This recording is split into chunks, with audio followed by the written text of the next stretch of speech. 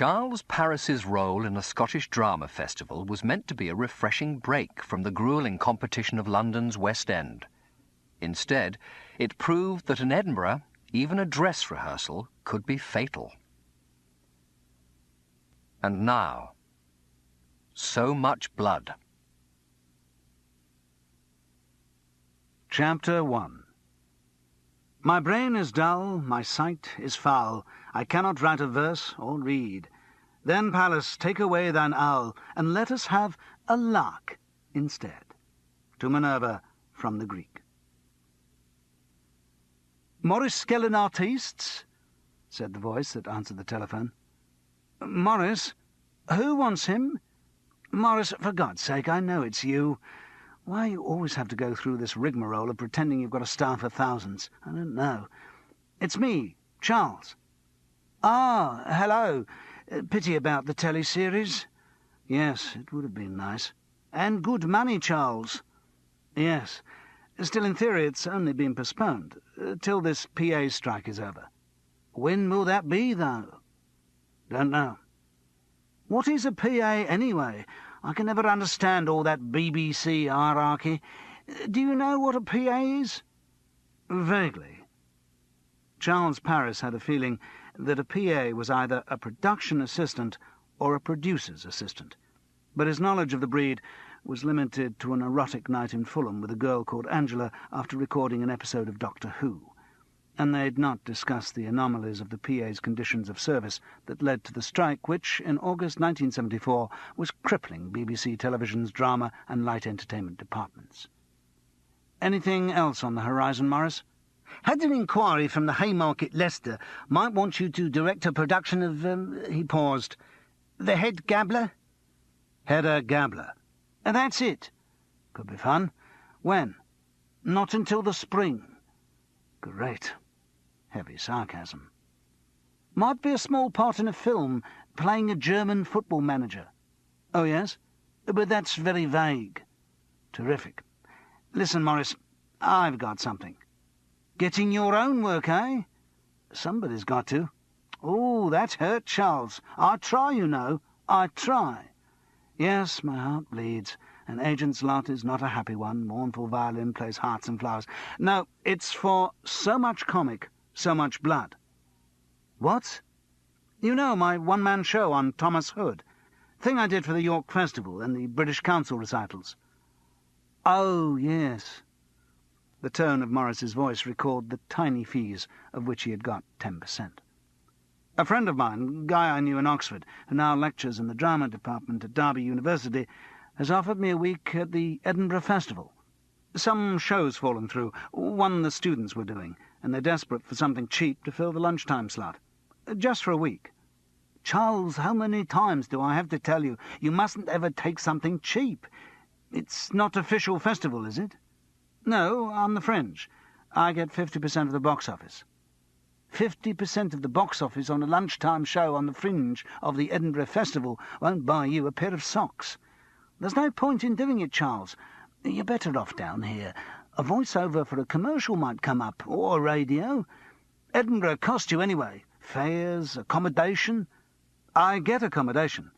But, Charles, you've got to ask yourself, is it the right thing for you to be doing artistically? Morris made this moving appeal every time Charles suggested something unprofitable. I don't know. It's a long time since I've been to Edinburgh. Charles, take my advice. Don't do it. As he emerged from Waverley Station, Charles Paris sniffed the caramel hint of breweries in the air and felt the elation which Edinburgh always inspired in him. It is, he thought, a theatrical city. The great giant's castle looms stark against the cyclorama, and from it the roofs of the Royal Mile tumble down a long diagonal. There are so many levels, like a brilliant designer's stage set. Plenty of opportunities for the inventive director. The valley of Prince's Street, with a railway instead of a river, and the Victorian kitsch of the Scott Memorial instead of an imposing centrepiece, is ideal for ceremonial entrances. From there, according to the play, the director can turn to the new town or the old. The new town is designed for comedy of manners. Sedate, right-angled, formal George Street and Queen Street, regularly intersected and supported by the tasteful bookends of Charlotte and St Andrew Squares, stand as augustum witnesses to the age of reason. The director should use the Old Town for earthier drama, scenes of low life. It is a tangle of interweaving streets, wynds and steps, ideal settings for murder and mystery, with 1,000 dark corners to hide stage thugs. This is the city of Burke and Hare, of crime and passion. The Old Town made Charles think of Melissa, an actress who'd been in a show with him at the Lyceum 15 years before. After a disastrous 3 months, he had returned to London and his wife Frances. But Melissa had made Edinburgh seem sexy, like a prim nanny shedding her grey uniform behind the bushes in the park. On Sunday, the 11th of August, 1974, the city still felt sexy, and this time Charles Paris was free. He had left Frances in 1962. Everything smelt fresh after recent rain. Charles felt vigorous, younger than his 47 years. He decided to walk. Frances would have caught a bus. She had an uncanny ability for comprehending any bus system within seconds of arrival in town. Charles would walk. He set off, swinging his hold-all like a schoolboy. The only shadow on his sunny mood was the fact that Scottish pubs are closed on Sundays. He couldn't miss the house in Coates Gardens. Among the sofa-facing homes and hotels of the Eden bourgeois, there was one whose pillars and front door were plastered with posters. Duds on the Fringe. Derby University Dramatic Society presents 4 world premieres, 1 great classic. A Midsummer Night's Dream, Shakespeare's immortal comedy revisualised by Stella Galpin-Lord. Mary, Queen of Sots, a mixed-media satire of disintegration by Sam Wasserman. Isadora's Lovers, Leslie Petter's examination of a myth in dance and song. Who Now?, a disturbing new play by Martin Warburton. Brown Derby, simply the funniest late-night review on the Fringe. There followed lists of dates, times, and prices for this complicated repertoire, from which Charles deduced that the show he was replacing was Isadora's Lovers. For some reason, Leslie Petter was unable to examine the myth in dance and song. He felt annoyed that the poster had not been amended to advertise so much comic, so much blood. They'd known he was coming for more than a week, and publicity is enormously important when you're competing with about 250 other shows. The doorbell immediately produced a plain, roly-poly girl in irrevocably paint-spattered jeans. "Hello, I'm Charles Paris." "Oh, Lord, how exciting. Yes, I'm Pam Northcliffe. Props. Just zooming down to the hall to make the axe for Mary. Going to build it round this." She waved a squeezy washing-up liquid bottle. "So the blood spurts properly." "Ah. Brian's in the office. Through there." She scurried off down the road, bouncing like a beach ball. The shining paint on the partitions of the hall was evidence that the house had only recently been converted into flats. The door marked "Office" in efficient letraset was ajar. Inside it was tiny, the stub end of a room unaccounted for in the conversion plans. A young man in a check shirt and elaborate tie was busy on the telephone. He airily indicated a seat. "Look, I know it's the weekend. I know you're working every hour there is. So are we. It's just got to be ready. Well, what time tomorrow?" "No, earlier than that. Midday." The wrangle continued. Charles looked at a large baize-covered board with the optimistic letraset heading, "What the Press Says About Duds." So far the press had not said much, which was hardly surprising, because the festival did not begin for another week. In the middle of the board was one cutting, a photograph of a girl, and underneath it, "Understudy steps in. It's an ill wind, they say, and it's certainly blown some good the way of Derby University Dramatic Society's Anna Duncan. When one of the group's actresses, Leslie Petter, broke her leg in an accident last week, suddenly 20-year-old Anna found she was playing 2 leading roles, in a play and a revue, both to be seen at the Masonic Hall in Lauriston Street when the festival starts. Says Anna, 'I'm really upset for poor Leslie's sake, but it's a wonderful chance for me. I'm very excited.' And with lovely Anna on stage, fringe-goers may get pretty excited too." The reporter, whatever his shortcomings in style, was right about one thing. Even in the blurred photograph, the girl really was lovely. She was pictured against the decorative railings of Coates Gardens. Slender body, long legs in well-cut jeans, a firm chin, and expertly cropped blonde hair. The telephone conversation finished, and Charles received a busy professional handshake. "I'm Brian Cassell's company manager." "Charles Paris." "I recognised you. So glad you could step in at such short notice. Nice spread, that." He indicated the cutting. "Helps having a pretty girl in the group. Important publicity." "Yes," said Charles. The edge in his voice was not lost on Brian Cassell's. "Sorry about yours. That's what I was on to the printer about. Posters and handouts ready tomorrow." "Good. Did you get the stuff I sent up? The cuttings and so on?" "Yes, incorporated some in the poster. They were very good." Yes, thought Charles, they were good. He particularly cherished the one from the Yorkshire Post. There are many pleasures to be had at the York Festival, and the greatest of these is Charles Paris's so much comic, so much blood. The company manager moved hastily on, as if any pause or small talk might threaten his image of efficiency. "Look, I'll show you the sleeping arrangements and so on." "Thanks. When will I be able to get into the hall to do some rehearsal?" "It's pretty tied up tomorrow. Stella's having a DR of the dream. Then Mike's in with Mary. That's Tuesday morning. Tuesday afternoon should be okay.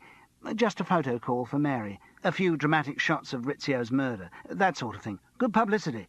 Shouldn't take long." The sleeping arrangements were Spartan. The ground-floor rooms were filled with rows of ex-army camp beds for the men, with the same upstairs for the girls. No prospects of fraternization. "It's not on moral grounds," said Brian. "Just logistical. Kitchen and dining room in the basement if you want a cup of coffee or something. I'd better get back. Got to do some lecture setting." Charles dumped his case on a vacant camp bed, which wobbled ominously. The room had the stuffy smell of male bodies. It brought back national service, the first dreary barracks he'd been sent to in 1945 to train for a war that was over before he was trained. He opened a window and enjoyed the relief of damp-scented air. He felt much more than 47 as he sat over the skinny coffee in the basement, surrounded by blue denim. An Epicene couple were wrapped around each other on the sofa. A plump girl was relaxing dramatically on the floor. 3 young men with ringlets were hunched over the table, discussing the theatre. "What it's got to do is reflect society, and if you've got a violent society, then it's got to reflect that." The reply came back in a slightly foreign accent. German? Dutch? "Bullshit, Martin. It's more complex than that. The theatre interprets events. Like when I'm directing something, I don't just want to reflect reality. Not ordinary reality. I try to produce a new reality." Charles winced as the other took up the argument. "What is reality, though? I reckon if people are getting their legs blown off in Northern Ireland, if they're starving in Ethiopia, you've got to show that, even if it means physically assaulting the audience to get them to react." "So where is the violence, Martin? On stage? In the audience?" "It's everywhere. It's part of 20th century living, and we've got to be aware of that. Even if necessary, be prepared to be violent ourselves, in a violent society. That's what my play's about." "That, Martin, is so much crap." The youth called Martin flushed, stood up, and looked as if he was about to strike his opponent. Then the spasm passed, and sulkily he left the room. Charles deduced he must be Martin Warburton, author of Who Now?, a disturbing new play. The other ringleted youth looked around for someone else to argue with. "You're Charles Paris, aren't you?" "Yes." "What do you think about violence in the theatre?" "There's a place for it. It can make a point." Charles knew he sounded irretrievably middle-aged. The youth snorted. "Yes, hinted at and glossed over in West End comedies." Charles was riled. He didn't like being identified exclusively with the safe commercial theatre. His irritant continued. "I'm directing Mary, Queen of Sots. That's got violence in perspective. Lots of blood." He turned on Charles suddenly. "You ever directed anything?" "Yes," with some warmth. "In the West End and most of the major reps in the country." "Oh." Mary, Queen of Scots' director, was unimpressed. "What, long time ago?" "No, quite recently." Charles's anger pushed him on. "In fact, I'm currently considering a production of Hedda Gabler at the new Haymarket Theatre in Leicester." "Big deal." The ringleted head drooped forward over a Sunday newspaper. Without making too much of a gesture of it, Charles left the room. In the hall he checked with a dunce programme for details of his antagonist. Michael van der Zee. After work in experimental theatre in Amsterdam and in Munich under Kosbach, he made his directorial debut in this country with Abusage by Docker at the Dark Brown Theatre. He's been responsible for introducing into this country the works of Schmitz and Tazinski, and recently directed the latter's Ideas Towards a Revolution of the Audience at the theatre upstairs. Drawing inspiration from the physical disciplines and philosophies of East and West, he creates a theatre indissolubly integrated with working life. "Huh," said Charles to himself. As he started towards his dormitory, a key turned in the front door lock, and a middle-aged man in a sandy tweed suit appeared. He smiled and extended his hand. "Hello! You must be Charles Paris." "Yes. I'm James Milne, known to the students as the Laird. I live in the flat on the top floor. Would you like to come up for a drink?" It was the most welcome sentence Charles had heard since he arrived. Edinburgh regained its charm. "Yes, I agree. I am an unlikely person to be involved with Derby University Dramatic Society. It's a coincidence. I've only moved into this house recently, and I sold my previous one in Meadow Lane to a lad called Willie Mariello. Have you met him yet?" "No. No doubt you will. He's with this lot. Well, the conversion here was more or less finished, but the summer's not a good time to get permanent tenants. Holidays, the festival, and so on. So when Willie said this crowd was looking for somewhere, I offered it for 6 weeks." "Brave." "I don't know. They pay rent. There's no furniture, not much they can break, and they've sworn they'll clean everything up before they go. I just hurry in and out and don't dare look at the mess." "What about the noise?" "This flat's pretty well insulated. Largely by books, I should imagine. And this has only just been converted, too. I can't believe it." The Laird glowed. Obviously Charles had said the right thing, but the flat did seem as if it had been there for centuries. Brown velvet upholstery and leather spines of books gave the quality of an old sepia photograph. A library, an eyrie at the top of the building. It reminded Charles of his tutorials at Oxford. Dry sherry and dry Donish jokes. True, the sherry was malt whisky, but there was something of the Don about James Milne. "You like books?" He half rose from his chair, eager, waiting for the slightest encouragement. Charles gave it. "Yes." "They're not first editions or anything like that. Well, not many of them. Just good editions. I do hate this paperback business. Some of the Dickens are quite good, and that Vanity Fair is valuable." Charles wondered if he was about to receive a lecture on antiquarian books, but the danger passed. "And this edition of Scott might be worth something, though not to the modern reader. Nobody reads him nowadays. I wonder why. Could it be because he's a dreary old bore? I think it must be. Even we Scots find him a bit of a penance." He laughed. A cosy-looking man, probably mid-50s, with a fuzz of white hair and bushy black eyebrows. Charles laughed too. "I've read half of Ivanhoe, about 7 times. Like Ulysses and the first volume of Proust. Never get any further." He relaxed into his chair. "It's very comforting, all those books." "Yes. No furniture is so charming as books, even if you never open them or read a single word." The Reverend Sidney Smith. Not a Scot himself, but for some time a significant luminary of Edinburgh society. "Yes, my books are my life." Charles smiled. Wasn't it another Edinburgh luminary, Robert Louis Stevenson, who said, "Books are all very well in their way, but they're a mighty bloodless substitute for real life"? James Milne chuckled with relish.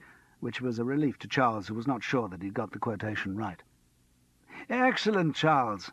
Excellent, though the point is arguable. Let me give you a refill." It turned out that the laird had been a schoolmaster at Kilbruce, a large public school just outside Edinburgh. "I retired from there some 5 years ago. No, I'm not as old as all that. But when my mother died, I came into some money and property. This house, an estate called Glenlone on the west coast, a terrace of cottages. For the first time in my life, I didn't have to work. And I thought, why should I put up with the adolescent vagaries of inky boys when I much prefer books? And inky boys presumably don't appreciate books. No. Some seem to, appeared to be interested, but..." He rose abruptly. "A bite to eat, perhaps." Half a Stilton and Bath Olivers were produced. The evening passed pleasantly. They munched and drank, swapped quotations, and examined the books. Their crossword minds clicked, and allusion and anecdote circled around each other. It was a sort of mild intellectual exercise that Charles had not indulged in since his undergraduate days. Very pleasant, floating on a cloud of malt whisky above everyday life. The book-lined room promised to be a welcome sanctuary from the earnest denim below. Eventually Charles looked at his watch. Nearly 1 o'clock. "I must go down to the bear pit." "Don't bother. I'll make up the sofa for you." No, downstairs is the bed I've chosen, and I must lie on it." The bed he had chosen had been left vacant for good reason. At 3:30, he woke to discover it had come adrift in the middle and was trying to fold him up like a book. He wrestled with it in the sweaty breathing dorm, and then tottered along to the lavatory. It was locked, and a strange sound came from inside. As Charles took advantage of the wash basin in the adjacent bathroom, he identified the noise through a haze of malt. It was a man crying.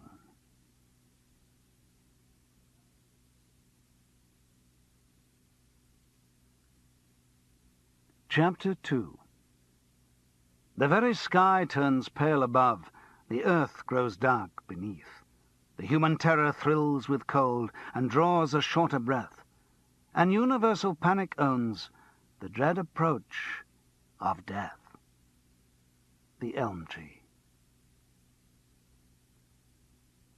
The Edinburgh Freemasons' revenue must shoot up during the festival because they seem to own practically every strange little hall in the city. Each year, the gilded columns of these painted rooms witness the latest excesses of fringe drama, and the gold-leaf names of Grand Masters gaze unmoved at satire, light shows, nudity, or god rock, according to theatrical fashion.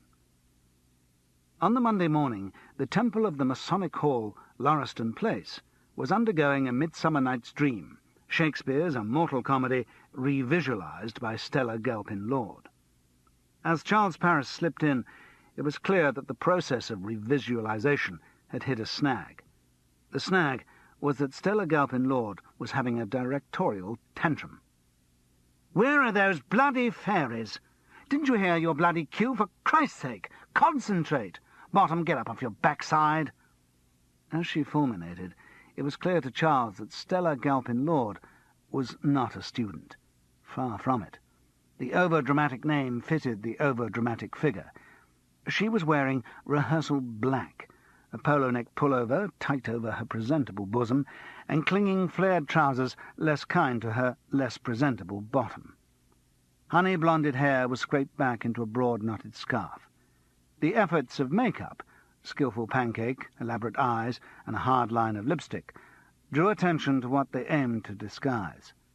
The slack skin of her face gave the impression of a badly erected tent, here and there pulled tight by misplaced guy ropes.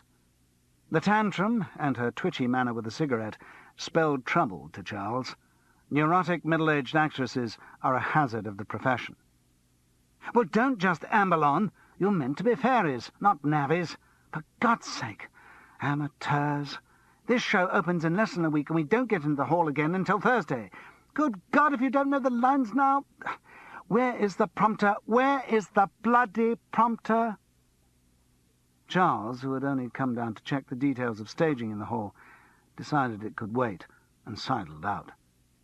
Back in Coates Gardens, he looked for somewhere to work.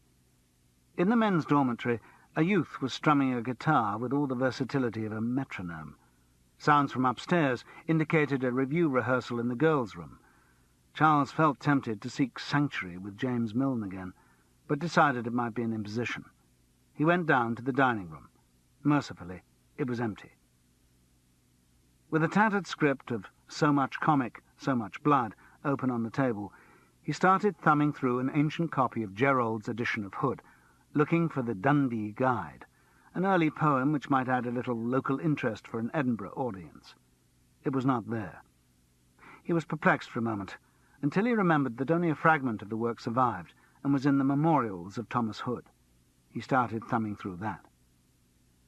So Much Comic, So Much Blood had begun life as a half-hour radio program. Then Charles had added to the compilation and done the show for a British Council audience. Over the years, he'd inserted different poems, played up the comic element, and dramatised some of the letters.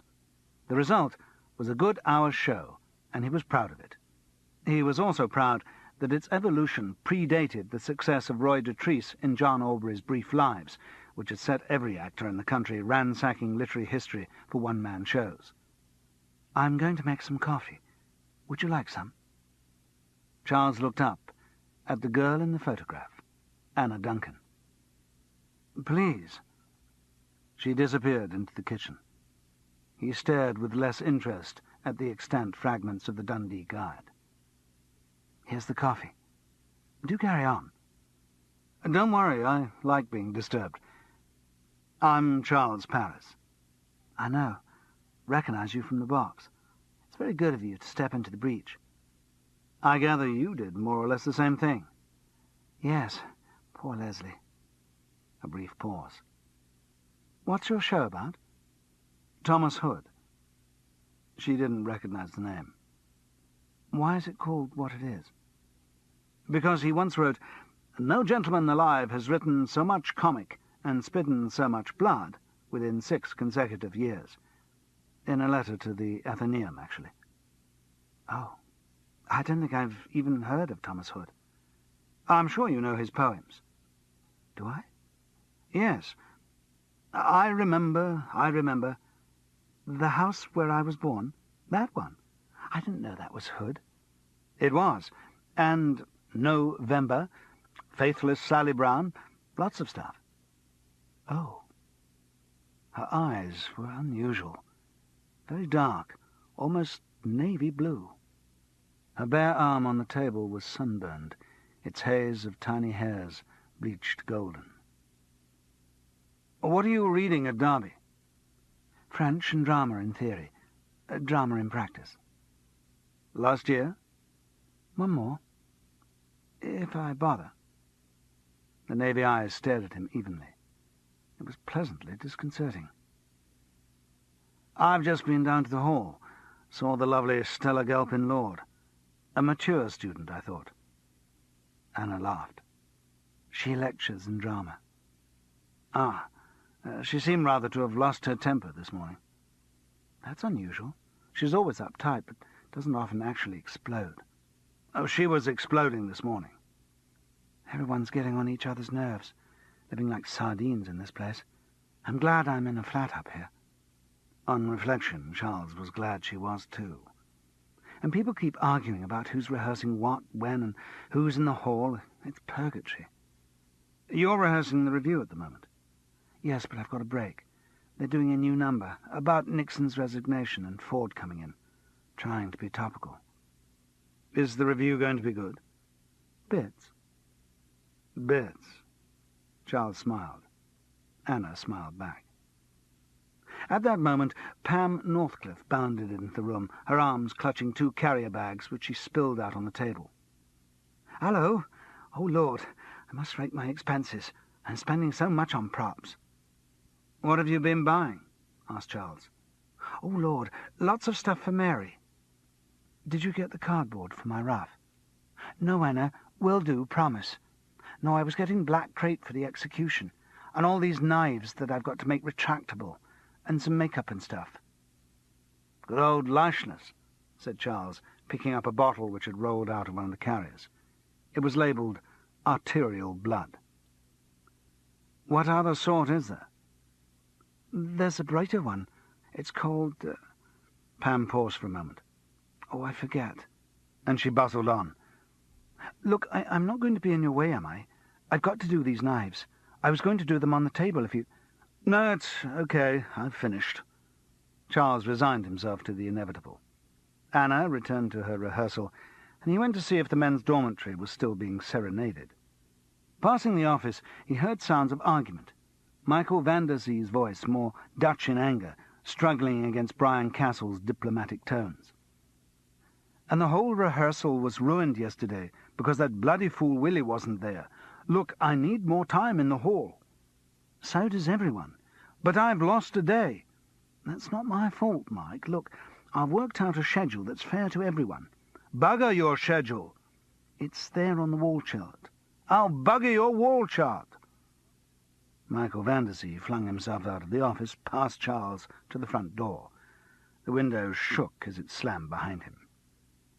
Brian Cassels appeared in the hall, looking flushed.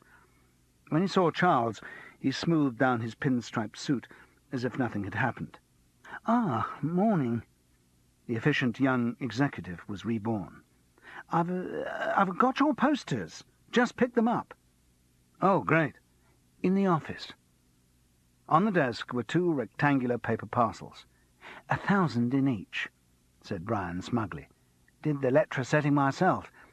Do have a look." Charles tore the paper and slid one of the printed sheets out. As he looked at it, Brian Cassels grinned. "Okay." Charles passed the paper over. It was headed, "Duds on the Fringe. And the greatest of these is Charles Parris's So Much Comic, So Much Blood." "Oh," said Brian. "I'm sorry." Undisturbed rehearsal in the Coates Gardens house was clearly impossible. Charles decided a jaunt to one of his Edinburgh favourites, the Museum of Childhood in the Royal Mile, might not come amiss. It was only Monday, and there was a whole week till he had to face an audience. And with Brian Cassels in charge of publicity, the chances were against there being an audience anyway. Back at the house late afternoon, he found Martin Warburton hovering in the hall as if waiting for him. "You're Charles Parris, aren't you?" "Yes." "I've written this play, Who Now? We're doing it. I want you to read it." A 5th carbon copy was thrust forward. "Oh, thank you. I'd like to." "You don't know. You might like to. You might think it was a waste of time." "I'm sure you wouldn't have written it if you thought it was a waste of time." The boy looked at Charles fiercely for a moment, then burst into loud laughter. "Yes, I might. That's exactly what I might have done. Everything we do is just random. I happen to write this. It's just chance. I might have written anything else. It's nothing." "I know sometimes it seems like that, but very few things are random." "Don't patronize me!" Martin's shout was suddenly loud, as if the volume control on his voice had broken. He reached out to snatch the play back, then changed his mind and rushed out of the house and slammed the door. In spite of Brian Cassels' assurances, the Masonic Hall was not free for Charles to rehearse in on the Tuesday afternoon. When he arrived at 2 o'clock, Michael van der Zee had just started a workshop session with the Mary cast and most of the Dream lot too. Brian was not there to appeal to. He apparently had gone down to London for a civil service interview. So Charles sat at the back of the hall and waited. Everyone except Michael was lying stretched out on the floor. "And relax. Feel each part of your body go, from the extremities, right, your fingers and toes, now your hands and feet, now the forearms and your calves. Feel them go." Charles's attitude to this sort of theatre was ambivalent. He had no objection to movement classes and workshop techniques. They were useful exercises for actors, and kept them from getting over-analytical about their art. All good stuff, until there was a show to put on. At that point they became irrelevant, and the expediency of getting everything ready for the opening left no time for self-indulgence. Michael Vanderzee, who drew inspiration from the physical disciplines of East and West and created a theatre indissolubly integrated with working life, obviously did not share these views. "Right, okay. Now I want you to sit in pairs, and when I clap, you start to tell each other fairy stories. And you've got to concentrate so hard you tell your story and you don't listen to the other guy. Really concentrate. Okay? I clap my hands." While the assembly shouted out a cacophony of Red Riding Hood and Goldilocks, Charles looked down at Anna. Squatting on the floor, mouthing nonsense, she still appeared supremely self-possessed. Her T-shirt did nothing to hide her contours, and the interest she had started in him was strengthened. The door of the hall opened noisily. An enormously tall young man in blue denim with a Jesus Christ hairstyle strolled purposefully up the aisle. "Willie!" roared Michael. "Where the hell have you been? Why weren't you at rehearsal this morning?" "I had things to do." His voice was sharp, and the accent Scottish. "You've got things to do here as well. I had to drag you in yesterday." "Piss off!" Willie collapsed into a chair in the front row, ungainly as a stick insect. "Look, do you want to be in the show or not? You've got to rehearse."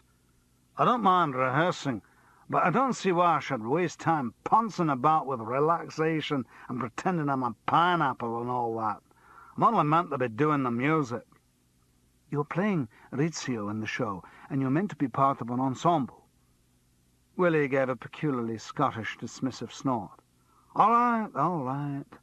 What do you want me to do?" "I want you to shout, all of you. Scream your heads off. Really uninhibited screams. Let everything go. Right. When I clap." The noise was appalling. Charles sunk into his chair with hands over his ears. It was going to be a long time before he got the stage to himself. When the baying mouths on stage had finally closed, he uncovered his ears and heard another sound close behind him. A sniff.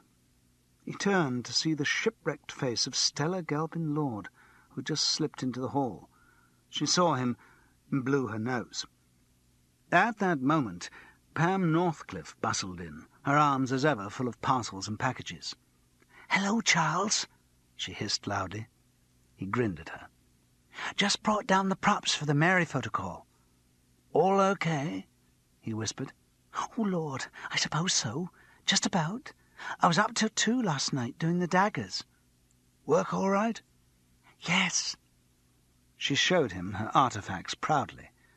Charles picked up one of the knives. Its metal blade had been replaced by silver-painted plastic, which slid neatly back into the handle. He pressed it into his hand. "Very good." "Oh, I'm afraid the paint's not quite dry." Charles looked down at the silver smudge on his palm. "Never mind." "What's Mike up to now?" "God knows." "All right, now we're relaxed, all uninhibited. Now, an ensemble is people who know each other, love each other, hate each other. We try hate. Right, as we've done it before. Somebody stands in the middle, and the others shout hatred at him. Doesn't matter what you say, any lies, anything. Hate, hate. We purge the emotions. Okay, Willie, you first. Stand in the middle. We form a circle round, and we shout. "Ah, hello, Stella. You join our workshop?" "Might learn something," she said patronizingly. You might. Hey, Charles Paris, you want to learn something too?" Charles choked back his first instinctive rejoinder and meekly said, "Yes, okay." Enter into the spirit of the thing. Don't be a middle-aged fuddy-duddy. The large circle round Willie Mariello waited for the signal. Michael clapped his hands, and they shouted. Abuse poured out. Young faces swelled with obscenities. Stella Galpin-Lord screamed, "Bastard! Bastard!" her mouth twisting and pulling a whole map of new lines on her face. Anna's expression was cold and white. Martin Warburton almost gibbered with excitement, and Charles himself found it distressingly easy to succumb, to scream with them. It was frightening. Another clap. They subsided, panting. Good. Catharsis. Good, okay. Now someone else. Charles? It was not pleasant. As the mob howled, he concentrated on Sidney Carton, borne on his tumbril to the scaffold. It is a far, far better thing that I do now. It was still not pleasant. But a clap ended it, and another victim was chosen. Then another and another. The repetition took the edge off the discomfort of being abused. Just an exercise. They finished, breathless. Okay, another concentration exercise. Truth game. You sit on the ground in pairs and ask each other questions. You have to answer with the truth instantly. If you hesitate, you start asking the questions. And don't cheat. It's more difficult than you think. They started forming pairs. Charles saw Willie Mariello speak to Anna. She turned away and sat down opposite a colourless girl in faded denim. Willie and Charles were the only ones left standing. They squatted opposite each other. The Scotsman sat awkwardly, his long legs bent under him like pipe cleaners. Stuck to his denim shirt was a purple badge with white lettering. It's Scotland's oil. The long messianic hair was full of white powder, and the hands were flecked with white paint. His expression was aggressive, and he had the hard mouth of a spoilt child. But the brown eyes were troubled. Charles tried to think of something to ask. What do you make of all these exercises? I think they're a bloody waste of time. The answer was instant. No question about the truth there. Voices started up around and made concentration difficult. Are you happy? No. Why not? A lot of hassles. Anything specific? Yes. The concentration of talking and listening over the other voices was intense. Everything seemed focused in this one conversation. Charles pressed further. What's worrying you? Willie hesitated. Then, I found out something that I'd rather not know. Something that might be dangerous. Something about a person? Yes. Someone connected with this group? A slight pause. Yes. There was fear in the brown eyes. Charles pushed on, mesmerized by the direction of the conversation.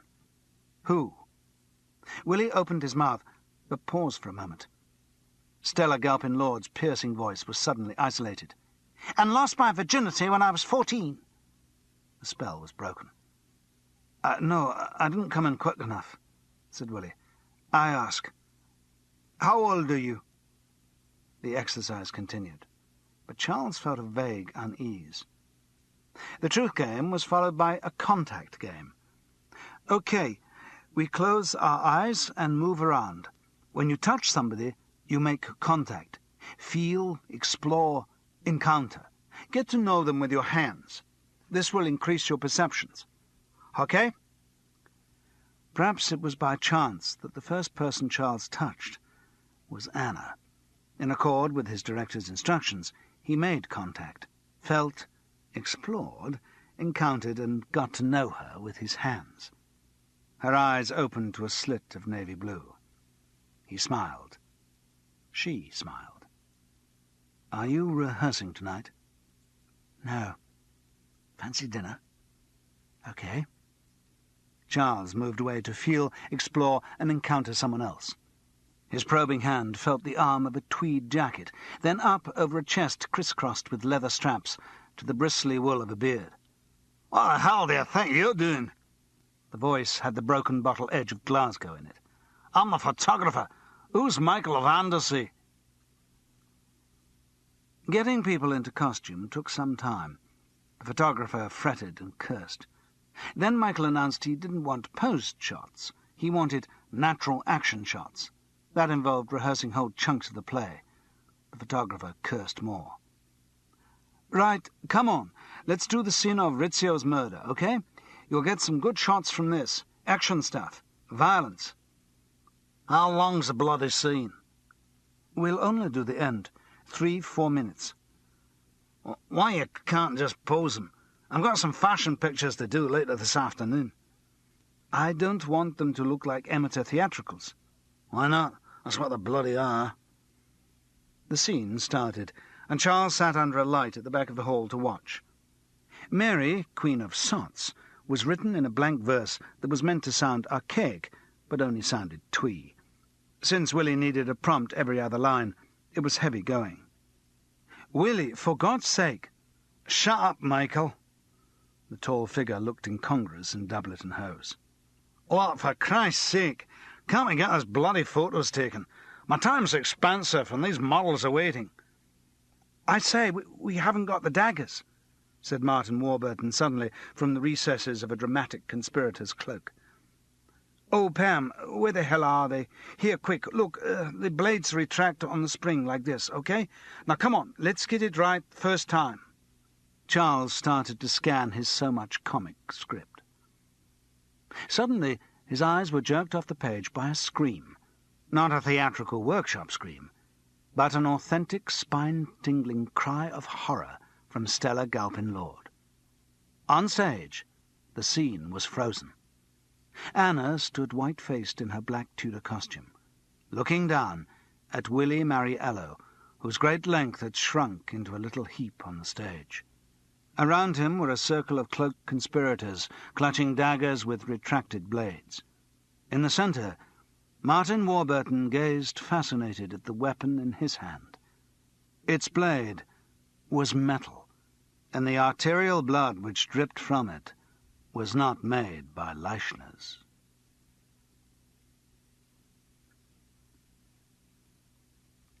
Chapter 3. The bloody hand, significant of crime, that glaring on the old heraldic banner, had kept its crimson unimpaired by time in such a wondrous manner. The haunted house. The police arrived promptly and were very efficient. An ambulance took Willie to hospital, but he was dead on arrival. Everyone gave statements and was told to expect further inquiries. Pam Northcliffe and Martin Warburton were taken away for questioning. A distraught Pam was returned to Coates Gardens in the early hours of Wednesday morning and treated in the girls' dormitory with sleeping pills and inquisitive sympathy. The atmosphere in the house throughout the Wednesday was charged with tension. The accumulated pressures of living together and Bichot's openings were aggravated by the shock of Willie's death. Rehearsal schedules were thrown out, and the continual reappearance of policemen at the house and hall got on everyone's nerves. All day Coates Gardens was full of uneasy jokes, sudden flares of temper, and bursts of weeping. Charles escaped the worst of it.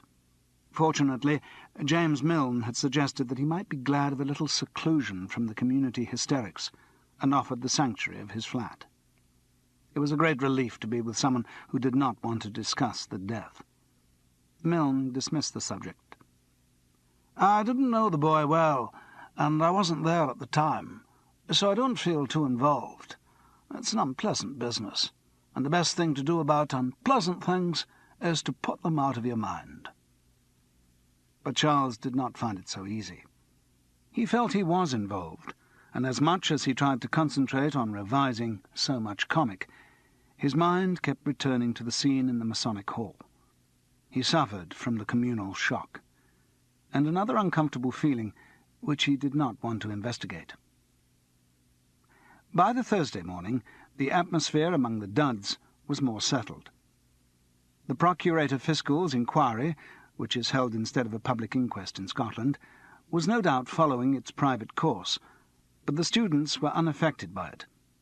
Only Martin Warburton remained hysterical, which was hardly surprising after his long ordeal of questioning. The police were not making any charges against him, and though the investigation was far from complete, the general impression was that they considered the death to have been a ghastly accident. The real knife had been put in one of Pam's carrier bags with the treated ones by mistake, and foul play was apparently not suspected. On the Thursday afternoon, rehearsals restarted in earnest. More than in earnest, in panic.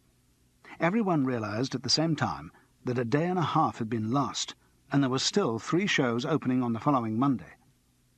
Brian Cassell's rehearsal schedule was ignored. Since its originator was still in London, he couldn't argue.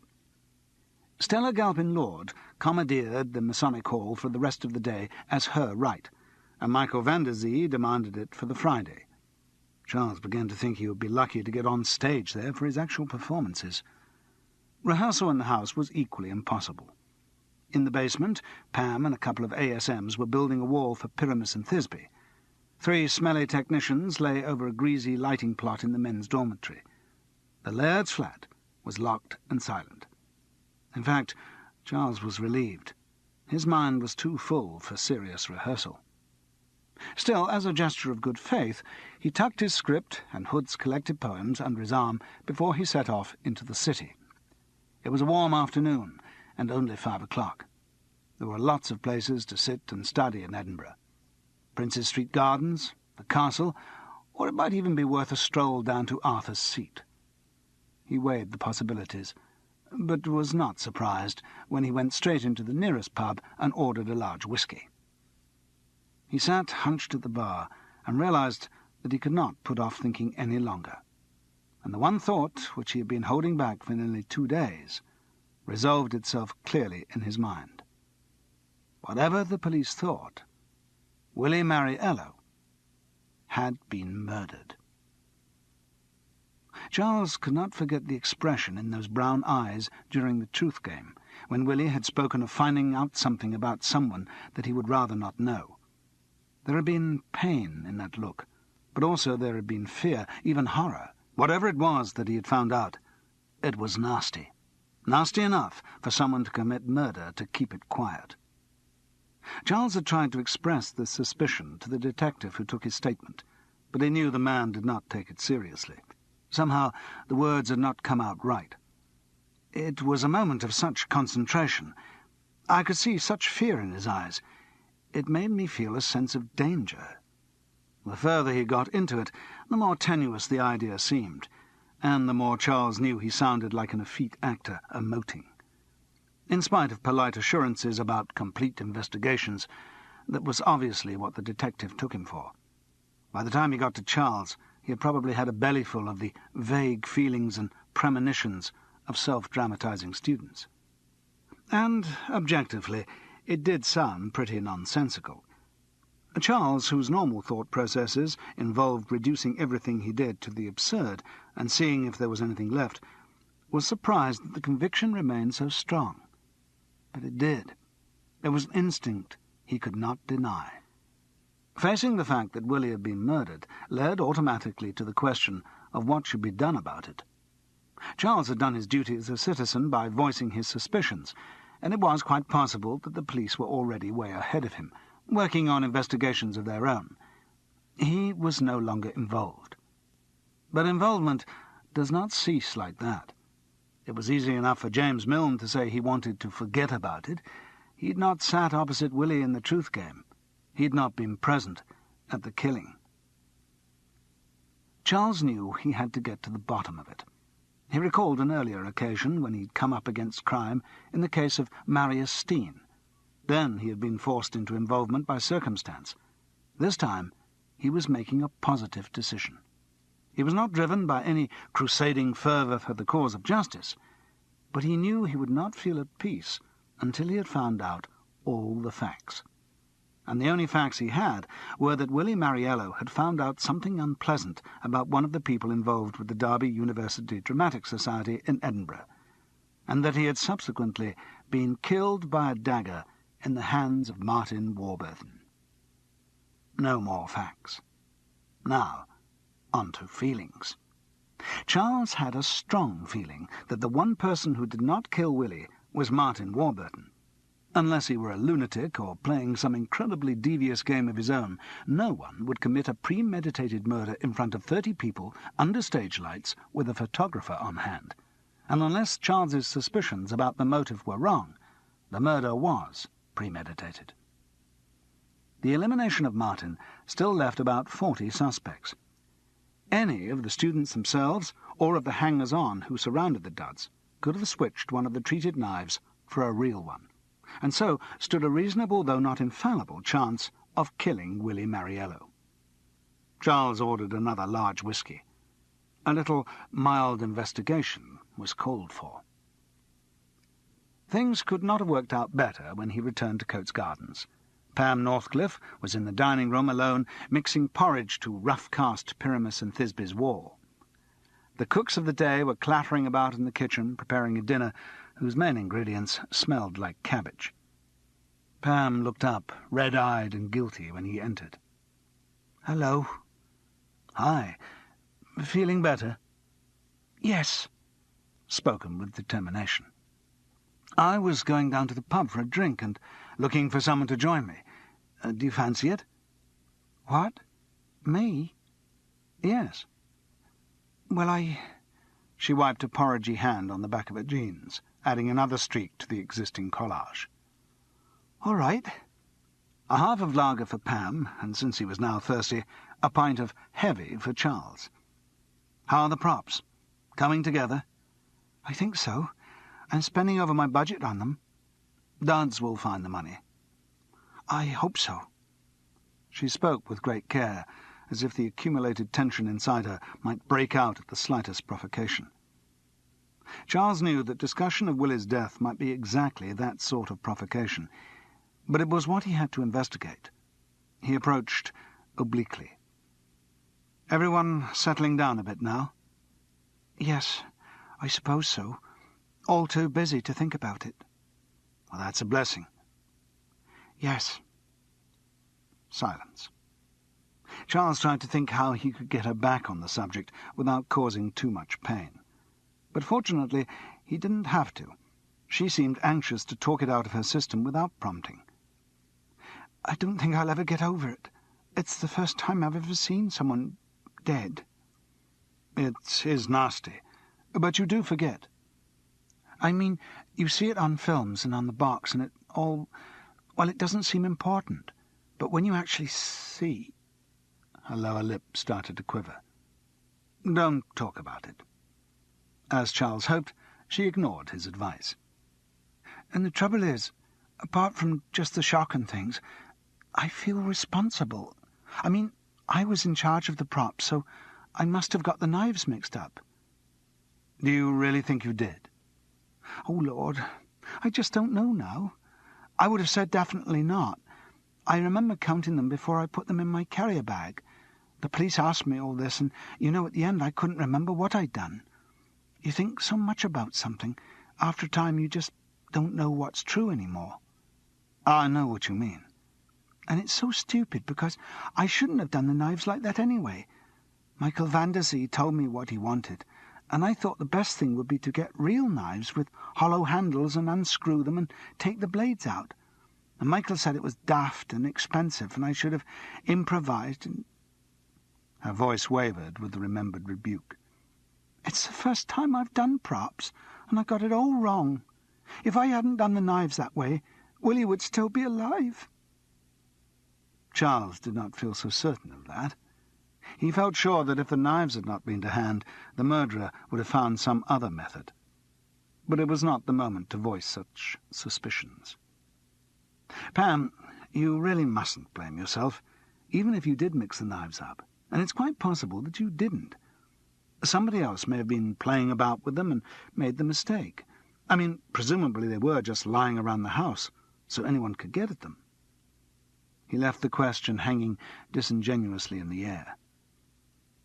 "Yes, I suppose so."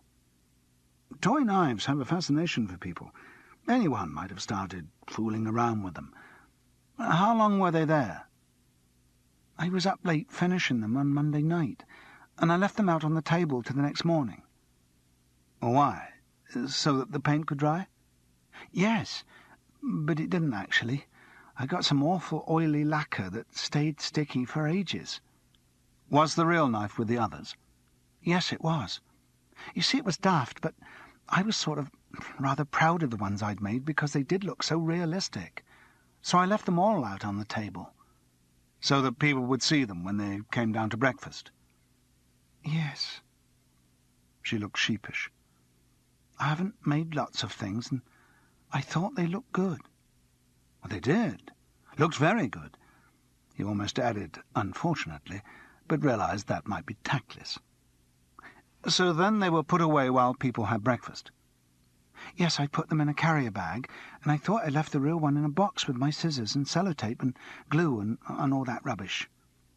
And they stayed in your carrier bag in the sitting room till you brought them down to the hall at about 3 o'clock? Yes. So there was lots of time for anyone in the house to play around with them during the day and mix them up? I suppose so. You weren't there during the morning? No, I had to go out and buy some cardboard and stuff. Well, I should think that's what happened. Someone was fooling about with them on the Tuesday morning and mixed them up. It wasn't what he really meant, but Pam looked reassured. What he did mean was that the knives had been on show for every member of the company, that the murderer had realized their potential and arranged the switch when the sitting room was empty at some point during the Tuesday morning. Then he had had to wait and see what happened, which might well have been nothing. The chances were that someone would notice the real knife before the stabbing could take place, and the murderer would have to find another method. But the impatience of the photographer at the photo call had given no one time to inspect their weapons closely.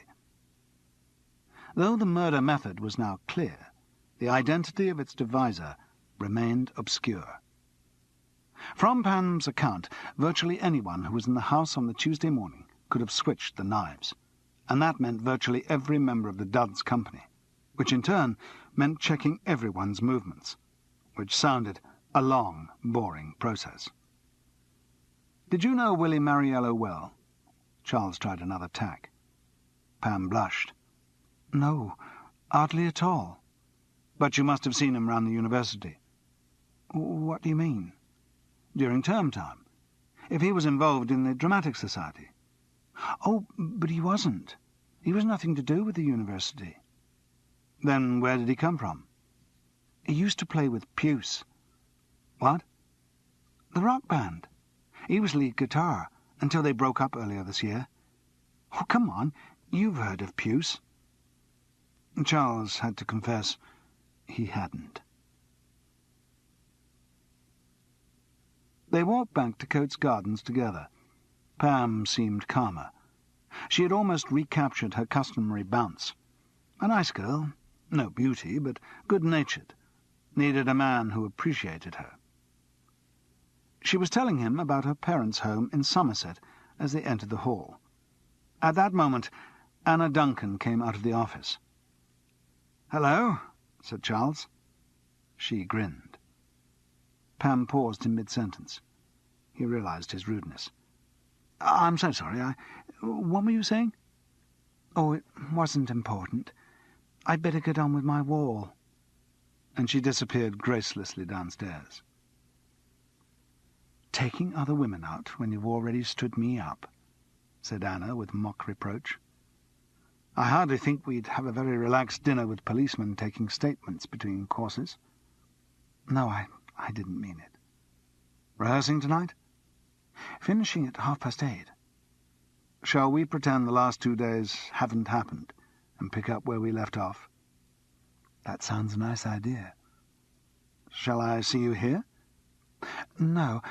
If Mike gives us another of his rolling about on the floor workshops, I'll need to go back to the flat and have a quick bath." "Well, let's meet at the restaurant. Do you know L'Etoile?" "In Grindley Street." "That's the one. I'll book a table for 9:30. Okay?" "Fine. I must get back upstairs and pretend to be a banana." "Another of Michael Vandezee's wonderful ideas?" "Yes. The perception through inanimate transference of pure emotion." "Wow." Anna grinned again and left. Charles knocked on the office door. If Brian was back, perhaps it would be possible to arrange some rehearsal time at the Masonic Hall. The company manager was wearing another executive suit, this time a beige three-piece. Charles explained his requirements, and was not wholly reassured by Brian's assurance that he'd sorted out, and the movement of some coloured strips on the wall chart. There are certain sorts of efficiency which do not inspire confidence. The efficiency had obviously been at work on the What the Press Says About Dudds board. It was smothered with cuttings about the death of Willie Mariello. The one person to have made a definite profit from the killing was the disgruntled Glaswegian photographer. He seemed to have sold the pictures to every newspaper in the country. Charles felt a frisson of shock at seeing the scene again. "You're not actually going to use those as publicity?" "No," said Brian regretfully. "Wouldn't be quite the thing. Not to display them. Mind you, it is an amazing spread. It's really fixed the name of Duds in the people's minds. Better than any publicity stunt you could devise. I remember last year Cambridge staged something about pretending Elizabeth Taylor was in Edinburgh. They got a girl to dress up as her and so on. Quite a lot of coverage, but nothing like this." The note of unashamed satisfaction in Brian's voice made Charles look at him curiously. Insensitivity of that order would be wasted in the civil service. He should try for advertising or television. "I'm sure Willie would be glad to think that his life was lost in the cause of full houses for the Duds." "Yes, it's an ill wind." Brian was impervious to irony. "One thing, I was interested to hear that Willie Mariello wasn't a member of the university." "No." "Well, how did he come to be involved in this, then?" "I don't know. I suppose he was a friend of someone." "Who? Do you know who?" "No, I don't know any of them very well. I wasn't in Duds. I was chairman of DUCA." "DUCA?" DUCA, Derby University Conservative Association. "Oh. They only brought me into this because of my administrative ability." The men's dormitory was mercifully empty, and Charles managed an undisturbed run of so much comic, so much blood. He was encouraged to find out how much he remembered. The intonation of the poems came back naturally, and he began to feel the rhythm of the whole show. A bit more work, and it could be quite good. So he felt confident as he sat opposite Anna in the French restaurant in Grundy Street. Her appearance contributed to his mood. The quick bath back at her flat had included a flattering amount of preparation. Just pressed pale yellow shirt with a silly design of fox-trotting dancers on it, beautifully cut black velvet trousers, eyelashes touched with mascara, lip-coloured lipstick, cropped hair flopping with controlled abandon. All very casual, but carefully done. "I'm looking forward to seeing the show. I'm sorry, as I said, I don't know anything about Hood." "Not many people do." "Was he Scottish?" "No, his father came from Dundee, but Thomas himself only went there a couple of times. Wasn't very struck with it either, particularly the cooking. I sicken with disgust at sight of a singed sheep's head. I cannot bring myself to endure oatmeal, which I think harsh, dry, and insipid. The only time I ever took it with any kind of relish was one day on a trouting party when I was hungry enough to eat anything. Sorry, I've just been working on it, hence the long trailer." "What do you do in the show? Dress up as Hood?" "No, it wouldn't work. I don't really like all that emotive bit. This is what the bloke was really like. It seems to remove the subject from reality rather than making him more real. Like historical novels about famous people. I'm just an interpreter of Hood's work. I don't pretend to be him. Let the poems and lyrics speak for themselves. Certainly in the case of poems. It would falsify them to read them in character. They were written as public entertainments to be recited, and that's how I treat them." "So it's more of a sort of recital than an acting thing?" "Well, I suppose so. It's midway between, and it has the great advantage that I don't have to learn it all and can actually refer to the book when I want to." "Handy, so you just wear ordinary clothes for it?" "A suit, maybe. I'd look daft dressed as Thomas Hood anyway. I haven't the figure of a stunted Victorian consumptive." "He was another one, was he?" "Yes, hence the so much blood of the title. Actually, there is some question as to whether it was consumption. TB or not TB. It may have been rheumatic heart disease, but he spat blood, that's the main thing. It was very difficult to be a literary figure in Victorian times without spitting blood. Healthy writers started at an enormous disadvantage." Anna laughed. "If he was ill, I think you're showing great restraint in not acting it out. Most actors leap at the chance of doing hacking coughs and their dramatic dying bit." "Well, so do I, but unfortunately it wouldn't be right for this show. Oh, I've died with the best of them. You should have heard my death rattle as Richard II, after Sir Piers of Exton, stabbed me." There was a moment's pause. They were both thinking the same, both seeing Willie Mariello lying on the stage at the Masonic Hall. Anna went pale. "Sorry. Shouldn't have said that. I wasn't thinking." "It's all right. It's just so recent." "Yes." Charles hesitated. He had decided to investigate Willie's death, but dinner with Anna was not intended to be part of that investigation. Her attraction for him was not primarily as a source of information. On the other hand, here was someone who knew all the people involved, and the conversation had come round to the subject. The detective instinct overcame his baser one. "Did you know Willie well?" "No, I wouldn't say well. I knew him." "I was amazed to discover that he wasn't at the university. How on earth did he get involved with your lot?" "Oh, You know he used to play with a band?" "Yes. Puce." "That's right. They came and did a gig at our Students' Union. I think Willie stayed around a bit. It was just round the period the band broke up. He must have met the drama lot then." "And somebody asked him to do this show?" "I suppose so, yes. Because he lived in Edinburgh and was kind of at a loose end. He wrote all the music, you see. I think he wanted to do something different after the band." "Mary, Queen of Sots, sounds pretty different. You don't know if he made any particular friends at Derby?" "No." She seemed to remember something. "Oh, yes. Sam Wasserman. He's the guy who wrote Mary. I think Willie was friendly with him. Probably it was Sam who asked him to do the music." "I don't think I've met Sam." "No, he's not here. On holiday in Europe somewhere. He's American, so it has to be Europe rather than any specific country. They seem to think Europe is just one country."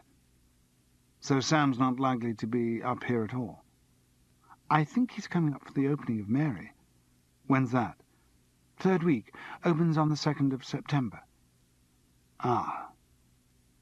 A week after Charles's engagement finished.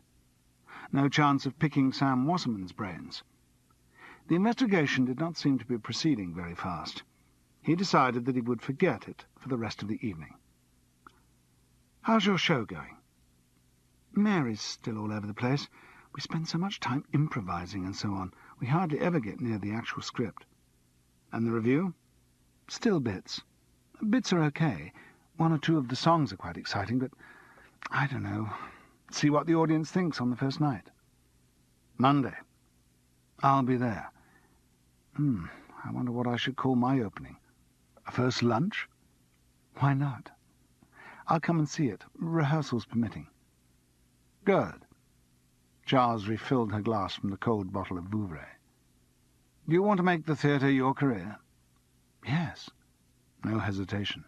"Always have. Totally stage-struck." There was a world of cynicism in that grunt. "You, I take it, are not stage-struck." "More stage-battered at my age."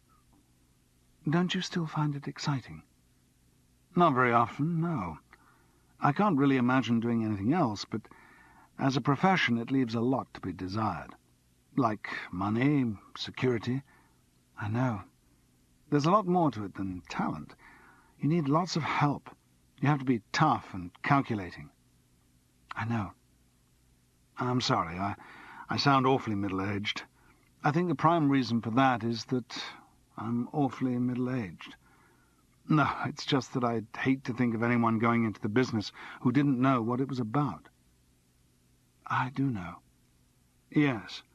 So you're prepared for all that unemployment they talk about, sitting by the telephone, sleeping with fat old directors." "I only sleep with who I want to sleep with." She gave him the benefit of a stare from the navy-blue eyes. It was difficult to interpret whether it was a come-on or a rebuff. He laughed the conversation onto another tack, and they cheerfully talked their way through coq au vin, lemon sorbet, a second bottle of Vouvray, coffee, and brandy. The castle loomed darkly to their left as they climbed up Johnston Terrace, but it seemed benign rather than menacing. Charles's arm fitted naturally around the curve of Anna's waist, and he could feel the sheen of her skin through the cotton shirt.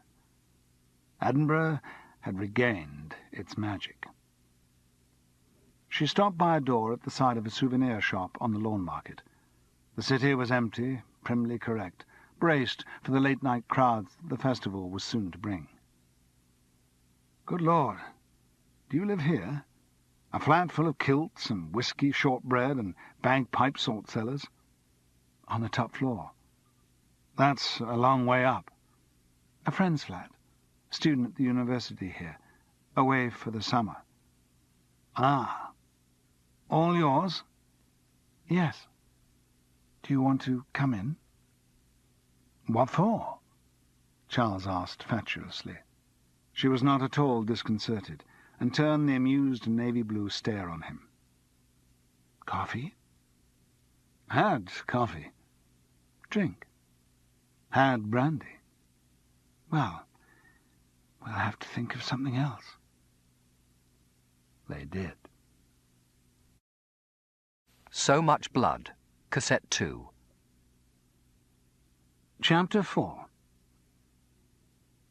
And the faulty scent is picked out by the hound, and the fact turns up like a worm from the ground, and the matter gets wind to waft it about, and a hint goes abroad, and the murder is out. A Tale of a Trumpet. He was alone in the bed when he awoke. There was a note on the pillow. "Gone to rehearsal. If I don't see you during the day, see you tonight?" He smiled and rolled out of bed to make some leisurely coffee. He drank it at the window, looking down on shoppers and tourists, foreshortened by the distance, scurrying like crabs across the dark cobbles of the Lawn Market. He thought of Anna's brown body, with its bikini streaks of white, and felt good. The cynicism which normally attended his sex life was not there. An exceptional girl. Willie Mariello's death became less important. Rehearsal for an opening in 4 days' time, on the other hand, was important. He finished the coffee and set out for Coates Gardens. Martin Warburton was sprawled over a camp bed in the men's dormitory, reading so much comic, Charles noticed with annoyance. The boy looked up as he entered. His expression was calmer than usual, and he was even polite. "Sorry, I shouldn't be reading this, but it was on your bed. I started it and got interested." Given such a compliment, however unintentional, Charles could not really complain. There's more to Hood than many people think. "I don't know. Is there? I mean, he's clever. There's a lot of apparent feeling, but when you get down to it, there's not much there. No certainty. All those puns. It's because he doesn't want to define things exactly. Doesn't want anything to define him. There's nothing you can identify with." It was a surprisingly perceptive judgment. "You think that's important? Identifying?" "It must be. You can only respond to art if you identify with the artist. That's how I worked. I'd read into everything someone had written until I felt the person there at the centre, and then I'd identify. I'd become that person and know how to react to their work." "You're reading English, I assume?" "No, history." "Ah. Just taken my degree." Okay. "Yes, I got a first." "Congratulations." "Not that it means anything." Martin's mood suddenly gave way to gloom. "Nothing much does mean anything. I criticise Hood for not believing in things, and there's me." He looked up sharply. "Have you read my play?" "No, I'm sorry. I'll get around to it, but—" "Wouldn't bother. It's rubbish. Nothing in the middle." "I'm sure it's going to be very interesting." Charles tried not to sound patronising, but was still greeted by a despairing snort. Martin rose suddenly. "I must go. I'm late. Got to rehearse Mary. The composer's body not yet decomposed, and we rehearse." "You're punning yourself like Hood," said Charlie, trying to lighten the conversation. "Oh, yes, I'm a punster, a jolly funny punster." Martin let out one of his abrupt laughs. "A jolly punster and a murderer. I killed him, you know." No, you were the instrument that killed him. This struck Martin as uproariously funny. An instrument? Do you want to get into a great discussion about free will? Am I guilty, or is the knife guilty, perhaps? Where did the will come from? The knife has no will. I have no will. Martin, calm down. You mustn't think you killed him. Why not? The police think I did. They don't. They ask so many questions. It's the police's job to ask questions. Ah, yes, I know. Why? Have you been in trouble with them before? Only a motoring offence, sir. Martin dropped suddenly into an Irish accent. What was it? Planting a car bomb, sir. He burst into laughter. Charles, feeling foolish for setting up the feed line so perfectly, joined him. Martin's laughter went on too long. But Charles took advantage of the slight relaxation of tension. Listen, the police can't think you did it. No one in their right mind would commit a murder in front of a large audience. No, said Martin slyly. No one in their right mind would. This again sent him into a paroxysm of laughter, which stopped as suddenly as it had begun. He looked at Charles in a puzzled way, as if he didn't recognize him. Then, in a gentle voice, "What's the time?" 25 to 11. I should be at rehearsal. He rose calmly. Do try to read my play if you can. I will. See you. He slouched out of the room. Charles lay for a moment thinking. Martin seemed to be on the edge of a nervous breakdown. The end of finals is a stressful time for most students. Charles suddenly recalled the state he'd been in after school was in 1949. 3 years gone, and then the apocalyptic strain of assessment. How good am I? What will I do in the real world? Or most simply, who am I? He tried to imagine the effect of a shock like Willie's death on someone in that state. A harsh, cruel fact, smashing into a mind that could hardly distinguish reality from fantasy. Inside his sick brain, Martin might think he was a murderer, but Charles felt sure he was not. Martin Warburton needed help. Medical help, possibly, but certainly he needed the help of knowing that he was only an unwitting agent for the person who planned the murder of Willie Mariello. The facts had to come out. And the show had to go on. He turned to the script. On sober reflection, though the day before's run-through had been promising, there was a lot that needed improvement, particularly the pathetic ballads. They should have been the easiest part of the programme, with their well-spaced jokes and obvious humour, but it was hard to find the balance between poetry and facetiousness. He concentrated and began to recite Tim Turpin. Tim Turpin, he was gravel-blind, and ne'er had seen the skies, for nature, when his head was made, forgot to dot his eyes. So, like a Christmas pedagogue— I'm so sorry. Brian Cassels was peering apologetically around the door. Yes? Look, I'm sorry to break into your rehearsal, but I wonder if you could give me a hand to carry something. And so much comic was shelved again. Outside the office stood Willie Mariello's forlorn guitar in its black case, leaning against a large amplifier. It had been brought up from the Masonic Hall after Tuesday's drama. By the door was a thin girl with long brown hair and those peculiarly Scottish cheeks that really do look like apples. Tension showed in the tightness of her mouth and the hollows under her eyes.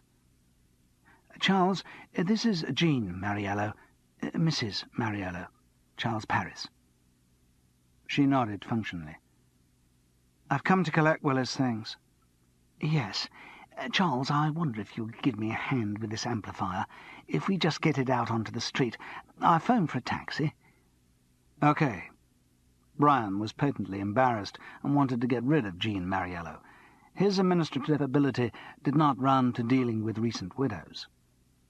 They placed the heavy amplifier on the pavement. Willie's wife followed with the guitar. Brian straightened up. "I'd better go. I've got some letter setting to get on with." "What am I going to do at the other end?" Brian paused, disconcerted by her question. Charles stepped in. "It's all right. I'll go with you. I wanted to go over that way.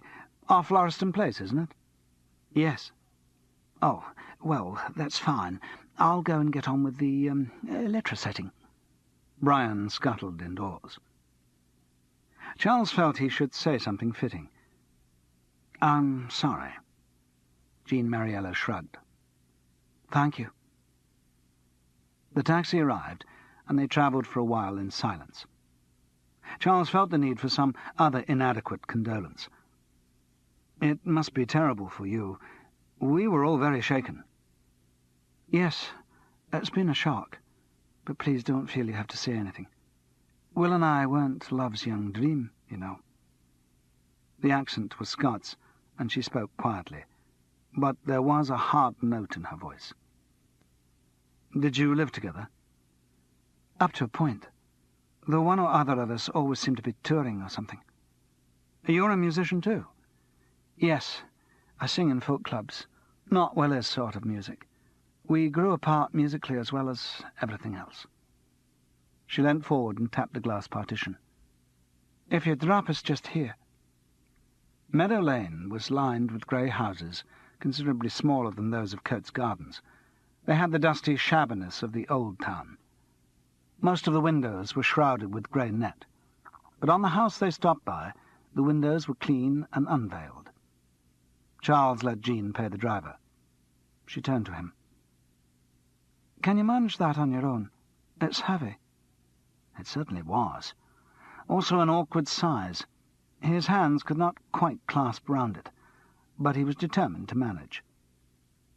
As she opened the front door, he noticed a worn stone slab over it, which dated the house 1797.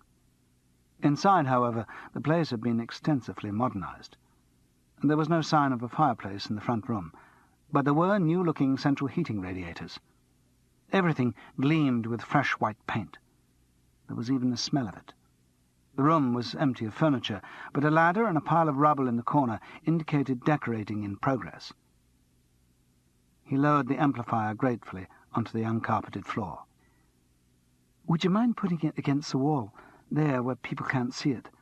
The catch has gone on the window, and I don't want to encourage burglars. Another effort moved the amplifier to the required position. He stood up. Jean Mariello had left the front door open and stood with her arms folded. He was expected to go. And he was never likely to get such a good opportunity for finding out more about Willie. No point in beating about the bush.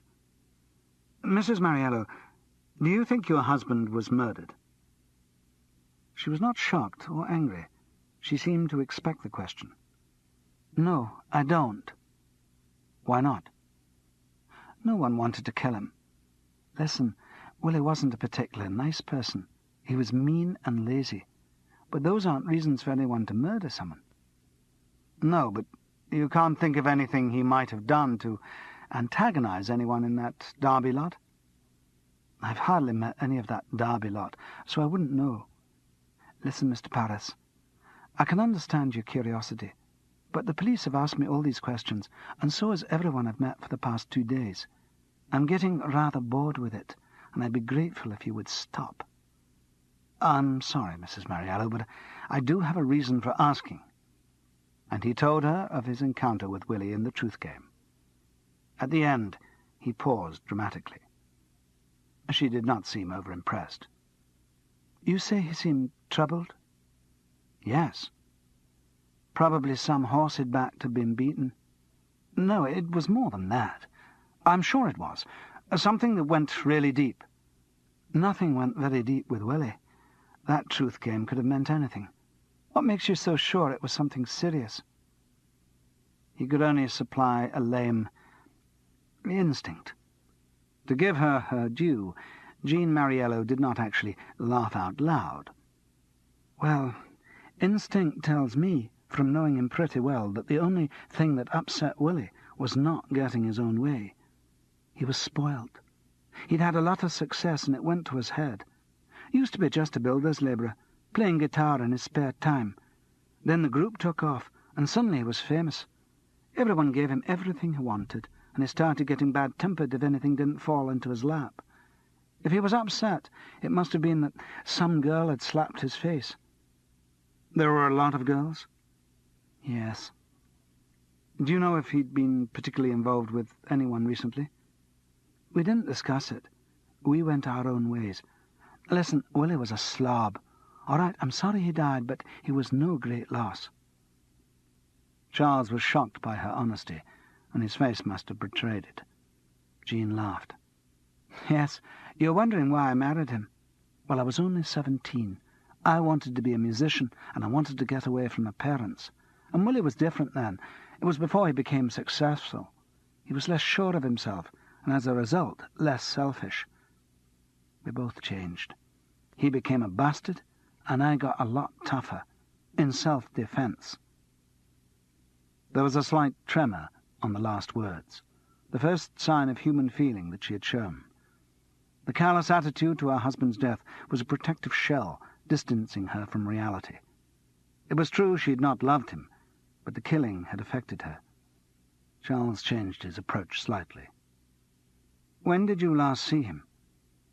Last Friday. I went down to Carlisle to start a tour of folk clubs. Then this happened. I'll be joining the tour again as soon as I've got things sorted out. And Willie didn't seem upset when you left? He was exactly as usual. And you've no idea what he was doing over the weekend? Screwing some bird, probably. Decorating here, maybe. Rehearsing his bloody show. I don't know. The edge was creeping back into her voice. She wanted Charles to leave. She wanted to be on her own.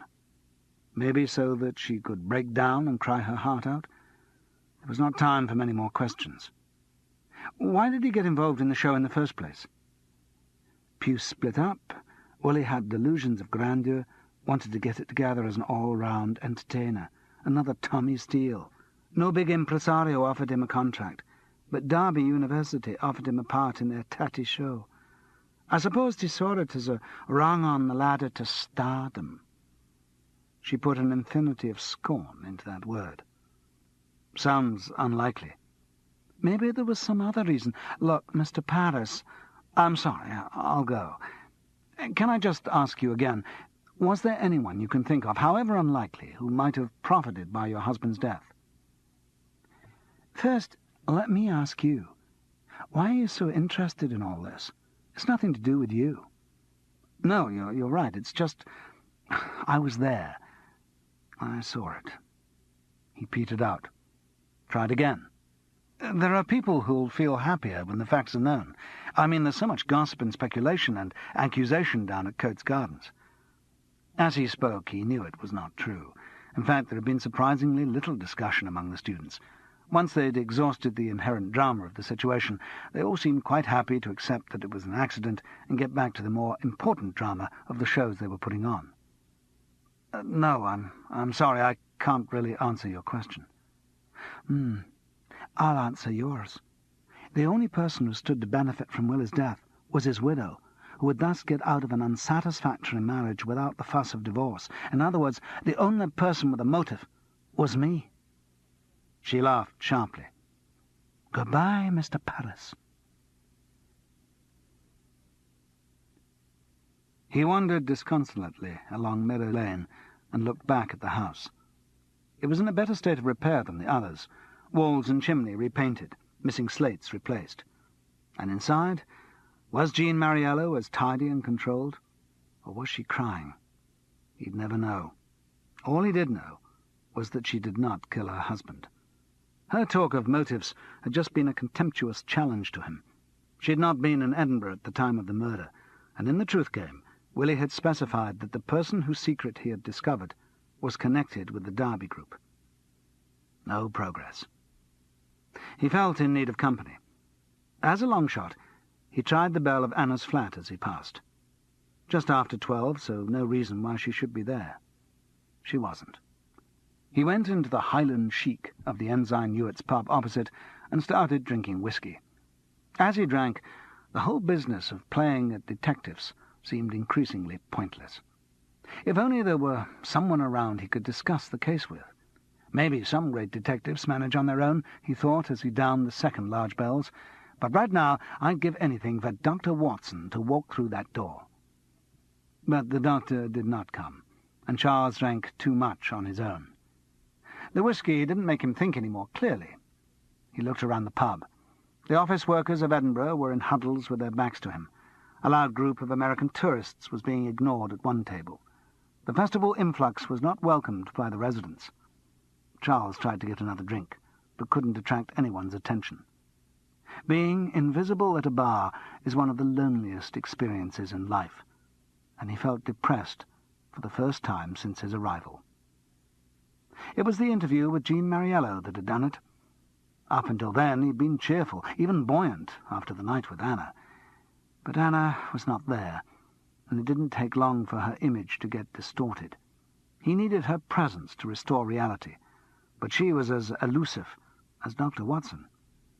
His eyes gave up trying to catch the barman's attention and wandered over to a notice board on which the grudging management had stuck a few of the dozens of handbills which earnest theatrical groups had thrust on them. They were on a metal clip, Oxford Theatre Group on top. And that was inevitable. Their headquarters was opposite the pub, and so they had a head start on that pitch in the popular fringe game of sticking your poster over everyone else's. Beside the Oxford bill was another that looked familiar. Good God! It was one of the greatest duds on the fringe. Charles Paris, So Much Comic, So Much Blood, opening Monday the 19th of August at 1:15 p.m. He felt a sense of urgency that amounted almost to panic. "Yes, sir. What can I get you?" "Nothing. I've got to rehearse." The barman's bewildered stare followed him out the pub. Outside in the street, he realized that he'd had an excessive lunch for a working actor and trod with care down the steep steps of Lady Stairs close to the Mound. The light seemed very bright. He thought he saw the familiar figure of Martin Warburton ahead. He hurried to catch up. "Martin!" But the figure did not stop. It turned right at the bottom of the steps, and Charles saw the beard and glasses. It was not Martin. He awoke on his camp bed at about 5 with the worst sort of afternoon hangover. The urgent rehearsal schedule he had promised himself had petered out rather quickly. He hoped that he had not been seen lying there by too many of the group. A middle-aged man asleep in the afternoon, no doubt snoring. The monotone of the piano upstairs indicated a review rehearsal. He hoped Anna had not seen him. A cup of coffee might help. He eased himself downstairs to the kitchen. The day's cook, a large girl with corkscrew curls, was chopping up more of the inevitable cabbage. "Where's the coffee?" "Over there, behind the cornflakes." "Oh, yes. I'll make you some." "Thanks." He made to sit on a chair by the table. "If you don't mind doing something for me." "What?" "Just empty that, would you?" That was a large cardboard box full of rubbish. Papers, sweepings, cigarette ends, kitchen refuse. The bottom felt unwholesomely soggy on his hands. Charles Paris, haulage contractor. Amplifiers, refuse, distance no object. He negotiated the load through the kitchen door and made his way to the dustbins. There was a little room at the top of one of them. He balanced the box on the edge and tried to let the contents slip gently in. They all came with a rush, covering his hands with tea leaves and a yellow slime that had been food. Little scraps of paper scattered all around the bin. He pushed down the smelly pile and bent to pick up some of the litter. A lot of the paper appeared to have been torn from a big poster photograph. He picked up a piece which had printing on it. W.I. over P.U. He scrabbled among the other bits until he found the adjacent one which spelled out the title Willie Mariello, Puce. It was a publicity poster of Willie that someone had shredded into 1,000 pieces.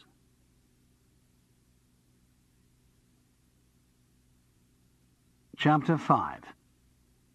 How blessed the heart that has a friend, a sympathizing ear to lend to troubles too great to smother.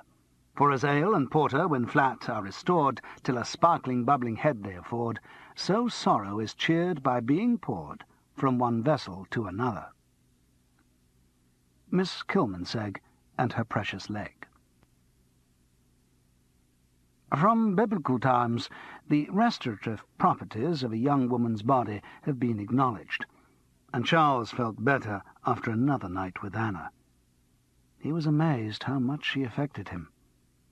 She was beautiful, and she was knowledgeable in bed, but it was not just that. There was something about the honesty of her responses. No extravagant protestations of love, no questions about the future, just an acceptance that what was happening was good. Most people reveal their weaknesses in a close relationship and endear themselves by failure. But the nearer Charles got to Anna, the more complete and integrated she seemed. And she made him feel complete too.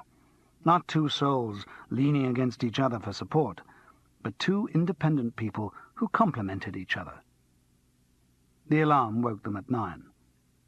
Charles reached his hand round to the small of her back and kissed the elastic skin of her breasts.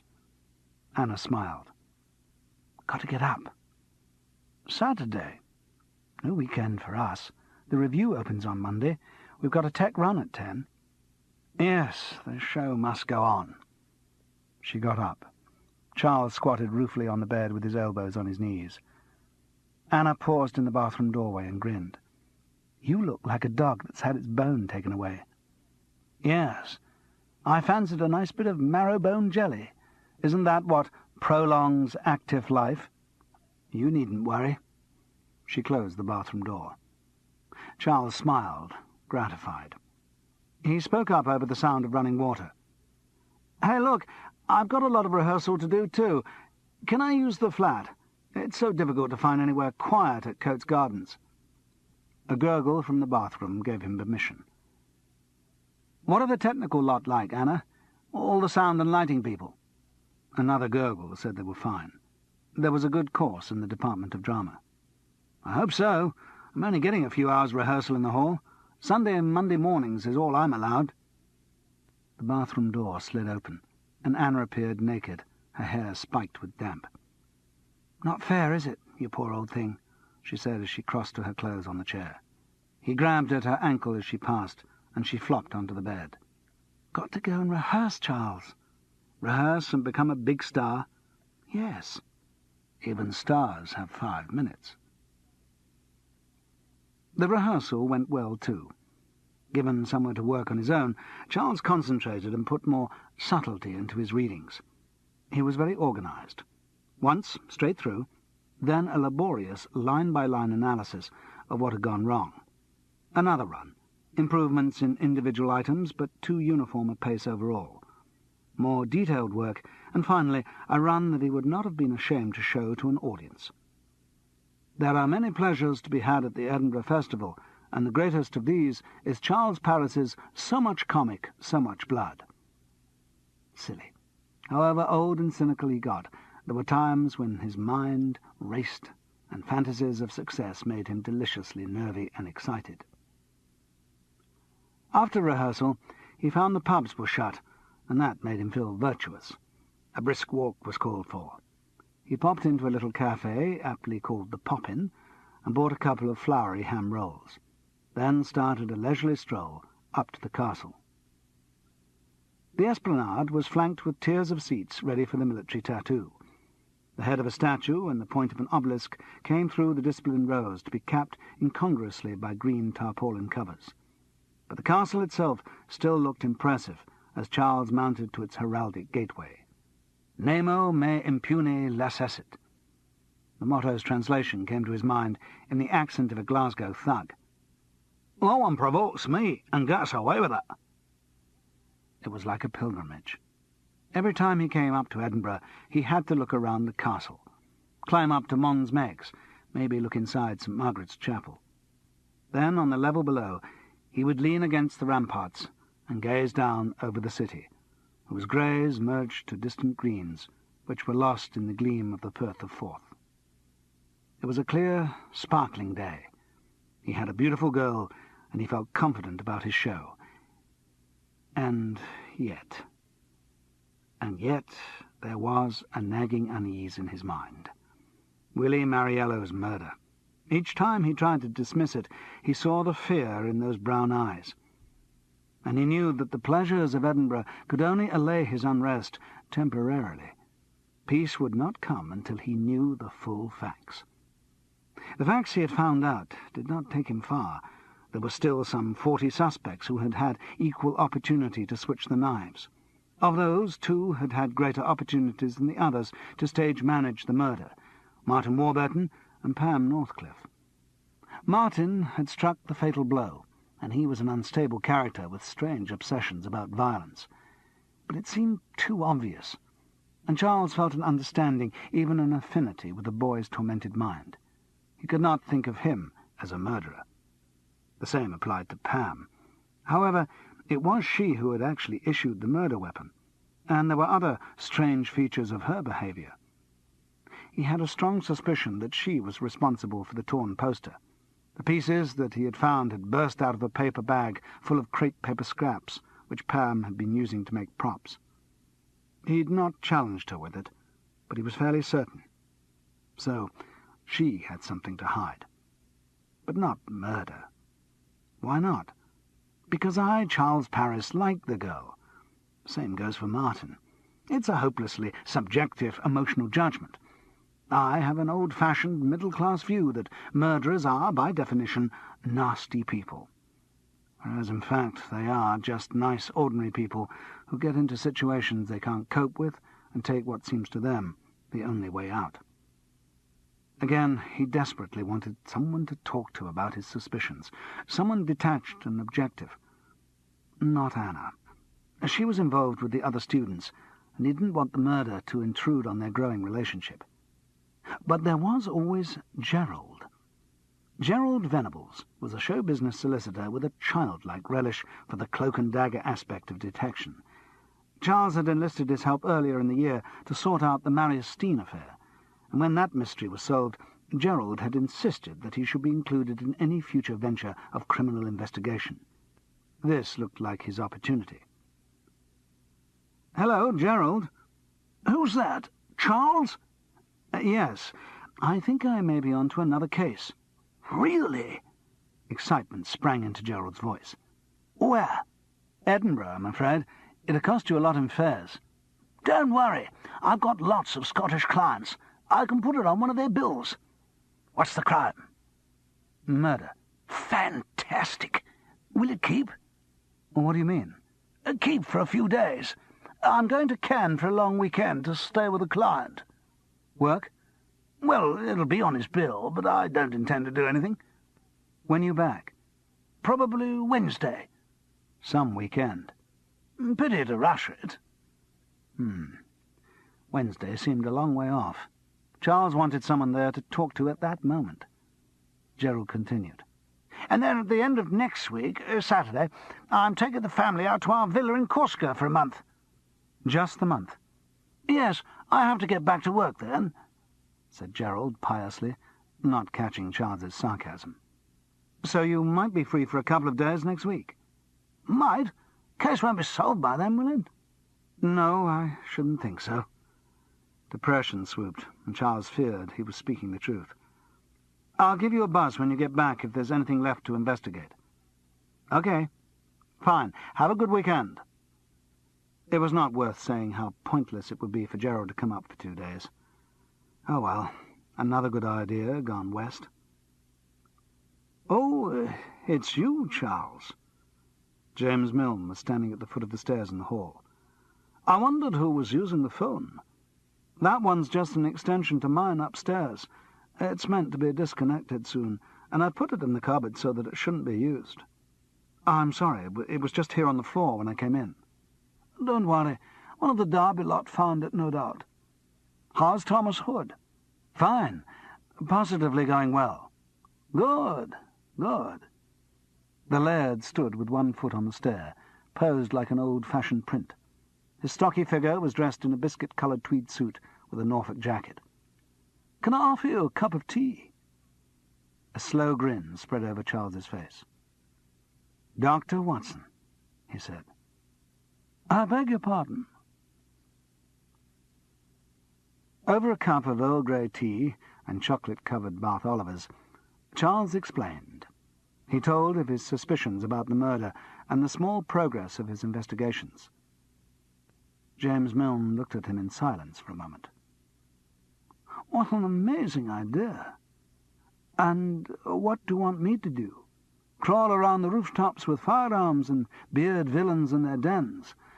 I don't know whether that's quite my style. I used sometimes to try to catch poachers on my mother's estate at Glenlone, but I'm not exactly a private eye. Look, all I want you to do is address your mind to the problem. I want to hear what you think. You've met most of the people involved. You know, 2 heads are better than 1 and all that, and I'm really getting nowhere on my own. My suspicions just go round and round in circles. I want you to be a kind of sounding board for my ideas. I think a Ouija board for contacting Willie Mariello might be more useful. You're probably right. What do you say? Well, Charles, I'm certainly prepared to help you in any way you think might be useful, but I must say right from the start that I don't share your certainty that a murder has been committed. From what I heard, it sounded like a very unfortunate accident. What makes you so sure it's murder? Again, Charles had to fall back on his feeble cry of instinct. Instinct is a great matter. I was a coward on instinct. Dear old Falstaff. Instinct. Do the police share your instinct? Not so far as I know. They don't think it was murder. I don't think so, though that won't really be clear until they finish their inquiries. No. Good. Why good? Well, when our investigations reach their dramatic denouement, we can feel confident that Inspector Flatfoot of the Yard won't pip us at the post. You mean you agree? Yes. I'll be your sounding board. It could be fun. Good. Thank you. The laird immediately regressed to his schoolmastering days. Right. Now, have you made any notes on the case? No. Well, I'm sure you should. Charles watched amazed as his Dr. Watson began to organize him. Right, paper, fountain pen, sharp HB pencil, and a column, so. Head it Suspects, and another Reason for Suspicion. Now, who have we got? We've just been through all that. No harm in doing it again. There is nothing so effective for stimulating the memory and provoking thought as writing things down. Charles felt he was right back in the first form, on his present investigative form in the corner with a big D on his hat. But he humoured his new partner, and they made out their list. It didn't take long. The Reason for Suspicion column looked particularly unconvincing. In a sense, said Charles, we're starting from the wrong end. We're putting down why we suspect someone, whereas we should be thinking from that person's point of view why they should want to kill Willie. Would that make the list any fuller? Charles had to admit that it would not. What we've got to do is to work out who was involved with Willie, emotionally, artistically, financially. So far it seems the only person from Derby he knew well is a guy called Sam Wasserman, who's currently touring Europe. You say he's the only person you can connect Willie with, except for his wife, but I can't count her because she has nothing to do with the group, unless she has an ally who's at Derby. A lover, maybe, or... Lack of conviction in what he was saying brought him to a halt. Nope. And she's the only person up here with whom he seems to have had dealings. Yes. Oh, Charles, Charles. The laird shook his head pityingly. There's someone you've overlooked. Is there? Yes. And you have all the information to work out who. I know you do. He watched for reaction, and then repeated slowly, I know you do. Charles suddenly realized who was meant.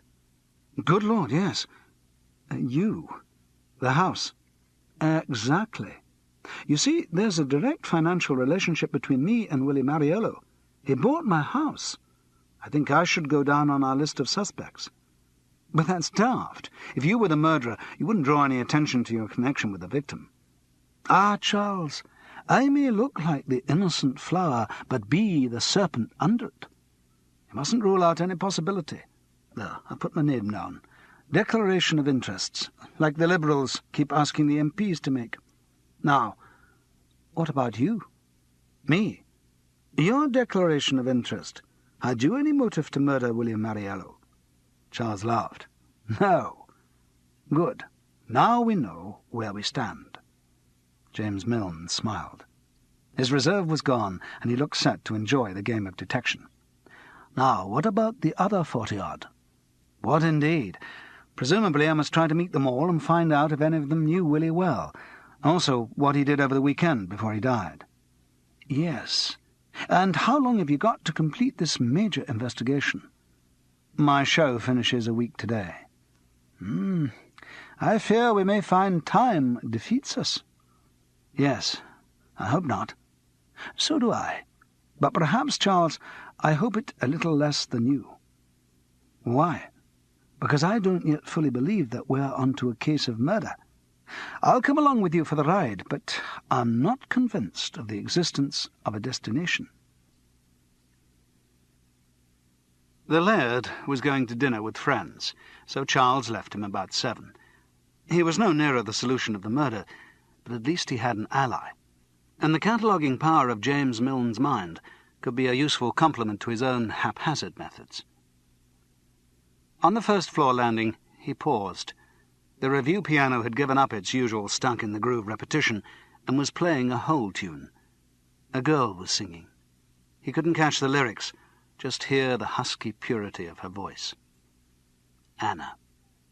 He felt a strong desire to go into the room on some pretext just to see her.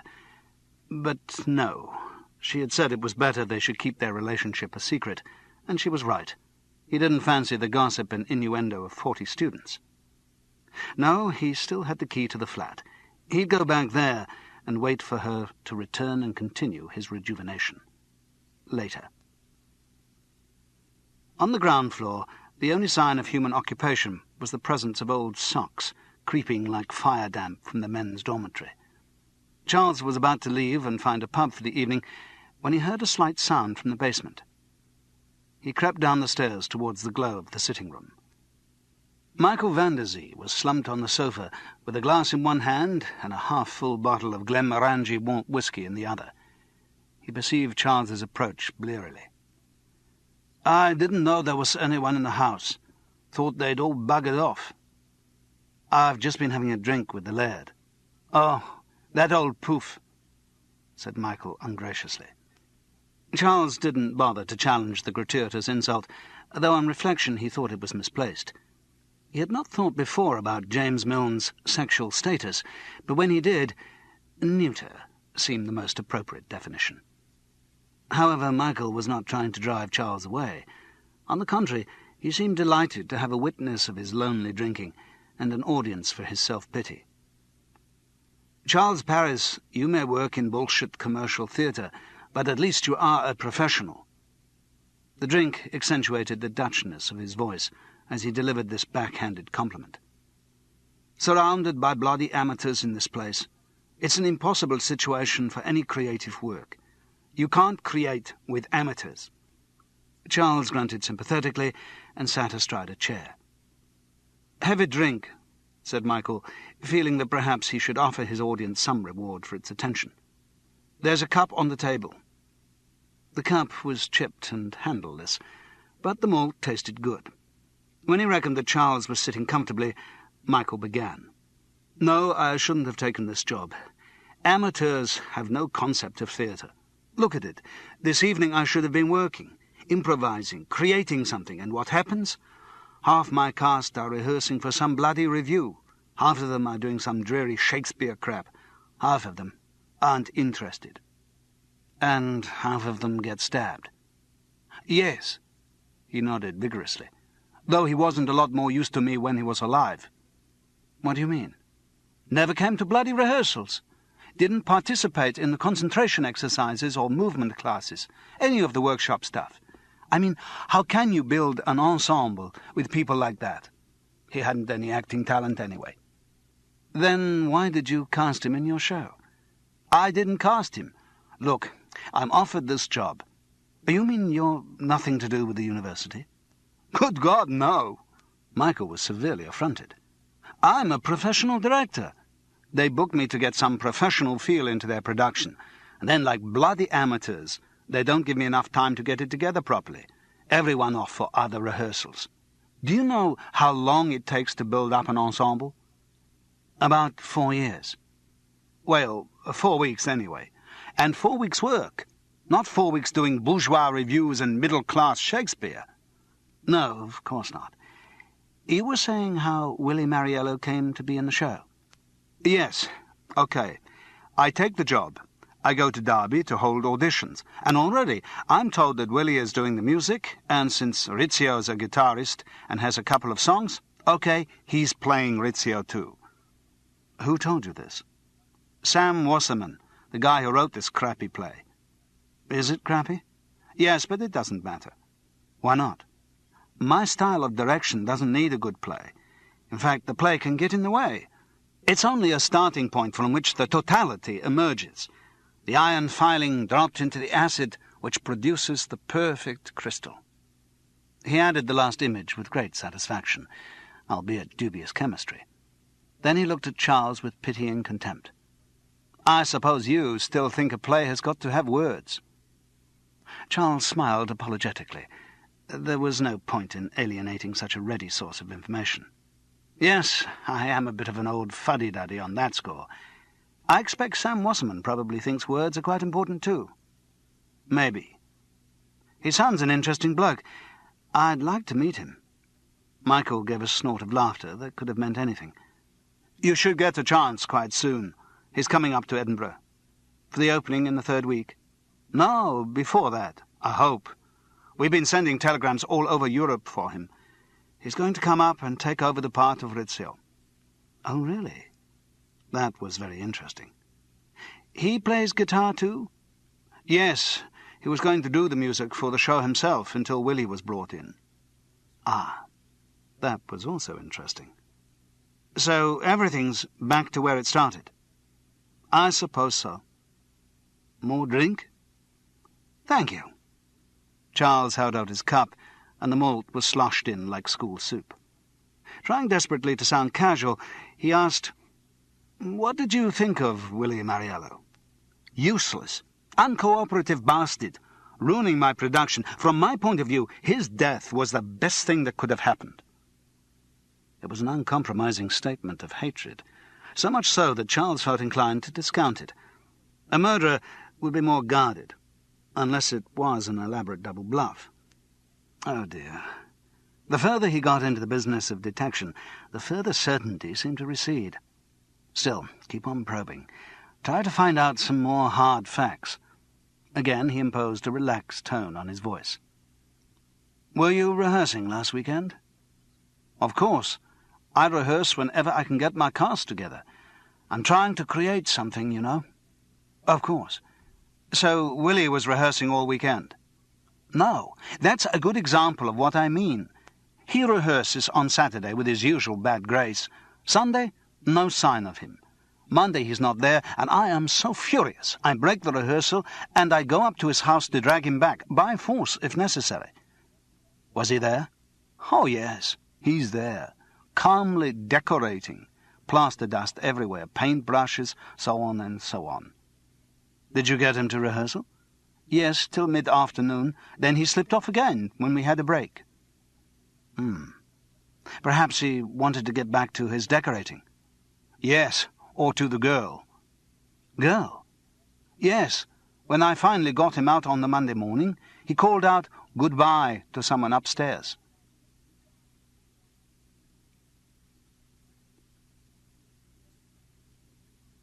Chapter 6.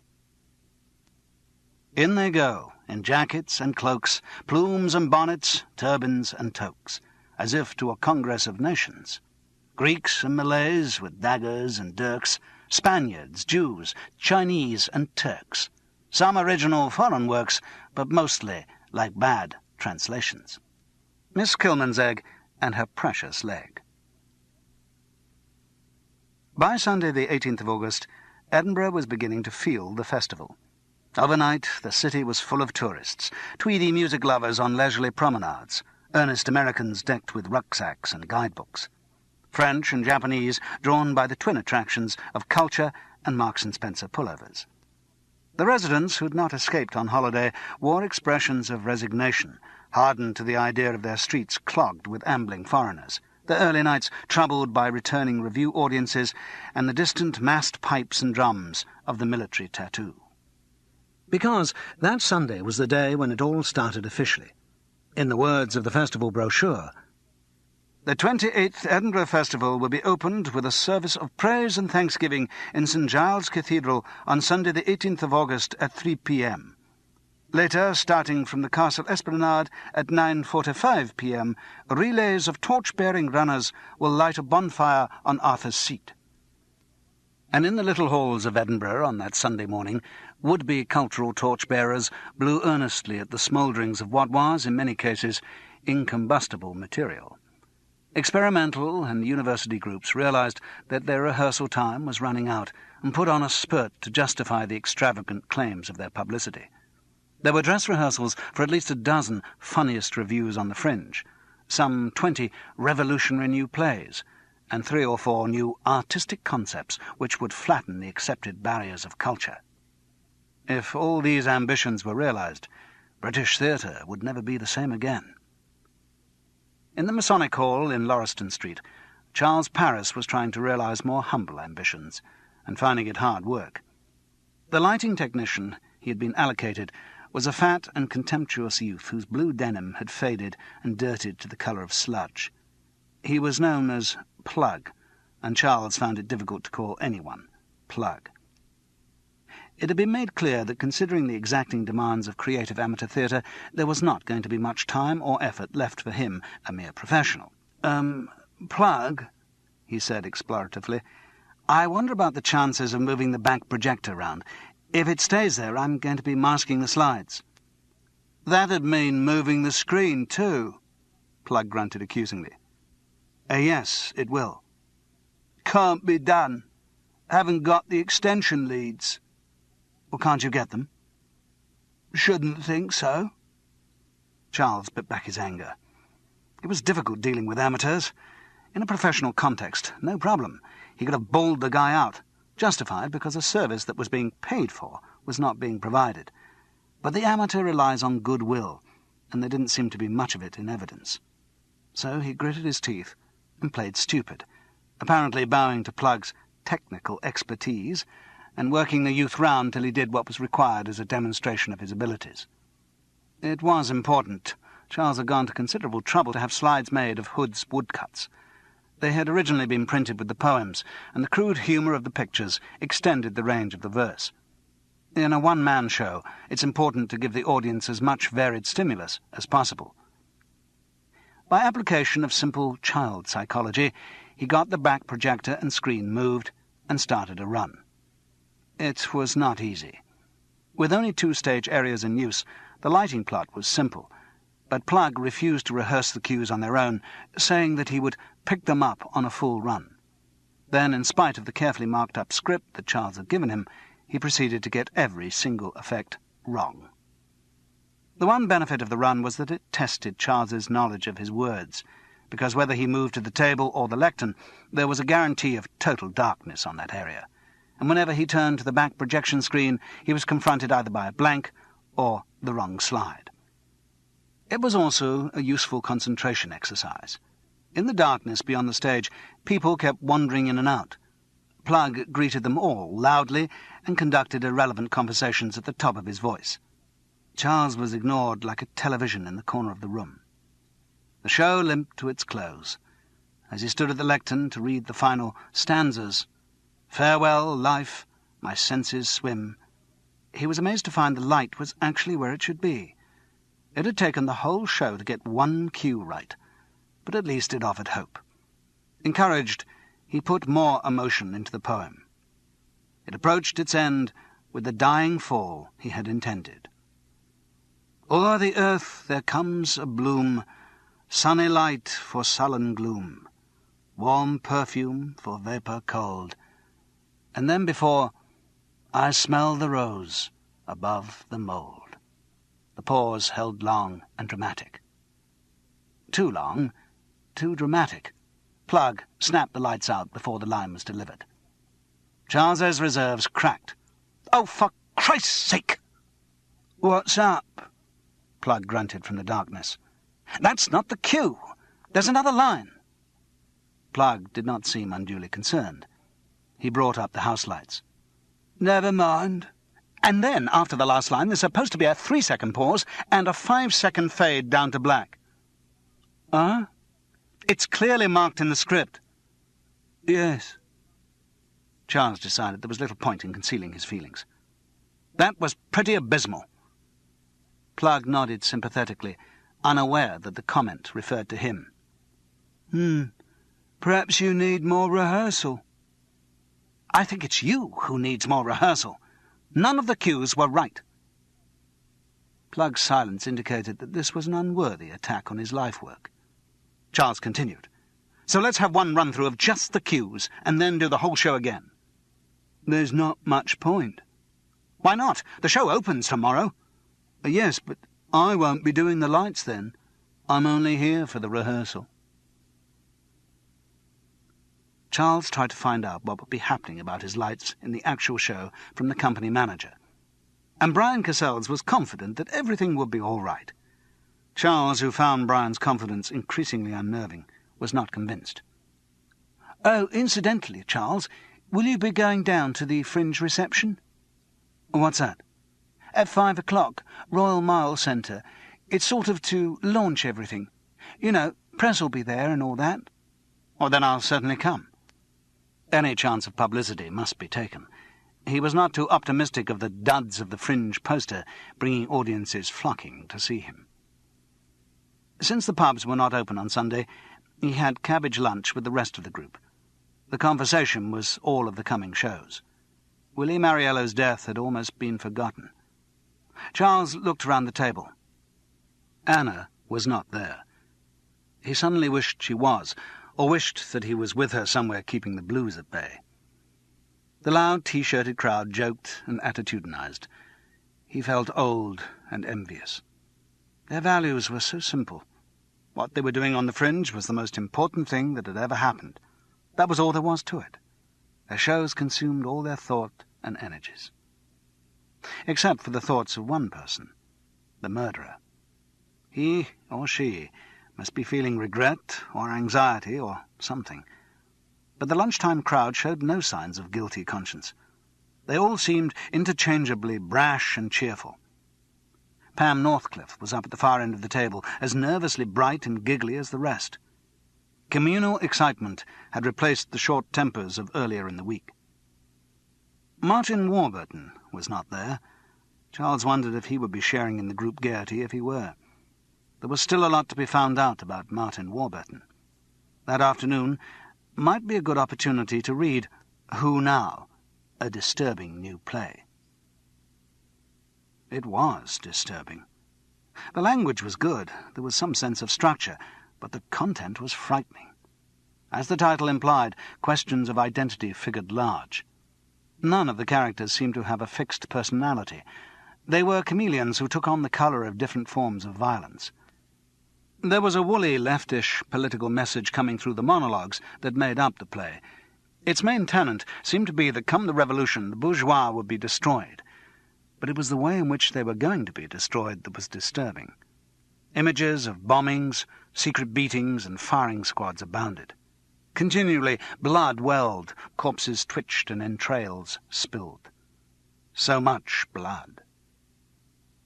Under normal circumstances, Charles would have put it down to overwriting. Some of the extended metaphors even reminded him of his own adolescent literary excesses. But even so, and even given a young Percy's insensitive ignorance of the real facts of death, there was something obsessive about the play. A morbid preoccupation with violence unbalanced the writer's considerable natural talent, and became uncomfortably relevant in the light of Willie Mariello's death. About 4:30, Martin Warburton suddenly appeared in the men's dormitory. He seemed in a hurry and had dropped in to collect something from his suitcase. Charles was lying on his camp bed, checking through so much comic. "Oh, Martin, I've read your play."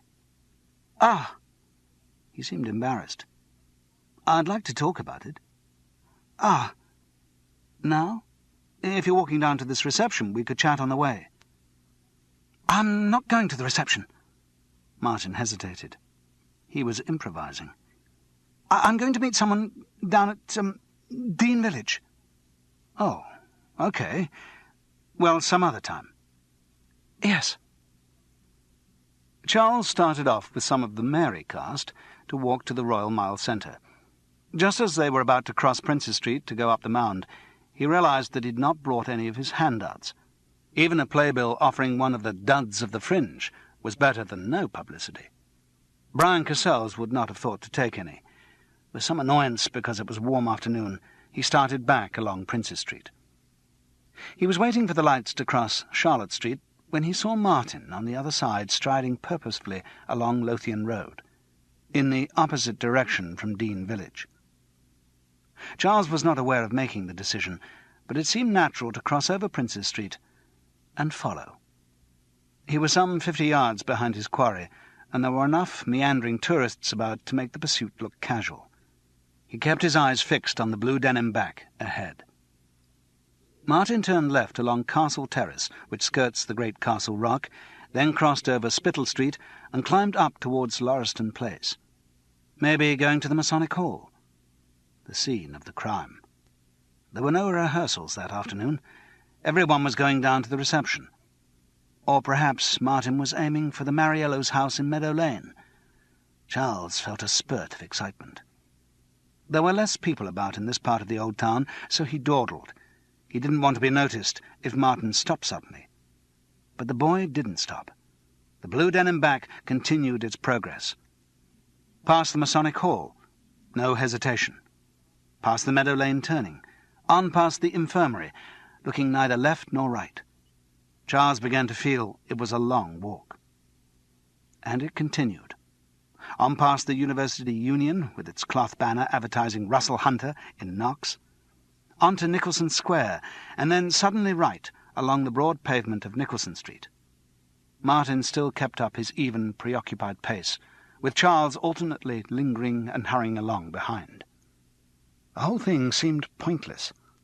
Charles couldn't really think what he was doing, playing this elaborate game of cops and robbers, when he should be snatching much-needed publicity at the reception.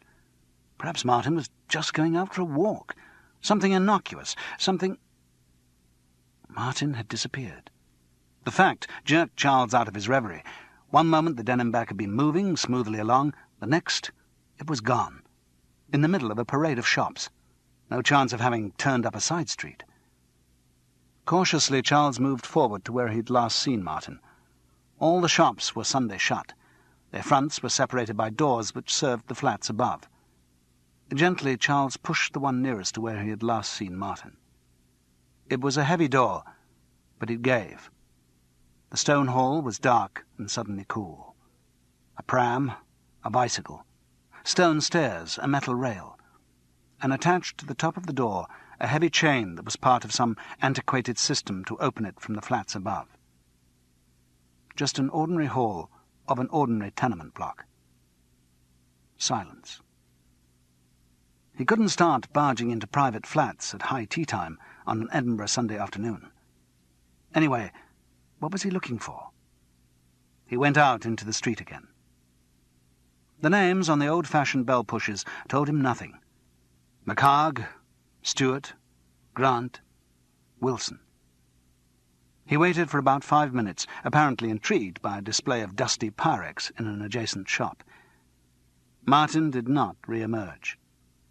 It was after 5:30. Charles set off for the Royal Mile Centre. At the entrance he was asked to identify himself. Charles Paris. "Not your name. Who are you with?" "Oh, Derby University Dramatic Society." The result was that he entered the upstairs assembly room with a red card badge bearing the legend, Duds. It didn't seem very positive advertising. Entering the room was difficult. It was so full that he had to ease one shoulder in as a wedge and wriggle the rest of his body in after it. Some people had glasses of drink. Infallible instinct tracked its source, and he slid and sidled over to a long table. The drink was a pink wine cup of minimal alcoholic content. Charles looked out across the throng. A swarm of cultural locusts was buzzing loudly and milling round the red badges which bore the names of newspapers, radio or television companies. Everyone had a badge. Radio Clyde bounced on the forceful breasts of a young reporter. Bradford clung to the chain mail worn to publicise their play The Quest. BBC flopped on well-cut mohair. Nottingham sagged on a dirty T-shirt. And everyone forced literature on everyone else. Charles had only to stand there to become a litter bin for handouts and programmes. He kicked himself for wasting time following Martin and not getting his own publicity. A glance at the cultural treats the literature offered revealed that there was not much he would want to see, but it was at least varied. There was Problem 32 by Framework Theatre, 10 young designers creating an hour's theatre in their own terms.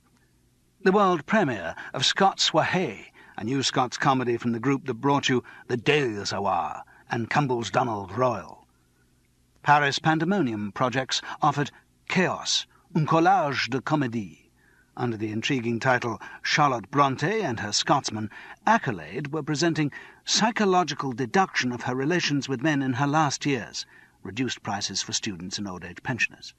Or there was Birkenhead Dada, with We Call for the Decease of Salvador Dali, shocks, poems and perversions, indefensible personal attacks, new levels of tastelessness.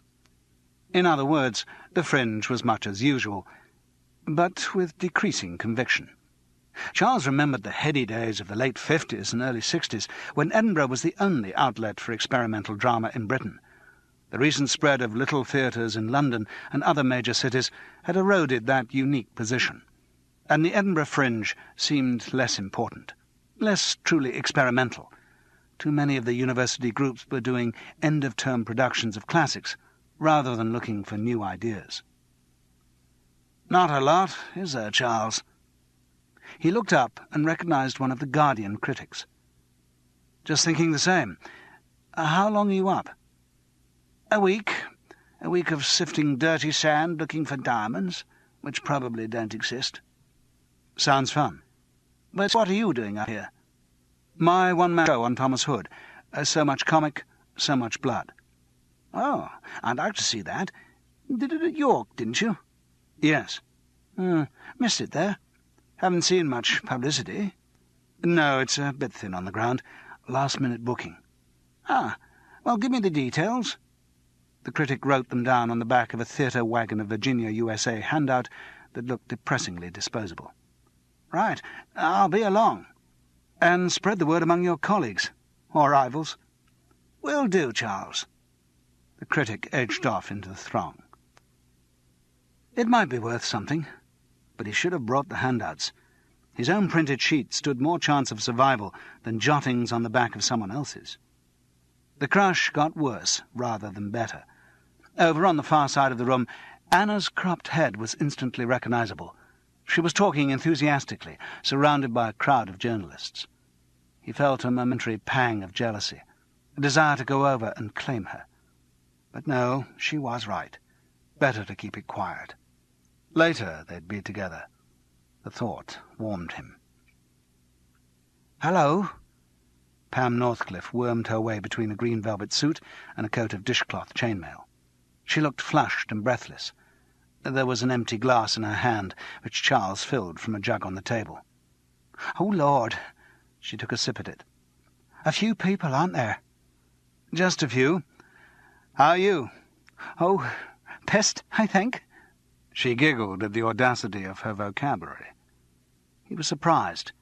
He felt he could have poured that pink fluid into himself for a year and not registered on the most sensitive breathalyzer. Still, Pam claimed to be pissed, and certainly she was much more relaxed and forthcoming on what she thought of her fellow students. A wicked humour flashed into her observations, and at times she even looked attractive. Charles decided that this confidential mood was too good to waste from the point of view of his investigations. The crowd was beginning to thin out, but he didn't want to lose her. "You rehearsing now?" "No, they're doing the Dream at 7:30, a runners per performance. I'll be doing props for the review at 11, if I'm sober enough." "Come and have another drink. That'll sober you up."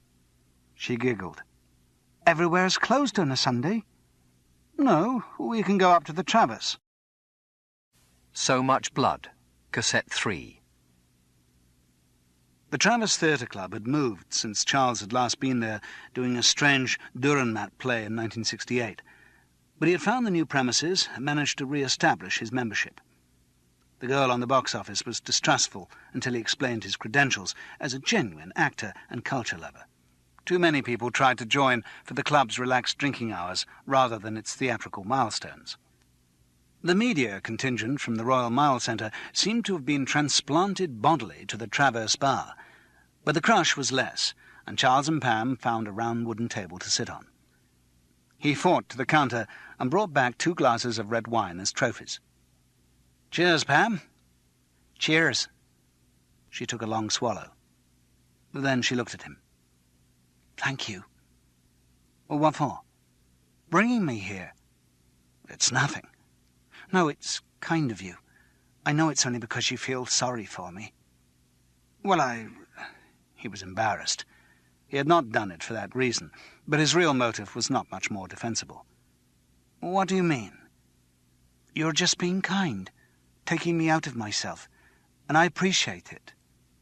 She spoke without rancour. "I know I'm not very attractive." He laughed uneasily. "Oh, come on. What's that got to do with it? I mean, not that you aren't attractive, but I mean, can't I just ask you for a drink because I like your company? Do you take me for a dirty old man? I'm old enough to be your father. And incidentally, old enough to be Anna's father." He was floundering. Fortunately, Pam didn't seem to notice. She wanted to talk about her predicament. "I never realised how important being pretty was. When I lived at home, my parents kept saying I was all right, and I suppose I believed them. Then when I went to Derby, all that was taken away. What you looked like was the only thing that mattered. And I was ugly." Charles could not think of anything helpful to say. She seemed quite rational, not self-pitying, glad of an audience. She continued, "You had to have a man. Or at least fancy one." "Yes, a frustrated romance was better than nothing. You had to assert yourself sort of sexually. You know what I mean?" Charles nodded. "Yes, have a sexual identity. At best a lover, at worst an idol." He played his bait out gently. "A public figure, maybe. A symbol. Perhaps just a poster." Pam flushed suddenly, and he knew he had a bite. "I found the poster torn up in the dustbin." "Arr." She looked down, shamefaced. "Did you love Willie Mariello?" "No. It was just, I don't know, all this pressure, and then Puce came to play at the Union, and I met him. And you know, he was a rock star." "Potent symbol." "Yes. And a lot of the other girls in the halls of residence thought he was marvellous and bought posters and—" She looked up defiantly. "It's terrible emotional immaturity, I know, but I am emotionally immature, thanks to a middle-class upbringing. It was just a schoolgirl crush." "Did you know him well?" "No, that's what makes it so pathetic. I mean, I knew him to say hello to, but nothing more. He didn't notice me." "You never slept with him?" Her eyes opened wide. "Oh, Lord, no." "So why the rush to get rid of the poster?" "I don't know. That was daft. I was just so confused. What with the death, and the police asking all those questions, and then you asking questions. I don't know, I got paranoid. I thought somehow if my things were searched and they found the poster, that I'd be incriminated, or... I don't know. I wasn't thinking straight." It rang true. The brief mystery of the poster was explained. But there must be more to be found out from Pam. "What did you feel about Willie when he was dead?" "Shock. I mean, I hadn't seen a dead body before." "Nothing else?" "No, I don't think so." "No sense of loss?" "Not really. I mean, it wasn't real love, just something I'd built up in my mind. In a way, his death got it out of my system, made me realise that I didn't really feel a thing for him. Anyway, it had been fading ever since we came up here." "As you saw more of him?" "Yes." She grinned ruefully. "He became more real, just an ordinary man, and perhaps not a very nice one. Anyway, I didn't really feel the same about him after that business with Leslie." Charles picked up the last few words as if they were the ash of a vital document in a murderous fireplace. "Business with Leslie?" "Yes. I haven't mentioned it to anyone, but it may be nothing, just the way it seemed." "What?" "It was after we'd been up here about a week. Willie suddenly started to take an interest in Leslie. That's Leslie Petter, who I know about her. Go on." "I think he was probably after her, fancied her. I don't know. Anyway, one evening, after we'd been rehearsing, we were all having coffee back at Coates Gardens, and Willie said he was going for a walk up to the castle, and did anyone want to come with him? Well, I said yes, sort of straight off, because, I thought he was marvellous, and then I realised that he'd only said that as a sort of pre-arranged signal to Leslie. It was meant to be just the two of them. I was awfully embarrassed, but I couldn't say I wouldn't go when I realised. So the three of us set off, and I dawdled or went ahead or wishing like anything I wasn't there. We went up to the castle esplanade and wandered around, and I, feeling more and more of a gooseberry, went on ahead on the way back. I started off down the steps that go down to Johnston Terrace." "Castle Wind South?" "Is that what it's called?" "Yes. Anyway, I was nearly at the bottom, and suddenly I heard this scream. I turned round and saw Leslie with her arms and legs flailing, falling down the steps." "And that was how she broke her leg?" "Yes. I rushed up to where she'd managed to stop herself, and Willie rushed down. She was in terrible pain, and I shot off to phone for an ambulance. But just before I went, I heard her say something to Willie, or at least I think I did." Charles felt the excitement prickling over his shoulders and neck. "What did she say?" "She said, 'Willie, you pushed me.'" Chapter 7. "Be thou my park, and I will be thy deer," so he began at least to speak or quote. "Be thou my bark, and I thy gondolier," for passion takes this figurative note. "Be thou my light, and I thy chandelier. Be thou my dove, and I will be thy coat. My lily be, and I will be thy river. Be thou my life, and I will be thy liver." Bianca's Dream. The showbiz razzmatazz of first nights was invented before the development of lunchtime theatre. There's something incongruous about flowers and telegrams for a first lunch. Charles did not get any anyway. There was no one to send them. Maurice Skellen was the only person outside Edinburgh who knew the show was happening, and he was not the sort to spend his client's money on fulsome gestures. Charles deliberately had not told his ex-wife Frances that he was going up to the festival, as another hack at the fraying but resilient umbilical cord that joined him to her. But the first night excitement was there. He walked from Coates Gardens to the Masonic Hall with a jumpy step, a little gurgling void of anticipation in his stomach. To his relief, the odious plug had been replaced by an amiable young man called Vernon, who was not only efficient in the rehearsal, but was also staying for the show. It made Charles feel more confident and more scared. With the technical side under control, no excuses were possible. It was his responsibility entirely. He calmed himself by hard work. One run of the show for Vernon's benefit, to get the cues right, then a quick double-check through all the slides. Finally, as per performance run, which was depressingly pedestrian. As it should be. Charles believed in the old theatrical adage about bad dress rehearsals leading to good first nights.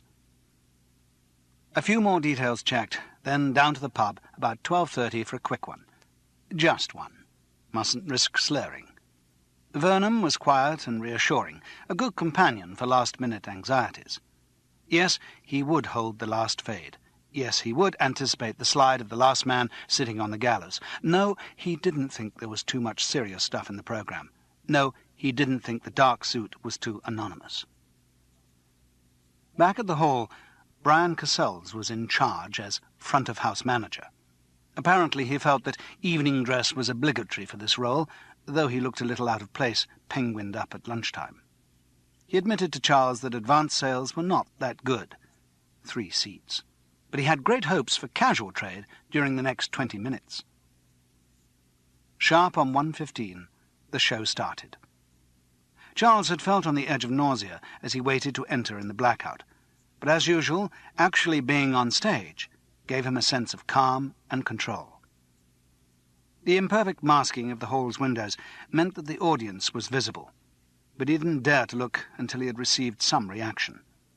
The watershed was faithless Nellie Gray, nothing expected on I Remember, and the rest of the preamble, but the first pathetic ballad should get something. Ben Battle was a soldier bold, and used to war's alarms, but a cannonball took off his legs, so he laid down his arms. Yes, a distinct laugh, and the laughs built through the ensuing stanzas.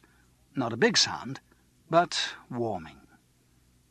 Emboldened, he inspected the audience as he recited. About 20, which on the first day of the festival, with negative publicity, was not bad. On the second glance, he realized that a lot of it was paper, members of duds, who had not been allowed in free. There was a little knot of review cast, dark figures grouped around Anna's shining head. James Milne leaned forward in his seat with intense concentration. There were only about 8 faces Charles did not recognize, and some of those might be complimentaries for the critics. Maurice Skellen was not going to be over-impressed by 10% of 50% of that lot. But it was an audience, and they were responding. Charles enjoyed himself. The Laird insisted on taking him out to lunch. They went to an Indian restaurant on Forest Place and managed to persuade the waiter it was still early enough for them to have a bottle of wine. After a couple of glasses, Charles felt better. The immediate reaction after a show was always emptiness, even depression, and the ability to remember only the things that went wrong. Gradually it passed. Alcohol always speeded the process. So did enthusiastic response to the show, and James Milne was very enthusiastic. He had only known the familiar poems of Hood, the ones which have become clichés by repetition. November, a retrospective review, the song of the shirt, and the inevitable I Remember. The broadening of the picture which Charles's show had given obviously excited him. The punning and other verbal tricks appealed to his crossword mind. "I had no idea there was so much variety, Charles. I really must get hold of a complete works. Is there a good edition?" "There's an Oxford one, but I don't know if it's in print. You might be able to pick up a second-hand one somewhere. Or there are some fairly good selections, but look, if you want to borrow mine, do. I should know my words by now." He held the copy across the table. The Laird was touched. By his values, lending a book was the highest form of friendship. "That's very kind. I'll look after it." "I know you will. And I'll make it a priority to find one for myself.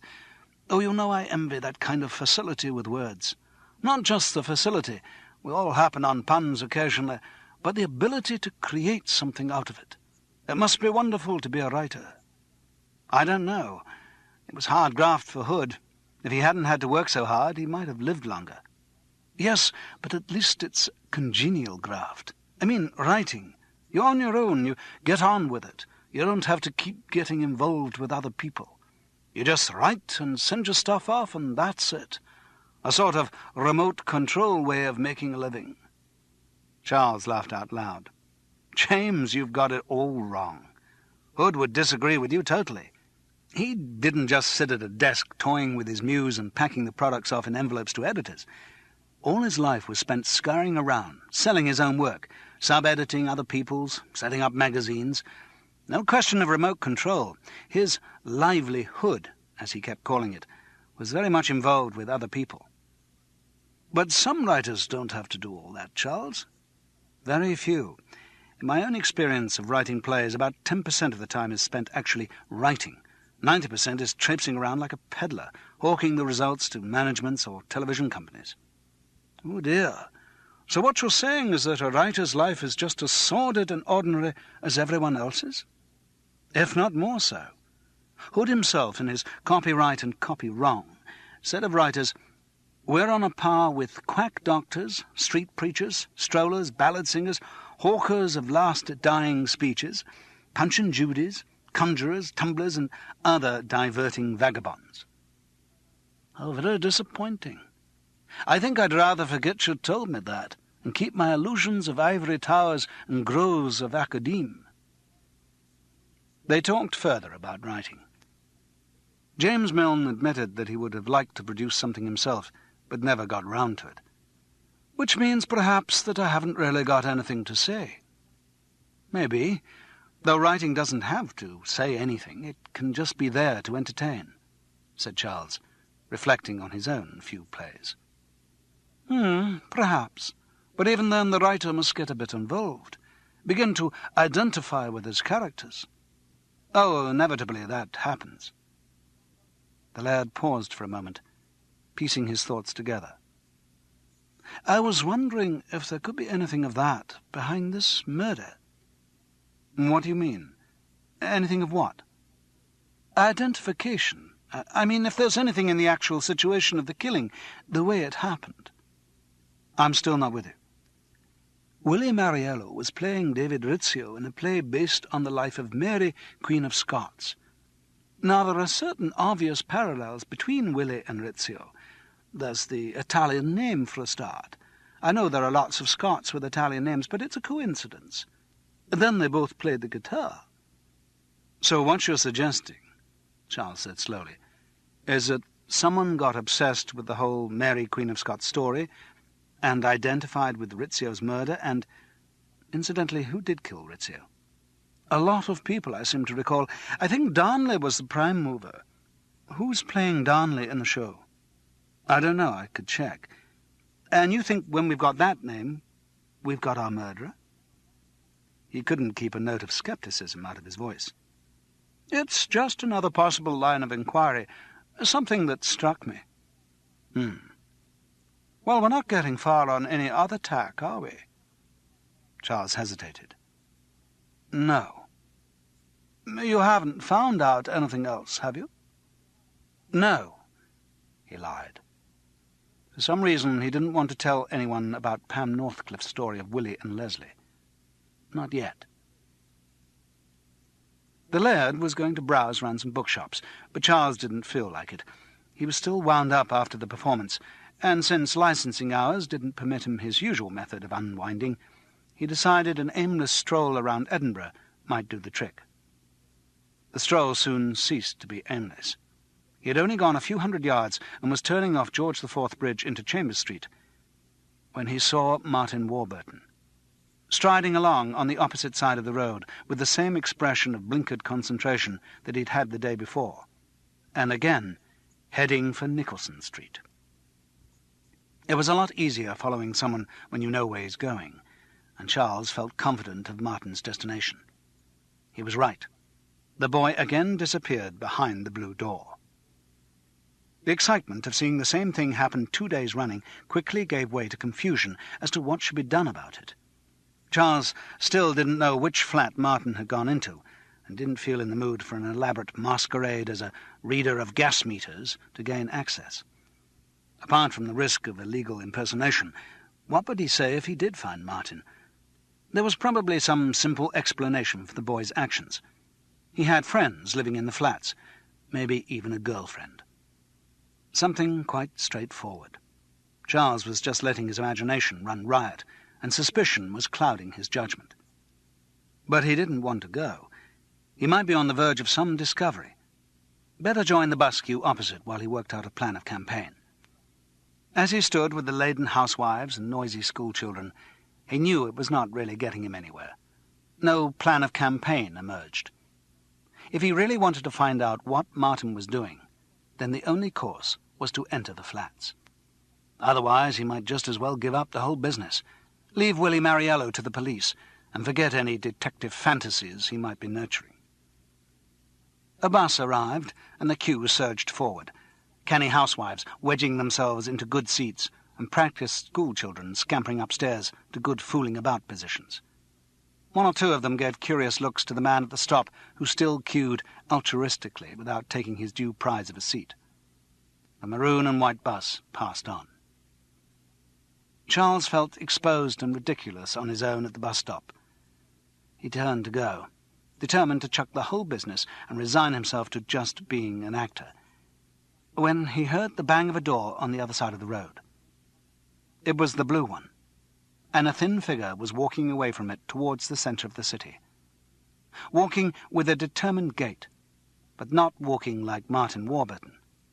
It was a slightly unnatural, heavier step, and not looking like Martin Warburton either. A woolen hat gave the impression of short hair, a beard and moustache, glasses, dressed in an old donkey jacket and shapeless twill trousers, a khaki knapsack slung across one shoulder, and this strange, ponderous walk. It was the figure whom Charles had seen the previous week on the steps down to the Mound, and it was Martin Warburton in disguise. By 11 o'clock that evening, Martin's identity games didn't seem very important. One reason was that afternoon's adventures had not led to anything. Charles had continued tailing his disguised quarry halfway across Edinburgh until Martin had disappeared inside the Scottish National Portrait Gallery in Queen Street. Rather than risk raising suspicions by a confrontation inside the building, the self-questioning sleuth had waited 20 minutes some way down the road. Then he had followed the donkey jacket back to Nicholson Street, missed a few more buses while the young man was reconverted into Martin Warburton, and trailed behind that familiar figure back to Coates Gardens. All of which left Charles with sore feet and the feeling that if Martin wanted to do his Edinburgh sightseeing in disguise, that was his own affair, and that Charles Paris needed a drink. Which accounted for the other reason why Martin's behaviour seemed unimportant. Charles was satisfyingly pissed. After solitary refuelling at the pub, he had found Anna with the rest of the review team at Coates Gardens. He had taken her out for a meal to celebrate the opening of his show and keep her mind off the opening of hers. They went to the Casa Española in Rose Street, and since Anna was in a high state of nerves, he had had to eat most of a large paella and drink all of the wine, a fate which he embraced with fortitude, and which contributed to his present well-being. It had also been encouraging to see Anna nervous. She was as jumpy as a kitten, and it was the first time he had seen her lose her cool at all, which made her seem more human, and even nicer. Charles thought of her warmly as he sat in the Masonic Hall and fingered her key in his pocket. He had the drunkard's feeling of sexual omnicompetence and longed to be with her in bed over the Lawn Market. It would not be long. After the review, he would go discreetly back to the flat, and then, after the company giggles and congratulations, she would join him. The lights dimmed. Not bad. The house was 2/3 full. He sat back in the right mood to enjoy Brown Derby, simply the funniest late-night review on the fringe. If it was, it didn't say a lot for the others. Brown Derby was a hodgepodge of styles. Decrepit jokes that should have been allowed quiet deaths were resuscitated and paraded as new. Dull, irrelevant puns were presented as wit. The ill-digested influence of television comedy made for uncomfortable production. Though there were flashes of humour, the show was heavy-going, and never heavier than in its topical material. The comments on the British political scene showed neither insight nor understanding, and the piece on the American presidency was frankly embarrassing. 10 days after President Nixon's resignation was not the time for a naive and tasteless parody of Adolf Hitler in his bunker, including some pretty tired jokes about golf. And it was not a case of a brilliant new team struggling valiantly against unworthy material. The cast was not good. If acting, at its most basic, is making oneself heard and not bumping into the furniture, they failed as actors on 2 counts. They were rarely audible and kept tripping over chairs, especially during the extended blackouts between sketches, with the result that the lights usually came up on some puzzled youth lying full length on the furniture. They had almost no talent. Except for Anna. She was extraordinarily good, and given the lack of competition, dominated the show completely. Singing, dancing, flashing through a variety of accents and costumes, she was the only person on stage with any concept of pace or comedy. The direness of the material she had to perform only highlighted her skill. Charles was amazed. Anna was a beautiful girl, but on stage she was animated by an extra charge that intensified her beauty, a real stage presence. He could feel the men in the audience responding to her. When she came on for her last number, A Bunny Girl's Lament, a reasonable idea marred by flabby lyrics, dressed in full Playboy Club kit, showing her long brown legs, the audience broke into spontaneous applause. It was not just that she looked sexy. She managed to incorporate an archness which distanced her from her material and was also extremely funny. Anna Duncan was that rare creature, a woman who can be funny on stage without sacrificing either her dignity or her sex appeal. It was late when she tapped on the door of the Lawn Market flat. The first night junketings must have gone on a bit. Perhaps the Brown Derby cast had been drowning their sorrows, or perhaps they were celebrating, thinking that the enthusiastic final applause for Anna was meant for all of them. She looked him straight in the eye. "Well, what's your cool professional assessment?" "Can you take it?" "Yes." "Well, I'm afraid I thought the show was terrible. The only constructive suggestions that I can make are that your writers should go out and sell vacuum cleaners, your male cast should join the army, and your director should become a monk." The navy blue eyes kept their level gaze fixed on him. She knew there was more to come. So he let it come. "I would also like to say that you are one of the most talented young actresses I have ever seen." She smiled and allowed herself a slight relaxation of relief. "Charles, I asked for your cool professional assessment." "That was my cool professional assessment." Sounds biased." But she was obviously delighted. "Biased nothing.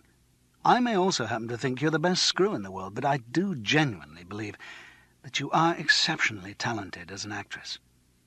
Now come and make love." She grinned suddenly. "You talked me into it." It was even better. They were completely together.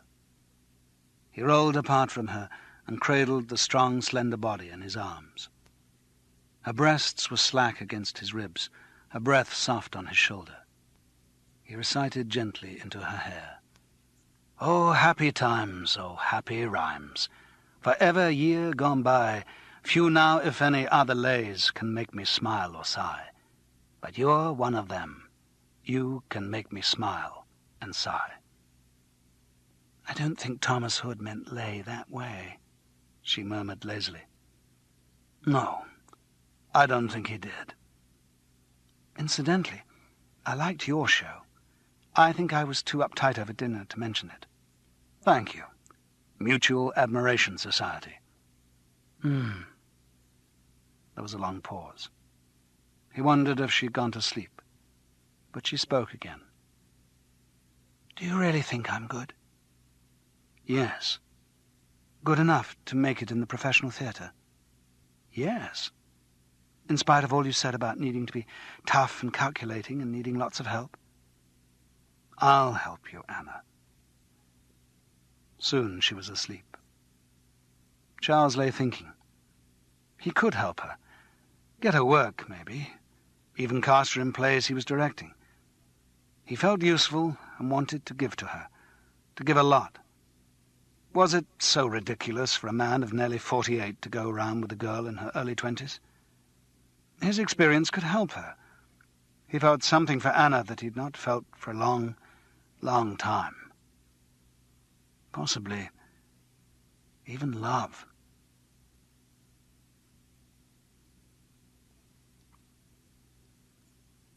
Chapter 8. "O William dear, O William dear, my rest eternal ceases. Alas, my everlasting peace is broken into pieces." Mary's Ghost. Tuesday, the 20th of August, was an unsettling day. It started all right. Charles felt at one with Anna and at one with the world. She left the flat at about 9:30.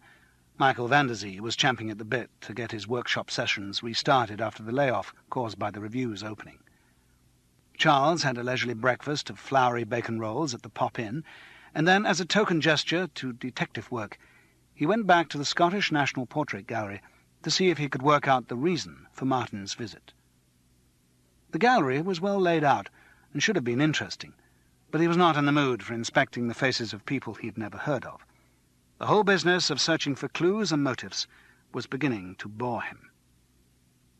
He was gazing at a wax model of William III when he remembered the newspapers. The day after a first night, or at least a first lunch, and he had not yet checked to see if there were any notices. The rest of the portraits could wait. He hurried out under the disapproving glare of the large-nosed faces of Scotland's heritage. There was a big newsagent's on Princes Street. Rather than behaving logically and starting with just the Guardian, he went mad and bought every available daily, which meant a great deal of waste paper. So much comic had so far failed to capture the interest of the nationals. He stood in the street reading and dropped the inadequate newspapers one by one into the litter bin. Nothing in the Guardian. So much for his conversation at the Fringe reception. Charles realized that he was being naively optimistic to expect to be noticed on the first day of the festival, particularly with negative advertising. Only the Glasgow Herald left. He opened it without hope, and on the review page, there it was. So much comic, so much blood. Masonic Hall, Lauriston Place. Thomas Hood is now remembered, if at all, for about 3 poems which reoccur in anthologies. It was therefore a pleasant surprise to get a broader view of the poet's work from this enchanting lunchtime show. Charles Paris has compiled a skilful programme from poems and letters which maintains a fine balance between humour and pathos without ever slipping into sentimentality. He performs the show with the clarity and understatement which are the hallmark of real talent. Do try to catch this. It's only on for the first week of the festival, and I guarantee more laughs than in most of the late-night reviews. Charles could not control an ebullient smile. What he held in his hands was a good old-fashioned rave. Thanks to the review and a couple of large bells, he arrived at the Masonic Hall at 1:45 in high spirits and totally devoid of nerves. He felt confident as he waited in the wings for the lights to go down. From that point on, the day deteriorated. For a start, the show did not go well. A second performance is always difficult because of the feeling of anticlimax, and the size of the audience did not augur well for the circulation figures of the Glasgow Herald. There were about 20. Puns and wisecracks vanished into the spongy void of the hall. And to add to that, Frances was in the audience. The woman he had married, to whom he had given the unfortunate name of Frances Paris. He recognized her as soon as the show started, from her loyal and solitary laughter. When he stopped to consider, it was quite logical that she should be in Edinburgh. She came up most summers to give a couple of her sixth-formers a quick cultural immersion. There were 2 girls sitting with her, one black and one white. Charles was very fond of Frances, but he wished she wasn't there. Since he had walked out on her 12 years before, they had remained friendly, and he had even gone back to her from time to time. She made no demands on him, but her presence, just when he was feeling secure of his relationship with Anna, was embarrassing. He tried not to be too offhand when she came round backstage. He had no desire to hurt her. She looked harassed and was obviously having difficulty controlling her 2 charges outside the school context. The white girl was dumpy and called Candy. The black girl was splendidly tangible and called Jane. Both regarded Edinburgh as an opportunity to be emancipated and meet men. Husband and wife exchanged Edinburgh addresses and parted amicably with vague intentions to meet up again. The encounter brought a little cloud of depression into Charles's sunny outlook. It was not until about 6:30 that the cloud started to look stormy. The Mary cast had been rehearsing all afternoon, but most of them were released for the evening, because Michael van der Zee wanted to work on the Mary Bothwell scenes for an hour until Anna had to go to the review. After a cabbage supper at Coates Gardens, the actor playing John Knox, nicknamed Opportunity Knox by the rest of the cast, suggested a trip to the pub. Darnley, Ruthven, and Cardinal Beaton thought it was a good idea. So did the new David Rizzio, Sam Wasserman. Charles decided that he too would like a drink. In the Haymarket pub, he discovered that student unrest manifests itself in reluctance to be first to the bar, so he bought the round. Without conscious engineering, he found himself alone at a table with Sam. The author of Mary, Queen of Scots was a young American with fine blonde hair, a waffly ginger moustache, and black-rimmed round glasses. He wore a thick check lumberjack shirt, the inevitable blue jeans, and yellow-laced brown boots. He had arrived in Edinburgh that day just in time to hear the boom of the 1 o'clock gun fired from the castle and become immediately embroiled in one of Michael Vanderzee's workshops. That was after 2 solid days' travelling. I got Mike's telegram from the post restaurant in Brindisi, and I just dropped everything and came. I mean, my God, I really care about this show. As soon as Sam started speaking, Charles realized why the tete-a-tete had been so easily arranged. Sam Wasserman was a bore, one of those instantly identifiable bores who has the ability to make the most interesting anecdotes tedious, who can destroy by endless detail. But as well as qualifying as one of this international type, Sam also demonstrated that refinement of the quality which is peculiar to earnest young American academics. A glaze crept over Charles's eyes as the monologue continued. In fact, Mary, Queen of Scots derives directly from the presentation techniques I developed in a show based on the Boston Tea Party from a master's thesis at USC. USC? Charles queried weakly. University of Southern California. I did my master's there before coming to Derby, in drama and creative writing. When I say my project was based on the Boston Tea Party, I mean, of course, loosely based. It concentrated on the ethnico-political problems of the American Indians, viewed, of course, from a socialist standpoint. The central allegorical symbol was the fact that the Boston Tea Party was perpetrated by white men disguised as Indians, white usurping the place of red, like corpuscles. I use the analogy of leukemia. Charles concentrated and tried to nudge the conversation in the direction he wanted. But you come to this show in rather macabre circumstances. The nudge was insufficient. Sam needed actual derailment. The macabre is very much an integral part of my writing. And the bizarre, another image I developed in the USC show, he steamrolled on, was the unusual ability of the Navajo Indian to walk along girders at great height as if on the ground. It's a different spatial concept. I related that to the myopic nature of the social services. Oh, Charles found himself nodding like a toy dog in the back of a car. He made another supreme effort to manhandle Sam off his monologue. What I meant was that Willie Mariello was killed with a knife, and that's why you're here, actually taking part in Mary, Queen of Scots. For a moment it seemed to have worked. Sam looked straight at him, and was silent for a long time before his continuation showed that Charles had failed. Well, of course, Mary is an entirely different proposition, in spite of certain similarities of technique. And in fact, from an allegorical point of view, it's very apt that the show should be born in an atmosphere of violence. You see, the basic allegory of Mary, Queen of Scots is the historical parallel. The original Mary's life was stained with blood. In my version, Mary, Queen of Scots represents Scotland and the natural wealth of our oil resources. Oh, yes? Charles mouthed, wilting. Yes, said Sam, as if it were a surprising affirmation. Now, Mary's 2 husbands, Lord Darnley and the Earl of Bothwell, I take to represent England and the good old US of A, the 2 countries who want to control her wealth. Queen Elizabeth, who ordains her execution, is the Arab states who hold the real power in oil politics. Neat, huh? Charles, suffering from mental indigestion at the thought of this laboured allegory being expounded in creative writing, nodded feebly. But he saw a slight chance. Where does David Rizzio fit into this scenario? David Rizzio represents the ecological lobby, who might argue against the exploitation of oil resources in favour of a more medieval economic structure. For that reason, he gets killed off pretty early. Sam chuckled at his own intellectual audacity. It might be a tiny lever to shift the conversation, and Charles seized it. But not killed off as early as Willie Mariello was. No. Before Sam had time to relate the death to one of his allegories, Charles pressed on. You must have been pretty cut up to hear about Willie. Shocked, certainly.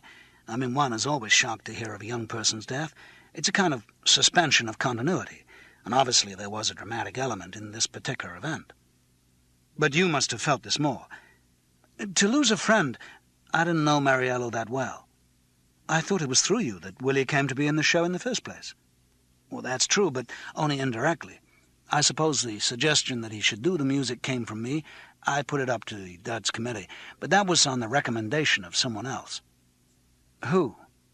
A girl involved in the society suggested it.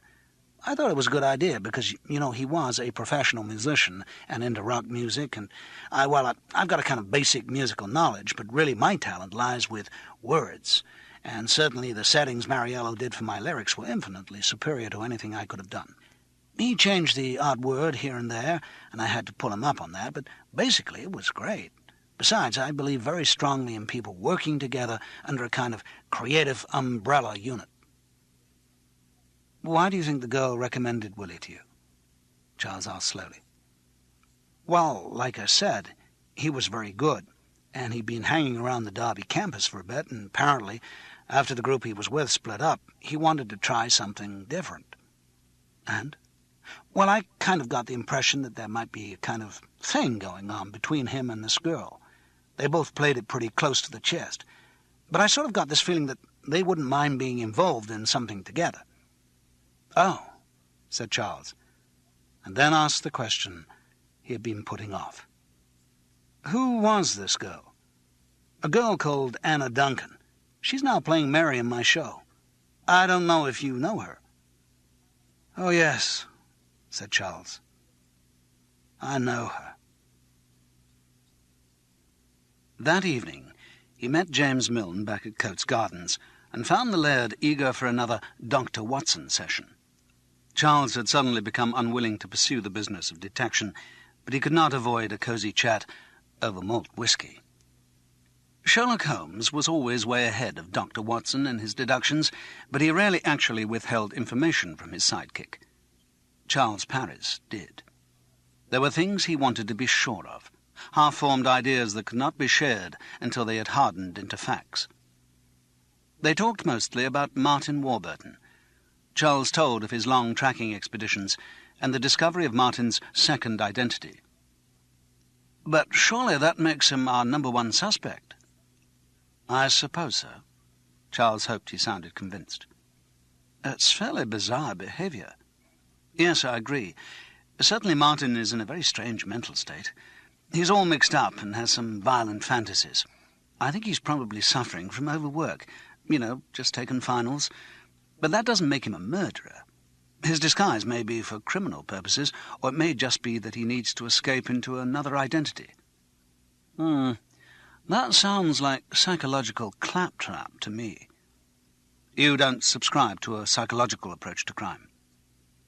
I dare say it's very useful in certain cases, but I think it's often used to fog perfectly straightforward issues.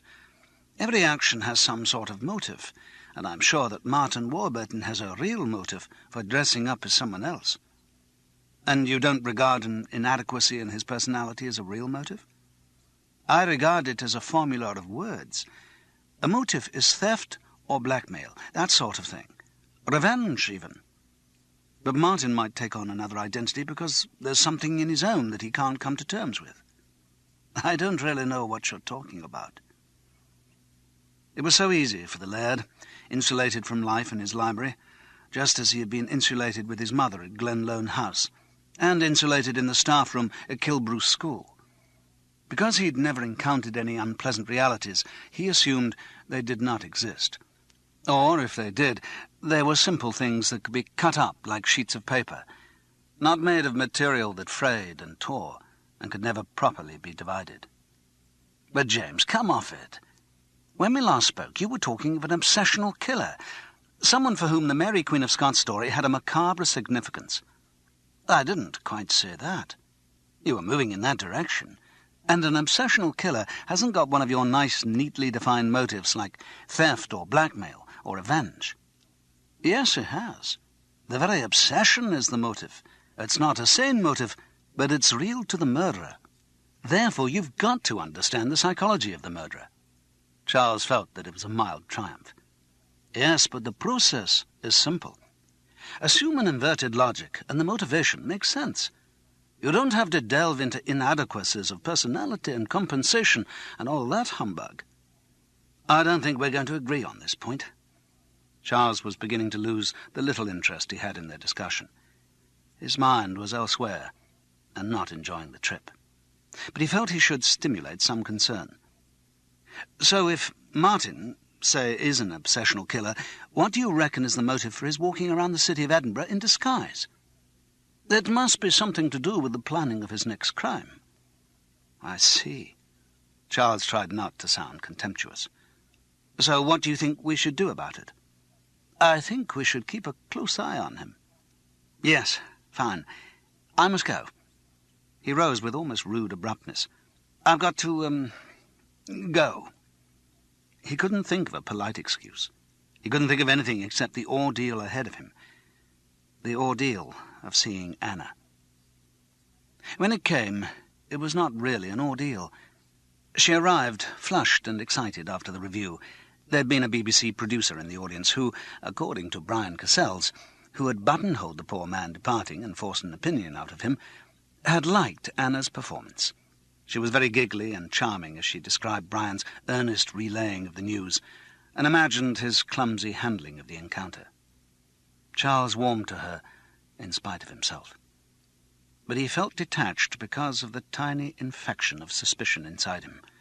He kept wanting to ask her about Willie, to know if they'd had an affair, and by doing so cauterize the wound before it spread to dangerous proportions. But he couldn't do it. Not when she was so lovely. It would spoil everything. They drank some port that Anna had bought and giggled into bed. And they made love, as good as ever, tender, synchronized, good. Except that Charles felt he was watching the two of them like a picture on the wall. Immediately after, they switched off the light, and Anna, who was exhausted by merry rehearsals and the review, slipped easily into sleep. Charles did not. He felt better for having seen her.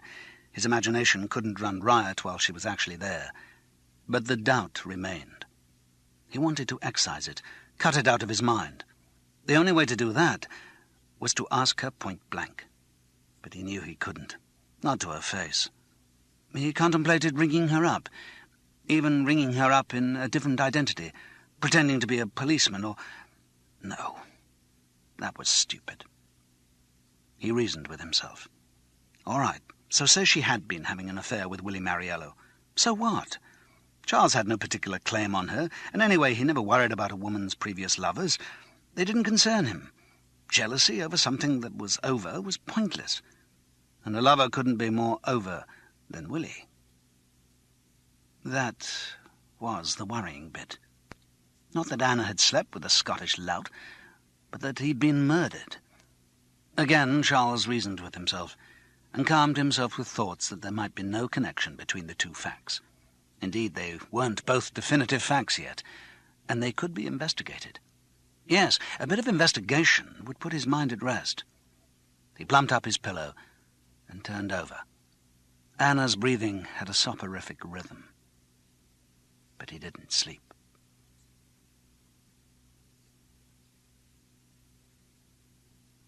Chapter 9.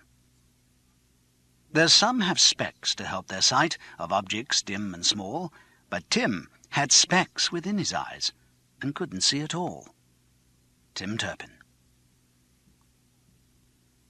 The first part of the investigation to set his mind at rest was another call on Jean Mariello. She opened the door and leaned against it uninvitingly. "What do you want? There's nothing more I can tell you. Please, just a couple of questions. I think I'm onto something." "Big deal. Listen, Mr. Paris, I'm very busy packing. The only thing that interests me about Willie is how soon I can forget he ever existed, and I don't want to play cops and robbers. Please, give me 5 minutes?" "Oh." She hovered between shutting him out and letting him in. Then she drew back. 5 minutes. She looked at her watch. Charles entered the hall and moved into the front room. Jean Mariello gained some of the satisfaction she would have got from slamming the door in his face by slamming it behind him. "Right. Ask." Charles looked around. There were suitcases and cardboard boxes brimful of belongings. In the corner, household rubbish and decorating rubble were swept into a neat pile. "You're going?" "Yes, the house is on the market. I never come back here." "You're leaving Edinburgh?" "Yes, I'm moving in with a man in the folk group in Newcastle." "Won't you miss it?" "Edinburgh, yes.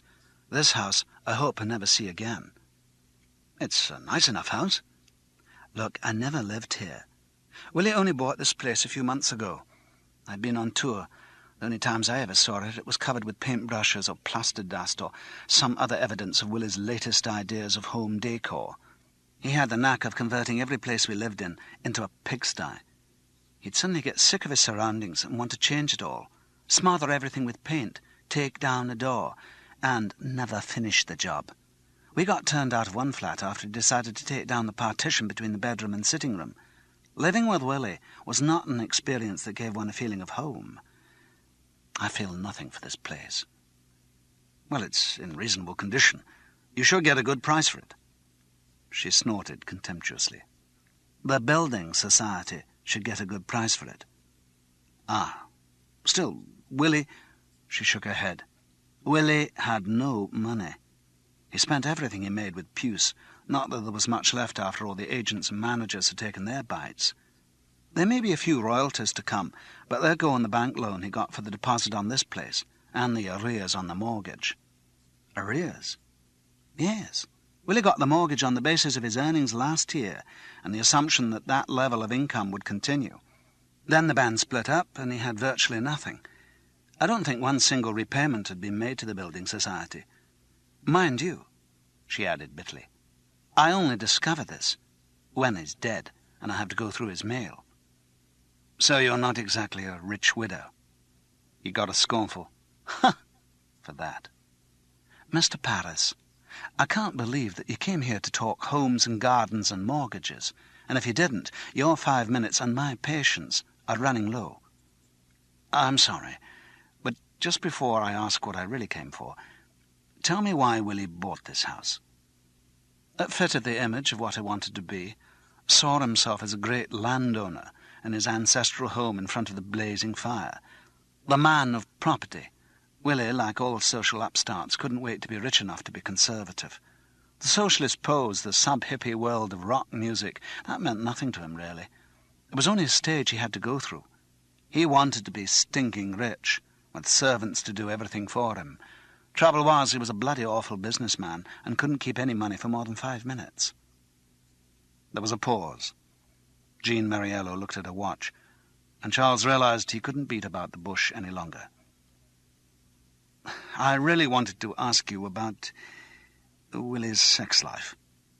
"Oh, well, of recent years, I'm not really an expert on that." "No, I wanted to know about another woman." "I didn't take a great deal of interest in his other women either." Charles ignored the rebuffs and ploughed on. "When he was in Derby, you know he stayed after the band had played there. Do you know if he had a girl then?" "I assume so. I can't think he stayed for the scenery." "He never mentioned a girl?" "No. We didn't discuss our private lives." She glanced at her watch. "Do you know if he had a girl around recently? You know, in the week before he died?" She laughed incredulously. "I wasn't here much of the time, you know that. What do you want me to do? Say if I found stains on the sheets or hairs on the pillow?" "Yes, if necessary." That took her aback. She paused, and then said in a softer voice, "All right, then. I would say from the evidence of dirty laundry that Willie did commit yet another desecration of our marriage bed between the Friday when I left and the Tuesday when he was killed." "Yes?" She spoke slowly, as if unwillingly dredging her memory. "Oh, yes. He had someone. Hairs on the pillow. All the old familiar signs." "What colour hairs?" asked Charles breathlessly. "Blonde." She looked at her watch. 5 minutes. Goodbye, Mr. Paris. We won't meet again." The audience for So Much Comic, So Much Blood was larger, and they saw a competent performance by Charles Paris. There were some laughs, although the show had no more animation than a slot machine. As Charles's voice wove its way through Hood's tortuous puns, his mind was elsewhere.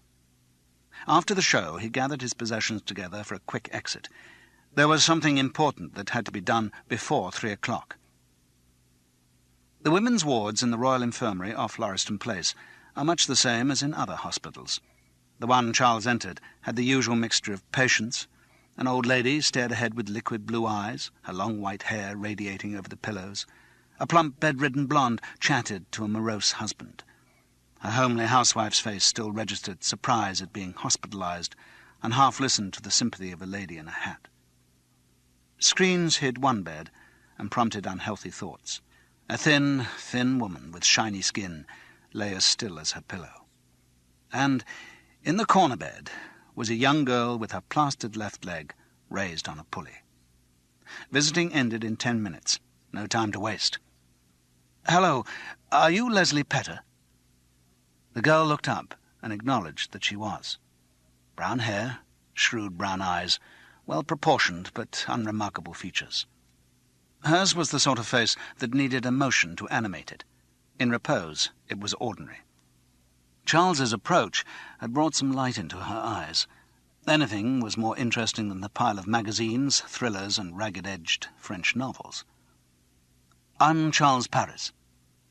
"Oh, you've taken over my lunchtime show." "Yes, it's an ill wind." She laughed wryly. "How's it going?" "Okay." "It's about Thomas Hood, isn't it?" "Yes." He didn't want to elaborate, though the girl's intelligent eyes indicated sensible opinions on the subject.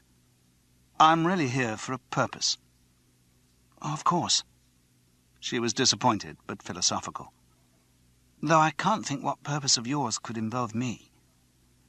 "No, maybe it doesn't involve you." He tried to think of a way to phrase his questions. I don't know, your group, Duds, there's something strange going on there." "It must seem strange to an outsider coming in." "No, I expect that, as a middle-aged man with a bunch of whiz-kids. I mean strange in... well, there's Willie Mariello's death." A shudder of caution flickered across her eyes. "Yes, that was terrible." "And, of course, your accident." "Yes." She seemed anxious to move the dialogue into a more flippant direction. "Somebody must have whistled in the dressing room, or quoted Macbeth, or had real flowers on stage, or broken another of the show business taboos." Charles laughed. He was also relieved at the postponement of his questions. "You know it all. Do you want to go into the theatre?" "Yes, I did, but I don't know how good I am as an actress. I've done bits all right, but the thing I'm really good at is dancing." She looked down the bed at the grotesque suspended limb. "It'll heal, all right." She patently didn't believe his diagnosis, though she said, "Oh, yes," as if there were no question. Charles retreated to safer ground. "Anyway, I'm sure you must be a good actress. I mean, you were playing Mary and doing the review, and—" "I got the parts, yes. I don't know how I'd have done them, whether I'd have got good press or—" "Well..." He couldn't think of anything suitable. "Anna got a very good notice for the review." It was just a statement, without malice or jealousy. "Yes, I gather she did." Charles instinctively and defensively made it sound as if he hardly knew who was being referred to. "And I think she'll be better than I would have been in Mary." "Who knows?" He found himself blushing. "As I said, it's an ill wind." "Yes." There was a slight pause. A bell sounded, muffled from an adjacent ward, and he blurted out his question. "Leslie, did Willie Mariello push you down those steps?" She looked at him in amazement, and opened her mouth to reply. But she swallowed the instinctive answer, and said in a controlled voice, "No. No, why should he?" It was controlled. Charles was not convinced. "Are you sure he didn't? I heard a rumour to the contrary." "People shouldn't spread rumours." she said sharply. There was confusion in her face. "Listen, Willie's dead. My leg's broken. There's nothing can be done about that. Does it matter?" "Yes, it does." "Well, I don't know. To be quite honest, I don't." She was floundering. An essentially nice girl and able to come to terms with something unpalatable. "I was confused when it happened, and I suppose I turned on the nearest person. I don't know. I mean, would Willie do something like that? What had he possibly got to gain from doing it?" Charles restricted himself to answering the first question. Willie was capable of that sort of thing. He was a lout. She looked shocked at his speaking ill of the dead. A bell was rung loudly in the corridor outside the ward. There was a rustle of parcels and final messages from the other visitors. Leslie looked at Charles pleadingly. "If he did it, I'm sure it was only high spirits or horseplay or—" "You mean he did do it?" "I don't know. Did he push you?" "Yes, he did." Charles left her with assurances that he would try to visit again. And he meant to. Poor kid, stuck in a hospital in a strange city where all her friends were too busy to remember her. The brown eyes were troubled when he left, and it was not just loneliness. She had managed to convince herself since the accident that it really had been a mistake, an unfortunate overflow of youthful exuberance. Now she'd been forced to destroy that illusion, and her kind nature was finding it difficult to believe that anyone could be so evil. Charles had no difficulty in believing it. To him, the human capacity for evil suddenly seemed infinite.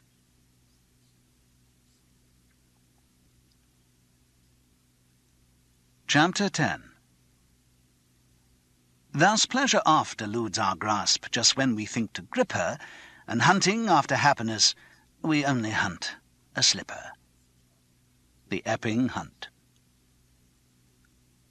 Two things were clear. One, a confrontation with Anna was now unavoidable, and two, he couldn't face that confrontation himself. He still treasured a hope that everything would be all right, that there was an innocent explanation for the disturbing chain of events that his logic was joining up. And if his suspicion proved unfounded, he didn't want to let them blight his budding relationship with the girl. There was too much at risk. She was the first woman to touch his emotions for years. He considered the possibilities of disguise, but rejected them. As an actor, he was capable of convincing physical transformations, and he had used disguise before to gain information. But then he had not been trying to hide his identity from people he knew. Here he would be trying to fool a girl he'd been sleeping with. No disguise would work at close quarters under those circumstances. Even the varied wardrobe of Edinburgh's many old clothes shops and the wizardry of film makeup with foam rubber padding, latex masks and coloured contact lenses would not stand close scrutiny. He regretted that he couldn't use the excitement of dressing up to take his mind off the depressing tracks it was moving along. And, like most actors, he found it easier to perform difficult tasks in character than as himself. He visualized appearing to Anna in a total disguise, confirming her innocence by a few well-placed questions, then unmasking and making a joke of it. But it was just a fantasy. He was being influenced by Martin Warburton and the strong attraction of channeling unpleasant parts of himself into another identity. The fact remained that dressing up would not work. He contemplated interrogation by telephone. A disembodied voice could be convincingly disguised. But that introduced the problem of an identity. Who would Anna be likely to give information to in a telephone conversation? There were only two answers: someone she knew, or a policeman. The first was out, and Charles didn't feel inclined to risk the second. On a previous occasion he had had it pointed out to him that impersonation of a policeman is a serious offence. And if Anna did have something criminal to hide, the last person she would tell about it was an investigator who had some other justifiable reason for meeting her, and who could introduce relevant questions into the conversation with some pretence at casual inquiry. Which meant an accomplice. It was Wednesday. Gerald Venables should be back from his weekend in Cannes. Charles rang his Grosvenor Street office from a call box in the Royal Mile. Gerald was back. "How's the sleuth work going, Charles?" "I don't know, really. I might be on to something." "Anything I can do?" There was immediate excitement in the voice. Gerald, who spent his entire life dealing with the peccadilloes of contract breaking in his show business legal firm, was fascinated by what he called real crime. He had a boy's own paper enthusiasm for anything shady. "Wills to check out, blood samples to analyse, stool pigeons to 3rd degree, hitmen to rub out, you name it, I'll do my best." Charles wished he could share this detective fiction relish for the case. It all seemed depressingly real to him. "There is something you can do for me. I'm afraid it involves coming up to Edinburgh." "Well, that's all right. One of my clients is in the actors' company Tartuffe. There's a film contract on the way for him. I could arrange to have to come up and discuss it." "Is it urgent?" "No, but he's not to know that." "You mean he's going to be footing your bill?" Charles had to remonstrate on behalf of a fellow actor. "Don't worry. You should see the money they're paying him for the movie. And he can set me against tax. Really, I'm doing him a service." There was never any point in arguing with Gerald on money. It was a subject he had made his own. "Look, how soon do you think you can get up?" "If Polly can fix me a flight, I'll be up this evening." It was typical of Gerald that he would not insult his client's money by contemplating rail travel. It was good from Charles's point of view. "Good. If you can make it, there's a review I'd like you to see at 11 o'clock. Oh, and could you bring one of your little cassette recorders?" "Conversation you want to tape?" "That's it." "Secretly?" "Exactly. Do you think you'll be able to make it tonight?" "Do my best. Can I ring you back?" "No, I'm in a call box." "Ring me again in an hour, and I'll tell you what gives." Charles had decided that he couldn't face another night with Anna until his suspicions had been exorcised. Then, he kept telling himself, then we can bounce back together again, and it'll be even better. Maybe he'd stay in Edinburgh longer than his week. Maybe, even away from Edinburgh, they could... But not till this was sorted out. He left the call box and went down Coburn Street to the Accommodation Bureau. He picked up his bag from Coates Gardens, and by 5 o'clock was installed with Mrs. Butt in the Aberdour guest house in Dublin Street, booked for 2 nights. He rang Gerald's office from Mrs. Butt's payphone. Polly's efficiency had worked wonders, and her boss was already in a taxi on the way to Heathrow. He would reach the Princes Street terminal in a coach from Edinburgh, Turnhouse Airport, at about 10. The next move involved seeing Anna. After a couple of bracing whiskies in a Rose Street pub, he went back to Coates Gardens, where, as he anticipated, another cabbage dinner was drawing to its blancmange end. He signalled to Anna, who left the table discreetly, and met him in the empty hall. The lie slipped out easily. "Look, I'm sorry. Can't come tonight. An old friend called Alistair Newton came to see the show at lunchtime. He's invited me to dinner at his place. It's some way outside Edinburgh, so he suggested I stay the night there, and he'll give me a lift in the morning. It's a bugger, but I can't really get out of it." Anna looked disappointed, which didn't make the deception any easier. Then she grinned. "I could do with some sleep anyway." He grinned too. She was beautiful, and the navy blue eyes looked so open and honest. He wished the script of the last few days could be rewritten and all the promptings of suspicion cut out. He felt confident that it would be all right. Probably they would even be able to laugh about it afterwards. "But tomorrow," he hazarded, "be okay? If I come round after the review, as per usual?" "As per usual. Of course." There was a lot of warmth in her voice, but she was still discreet and didn't want them to be seen together. "Better get back." As she turned to go, he took her hand and leaned forward to kiss her. Their lips came together. A creak on the stairs from the basement made Charles recoil guiltily. Anna, as usual, kept her cool and glanced towards the person who was staring at them. She looked back at Charles. "See you then." With unruffled poise, she went back to the dining room. Martin Warburton stood aside to let her pass, looked at Charles, gave one of his abrupt laughs, and hurried out of the front door, slamming it behind him. It didn't matter. Anna was the one who wanted to keep the affair quiet, and somebody was bound to twig sooner or later. Charles remembered that he'd left his toothbrush in the first-floor bathroom.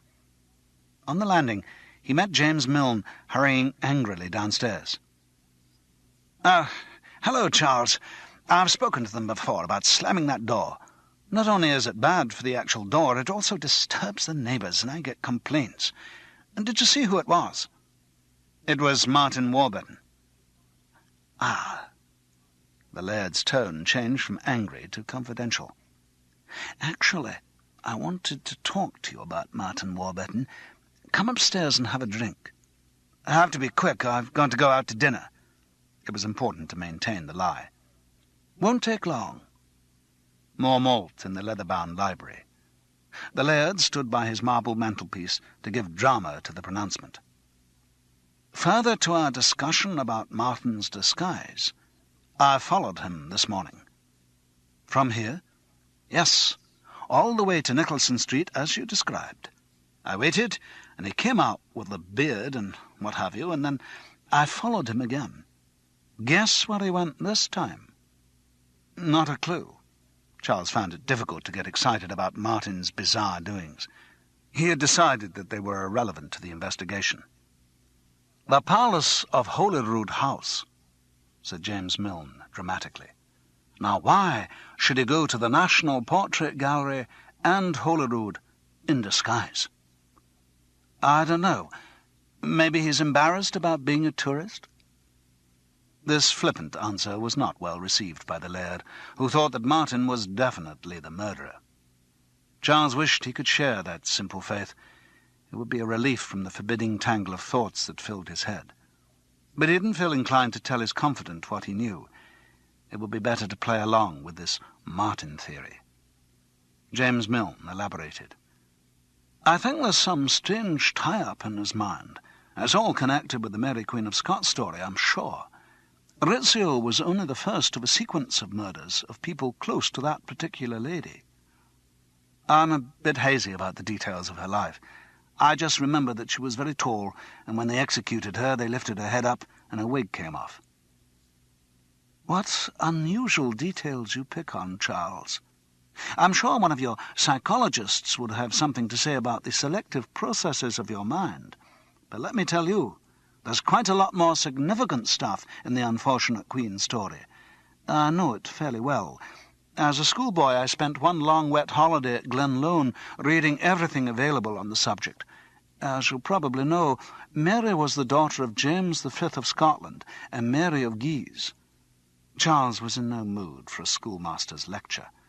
Worry made him less tolerant than usual. "James, I'm sorry, I do have to go." "Well, let me lend you a book on the subject. I won't give you one of my heavy schoolboy tomes, but there's Antonio Fraser's biography. Popular, but none the worse for that." His mental catalogue took him straight to the right volume on the shelf. Charles was eager to leave now. He reached out for the book with muttered thanks, but James Milne kept hold of it and said with a twinkle, "If I might quote from the great unknown Sir Walter Scott, 'Please return this book. I find that though many of my friends are poor arithmeticians, they are nearly all good bookkeepers.' Not a bad joke, considering the source." Charles smiled politely and managed to leave. He was in no mood for swapping literary references. He found a pub in Dundas Street, where he was unlikely to meet any of the duds, and whiled away the time till Gerald's arrival, with the cooperation of Bell's Whisky Limited. So Much Blood, Cassette 4. The solicitor arrived at the terminal, immaculate in a Prince of Wales check three-piece suit.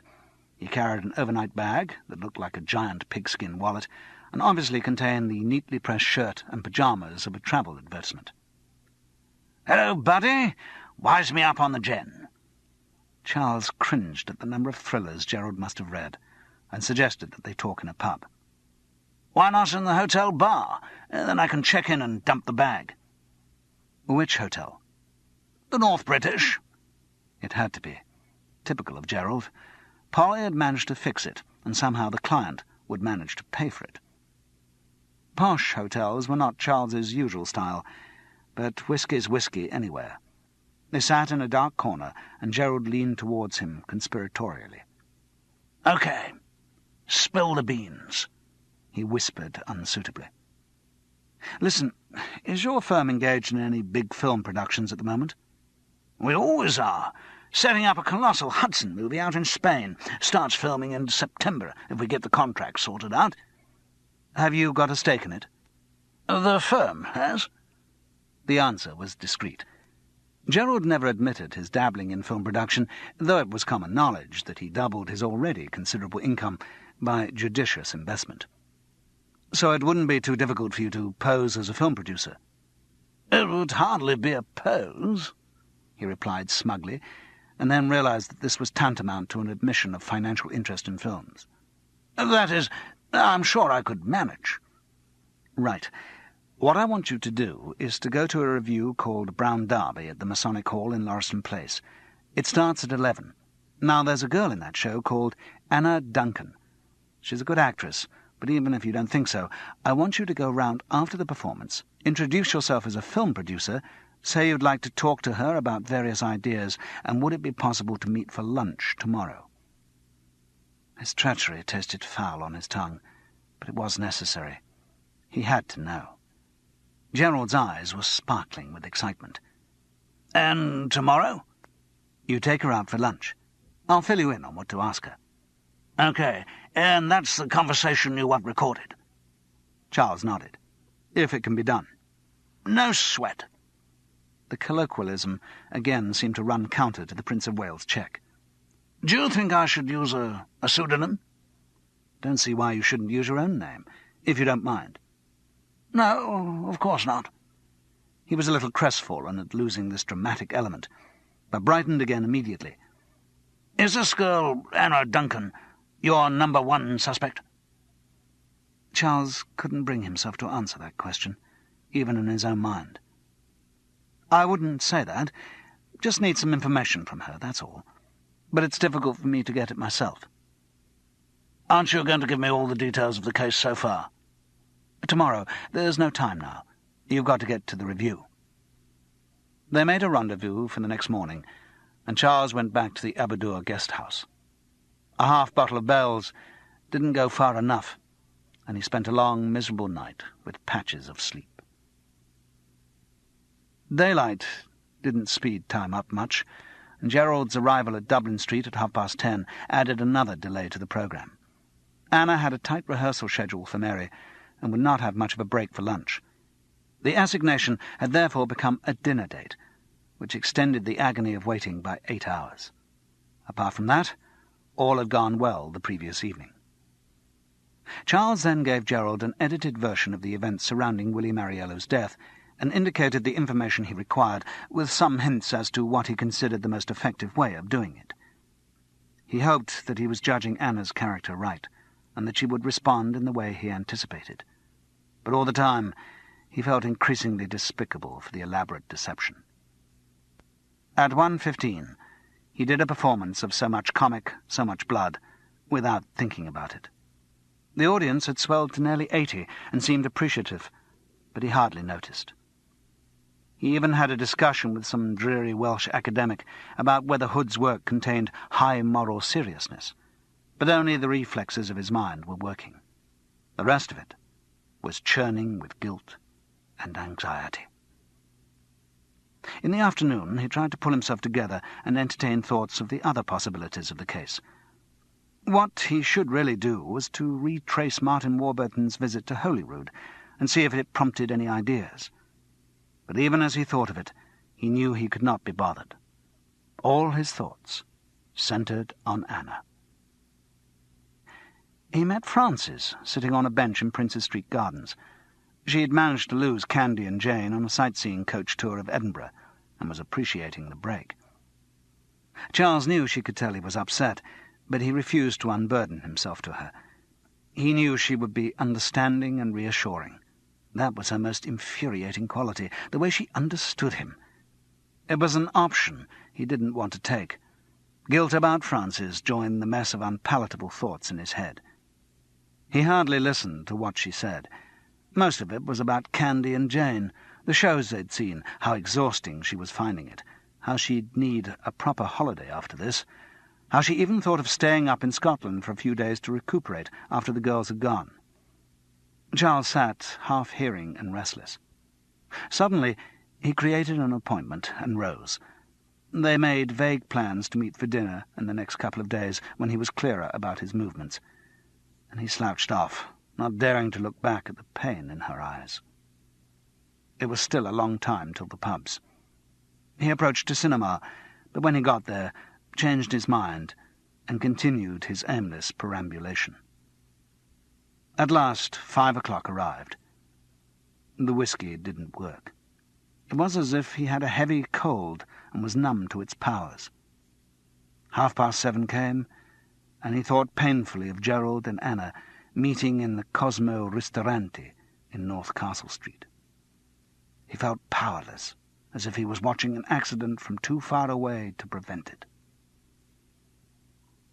It was nearly 10 o'clock when Mrs. Butt grudgingly admitted Gerald Venables to the Aberdour guest house. He was flushed with excitement, or wine, and carrying a briefcase which contained his cassette recorder. "Got a specially long tape. I don't know what the quality will be like. I could only put the case on the table and hope for the best." Charles was not in the mood for talking. "Let's hear it." Gerald produced the recorder with all the pride of a schoolboy showing his cycling proficiency certificate. He switched the machine on and wound the tape back. Then, as it started, he fiddled with the dials to get the optimum sound.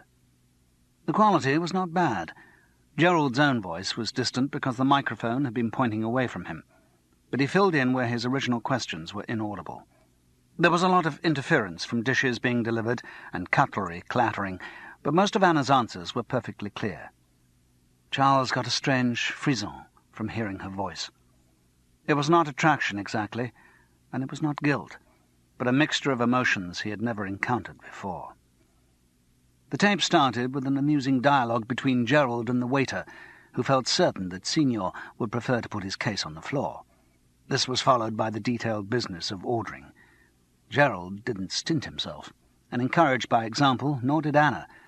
The client in the Actors' Company was certainly going to pay for advice on his film contract. After these preliminaries, Gerald started explaining why he was in Edinburgh. As a film producer, he was setting up a new movie, meeting some of the other backers, enjoying the festival, and possibly even doing a bit of casting.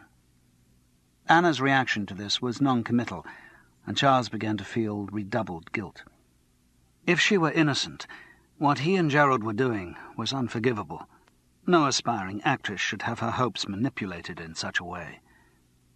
Gerald's distant voice then started to outline the plot of the film he was setting up, according to their plan. He dropped a few suitably substantial names and spoke airily of the locations in Spain and Finland. In fact, it was not all untrue. It was based closely on the film that he was really setting up. The only bit that was complete fabrication was that one part remained uncast. The part of a young girl whose lover, a considerable film star, was playing the part, a terrible lout, treats her cruelly and is stabbed to death halfway through the film. "Of course," purred the distant voice. "That's going to be really difficult. That's the bit that'll call for real acting. The girl's got to express this complex emotion when he's killed. She knows he's a slob, but tricky. I think they should go for Diana Rigg or someone of that stature, but the director's got this crazy idea about finding an unknown. He must have read too many film magazines." The first course was delivered. Gerald expertly checked the wine, and the sound of Niagara Falls showed that Anna's glass had been adjacent to the microphone. Nothing much happened for a while except for eating and pleasantries. The waiting was purgatory for Charles. Then Gerald's voice resumed its tactics. "I'm sorry. All this talk of people being stabbed. I read in the papers about that terrible accident in your group. I shouldn't talk about it." "It's all right." Anna's voice came through, very clear and controlled. But was the control genuine? Or was there just a fraction too much, a hint of acting? Gerald continued, apologising. "No, I'm sorry. I shouldn't have mentioned it. It's just that kind of thing's such a shock. You must have all felt that. But think how much more terrible it must be if the person who dies is a lover or someone close. Doesn't bear thinking of." "No, it's terrible." Charles tried to prise apart the layers of intonation to understand what she meant. Was she rising to the bait? He was torn between the desire to vindicate her and the intellectual satisfaction of having his psychological approach proved right. Gerald's voice went on, more subdued than ever. "That's the trouble. Every tragedy leaves someone behind. I suppose this Mariello, was that his name? I suppose he had a girl somewhere. Oh, it's ghastly." Yes, he had a girl.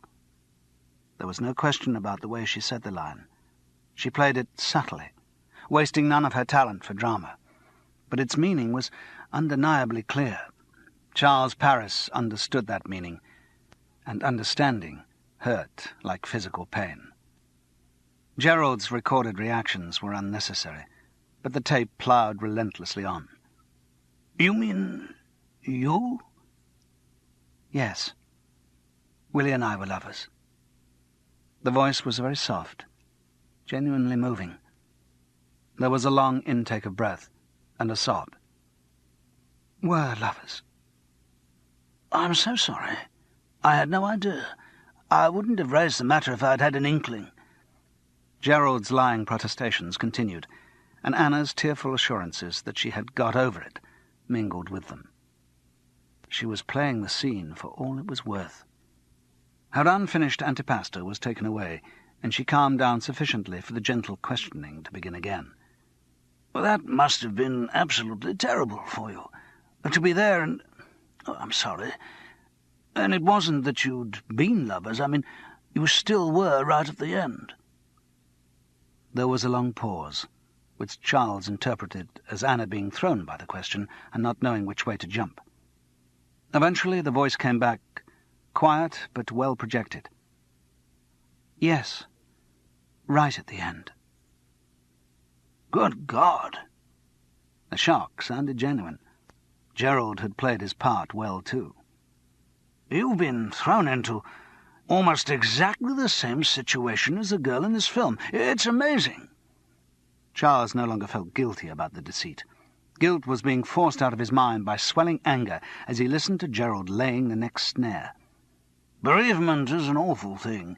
It's so difficult to explain to anyone what you really feel, the true nature of your emotions. And, of course, it's even more complex for the girl in this film. Her lover is, as I said, not very loving. A real bastard, in fact. Keeps doing crazy things, cruel things, criminal things. I think the character's overdrawn. No woman would stay with a man like that." "I don't know." Again, just a simple remark, infused with all the art her considerable talent could muster. "But surely—" "What? Or that not speaking ill of the dead business? Why should I worry? He's dead, and when he was alive it was not his goodness I loved him for. I knew his faults. He could be cruel. Oh, yes, and evil." She was warming to her performance. "He'd do crazy things, wicked things, and he'd say he'd done them for me." Gerald had only to grunt interest. She needed no prompting. "I mean, take an example. Recently he nearly killed someone for me." "Yes." She let the drama of it sink in. "There was a girl in our group who would have been in the review. She had the part I'm playing. And one day I must have said to Willie that I envied her. I don't mean I was jealous. She was a sweet girl. I liked her. But I must have said what a super part she had or something. And you know what Willie did?" "No," said Gerald on cue. "He pushed her down some stone steps." "Good God!" "Yes. It was so cruel. No, I'm sorry you were wrong when you said I didn't know what it was like to love a bastard. I do. To my cost." Charles rose suddenly and switched off the machine. "She really was very moving," said Gerald. "Very. And you reckon this is all significant information. Cherchez la femme. That's what they always say in detective stories. Frailty, thy name is woman. Is it Raymond Chandler who calls them frails? Is there much more? Charles snapped. A couple of courses. She did perk up a bit after that. After she'd finished her audition. Yes, I suppose you could say that. I'll sprawl through and see if there's anything relevant. Well, no, I'll do it, Charles, said Gerald hastily. Incredibly pretty girl, I must say. Sort of navy blue eyes. Do you know her well? I thought I did. Oh. Understanding dawned. Oh. Gerald busied himself, spooling on and playing snatches of the tape. It was mostly general talk about films and the theatre. At one point, Charles's ears pricked up. Had a lot of experience acting? Asked Gerald's voice. Yes, only at university level, of course. But you want to go into the professional theatre? Oh, yes, I've had 1 or 2 offers. What sort of thing? Well, I've been asked to play Hedda Gabler at the Haymarket, Leicester. The cow! Charles shouted inadequately. With the unquestionable logic of the last piece of a jigsaw puzzle, his own role in the proceedings dropped into place. He was just a prop in the oldest theatrical scene of all, the casting couch. Gerald spooled on and started playing another extract. Well, as you know from last night, said Anna's voice, the show comes down at 12:15 and... He stopped the tape abruptly. What was that? Asked Charles. Nothing. Switch the damn thing on. Gerald was powerless against this outburst of fury, and sheepishly pressed the button. Anna's voice continued.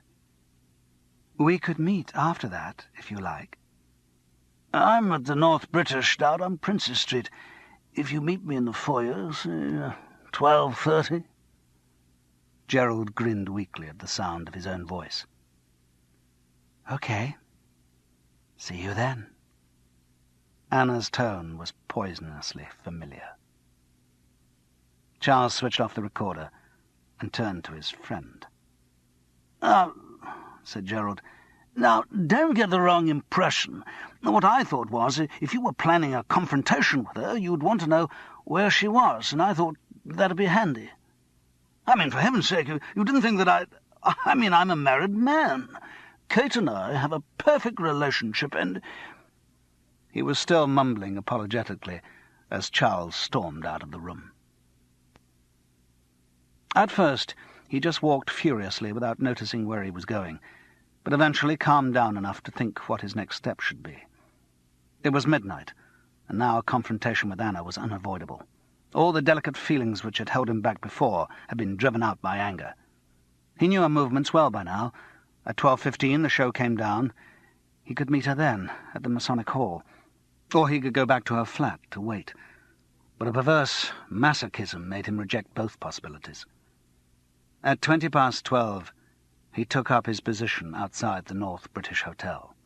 He leant against the corner of the building at the top steps down to Waverley Station, and prayed she wouldn't come. That, at least, would spare him the final twist of the knife in his wound.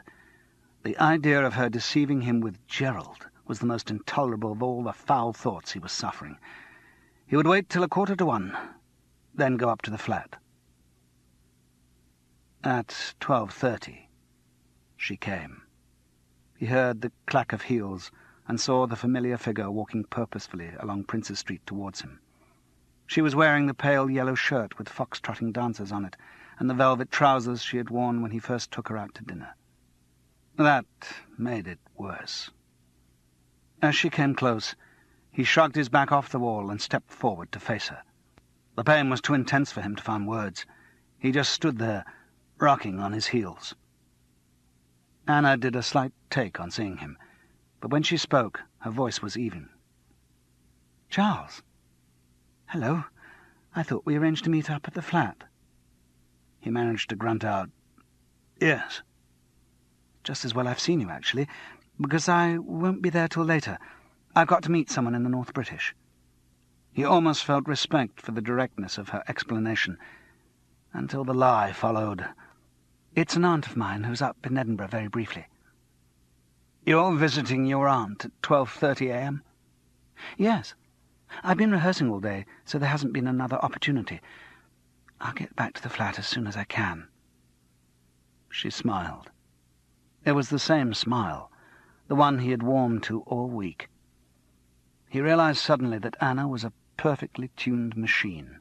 She had all the charm and skills of a human being, and knew how to use them like a human being. But inside, controlling everything, was the cold computer of selfishness. Sex, emotions, other people were nothing but programs to be fed in to produce correct results quickly. Charles knew that he could never again believe anything she said. She was not governed by ordinary principles of truth, but by the morality of advantage. "You are lying," he said sharply. "You're going to the North British to see Gerald Venables. You're going to see him because you think he's a big film producer and can help your career, in the same way that you slept with me because I direct plays, and with Willie Mariello because he was a pop star and might have useful contacts." He wished the accusations carried some dignity, rather than sounding clumsy. A spark of anger came into the navy blue eyes when she started to speak, but it was quickly smothered. Her voice kept its level tone. "I see. You set Gerald Venables up?" "Yes." "And he isn't really a film producer? The part he was talking about doesn't exist?" "He's a sort of occasional film producer, but no, the part doesn't exist." She flared. He had hit her where it hurt most, in the career. That was a dirty trick. For a moment he almost felt a twinge of guilt, until he reminded himself of the situation. Anna carried such conviction in her acting. She went on. "I suppose I should have realized that it was unwise to mix with old men. They only get clinging and jealous." That stung him. "Good God! Do you think I set all this up as some elaborate charade to test your affections for me?" He almost shouted the words. A tweedy, middle-aged couple who were passing turned curiously. "I can't think of any other reason why you should do it." That sounded genuine. But then everything she said sounded genuine. Charles was not going to be stopped now.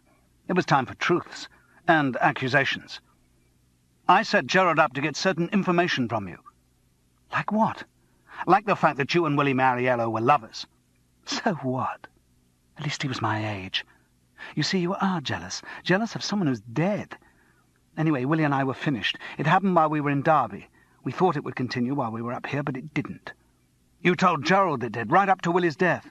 "Oh, you've been spying carefully." "That wasn't true. I just said it to sound more like the girl in the film." That again sounded plausible. The setup may have been too heavy, and Anna may just have given any information that seemed likely to help her to the part. But Charles was not checked. "Did Willie want the affair to end?" "No. He got clinging too, kept trying to win back my affections. But I'd outgrown him." "How did he try to win back your affections?" "Silly things. Like pushing Leslie Petter down the steps by the castle." That did shake her. There was a long pause before she replied. "Yes, I suppose that was an attempt to get me back." "Did you suggest it?" "No, I did not," she snapped. "I may have mentioned that I was understudying her, that the parts she was playing were good ones, but no." Charles could imagine her mentioning, with all the innocence of Lady Macbeth. "Listen, Anna, you're in serious trouble." "What on earth do you mean?"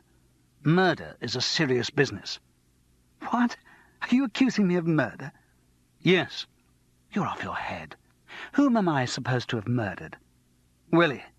"Good God!" Now she really did look lost. It never occurred to me that he was murdered. And how in heaven's name am I supposed to have done it? And why, for God's sake? "Why first? You incited Willie to nobble Leslie." "That's not true. It was his idea." "Quite. He did it thinking that you'd be grateful and bounce back into his arms. It gave him a hold over you, and you were forced to go back to him." "I didn't." "But then he became, as you say, clinging. He was a nuisance. He proved to be without influence in show business circles, but he was not easy to shake off because of your shared guilt over Leslie. So you killed him." She was staring at him in frank amazement. "And how am I supposed to have done the murder?"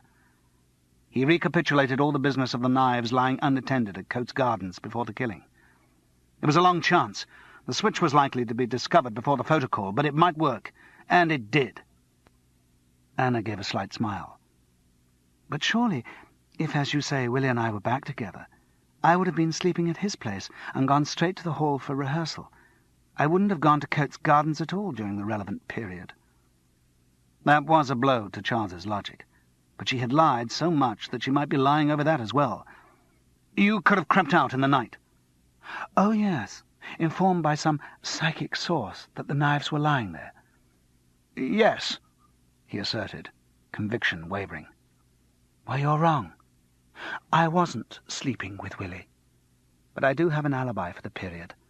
I spent that night in the Lawn Market flat with someone else. Who? Its owner, a bloke called Lester Wainwright. He was the reason I broke with Willie. I met him out in Nice while I was on holiday. He has a villa there. We came back here together, and he stayed until he had to return to London on business.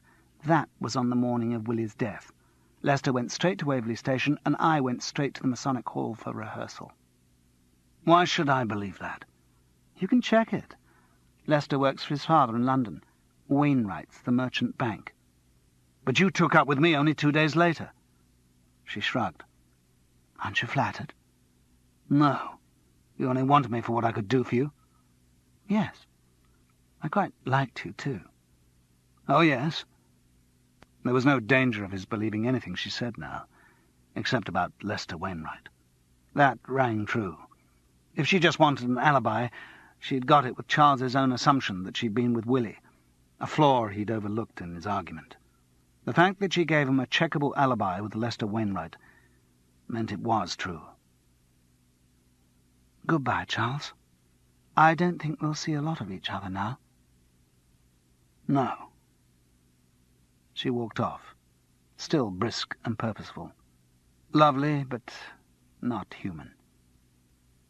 Charles leant back against the North British Hotel wall and let the warring emotions inside him fight it out for themselves. One thing he was sure of. Anna Duncan was a dishonest bitch and a whore. But she was not a murderer.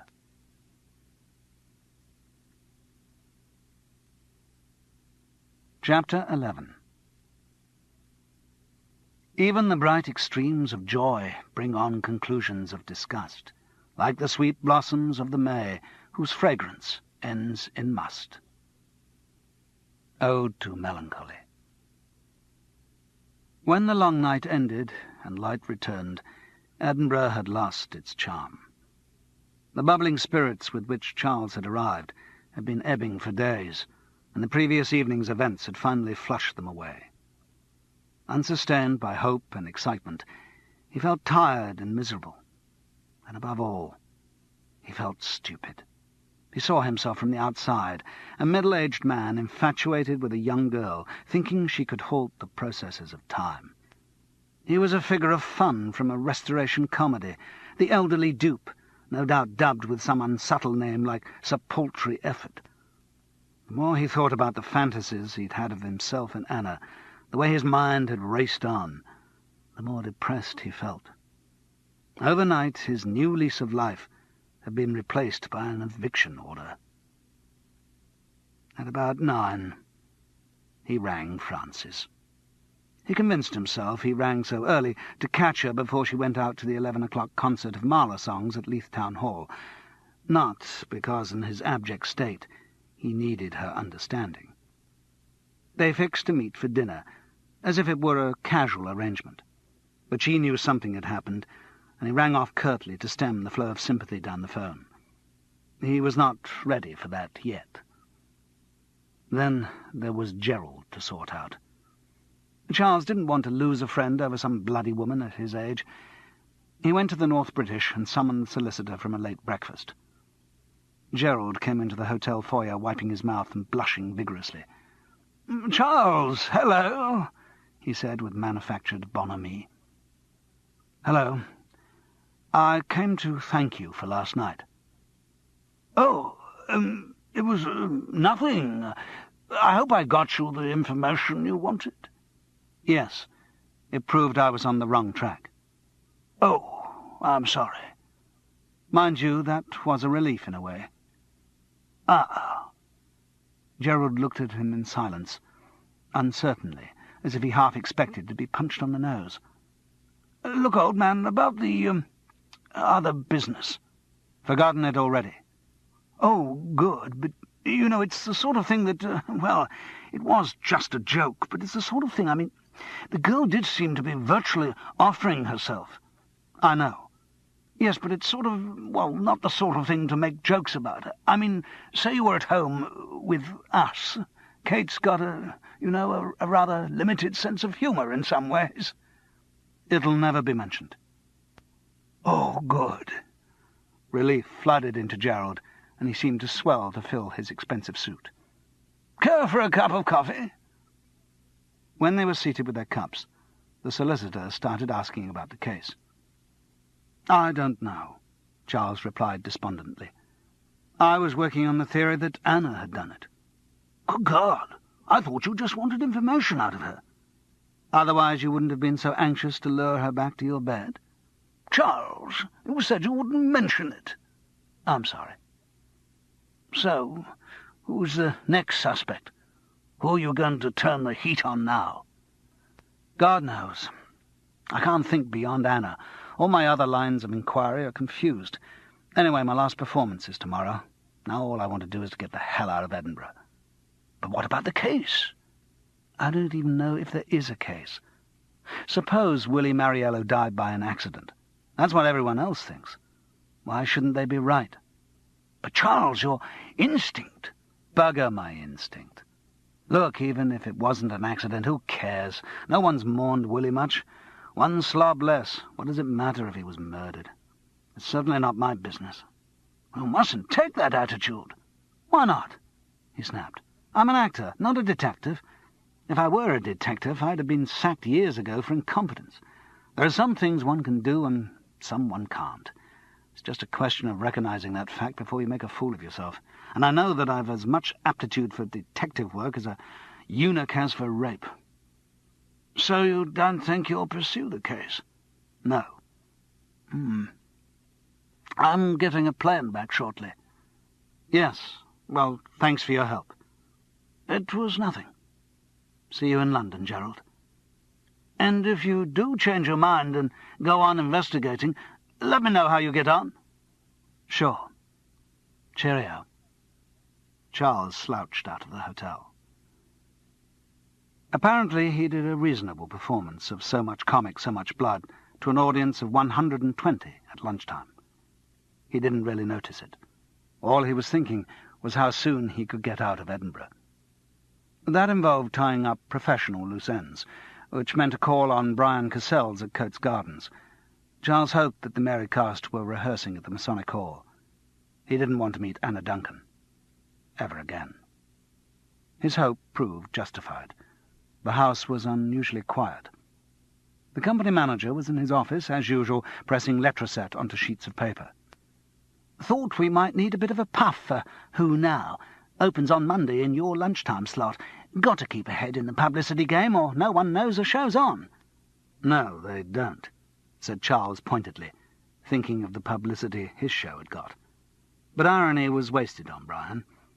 I've changed a disturbing new play to A Macabre and Bloody Exposition of Violence by Martin Warburton. Pity I have to hint. I'd like to add, Who Stabbed Willie Mariello? That'll really bring the audience in. Still, the police are probably still investigating, so we may get some more publicity.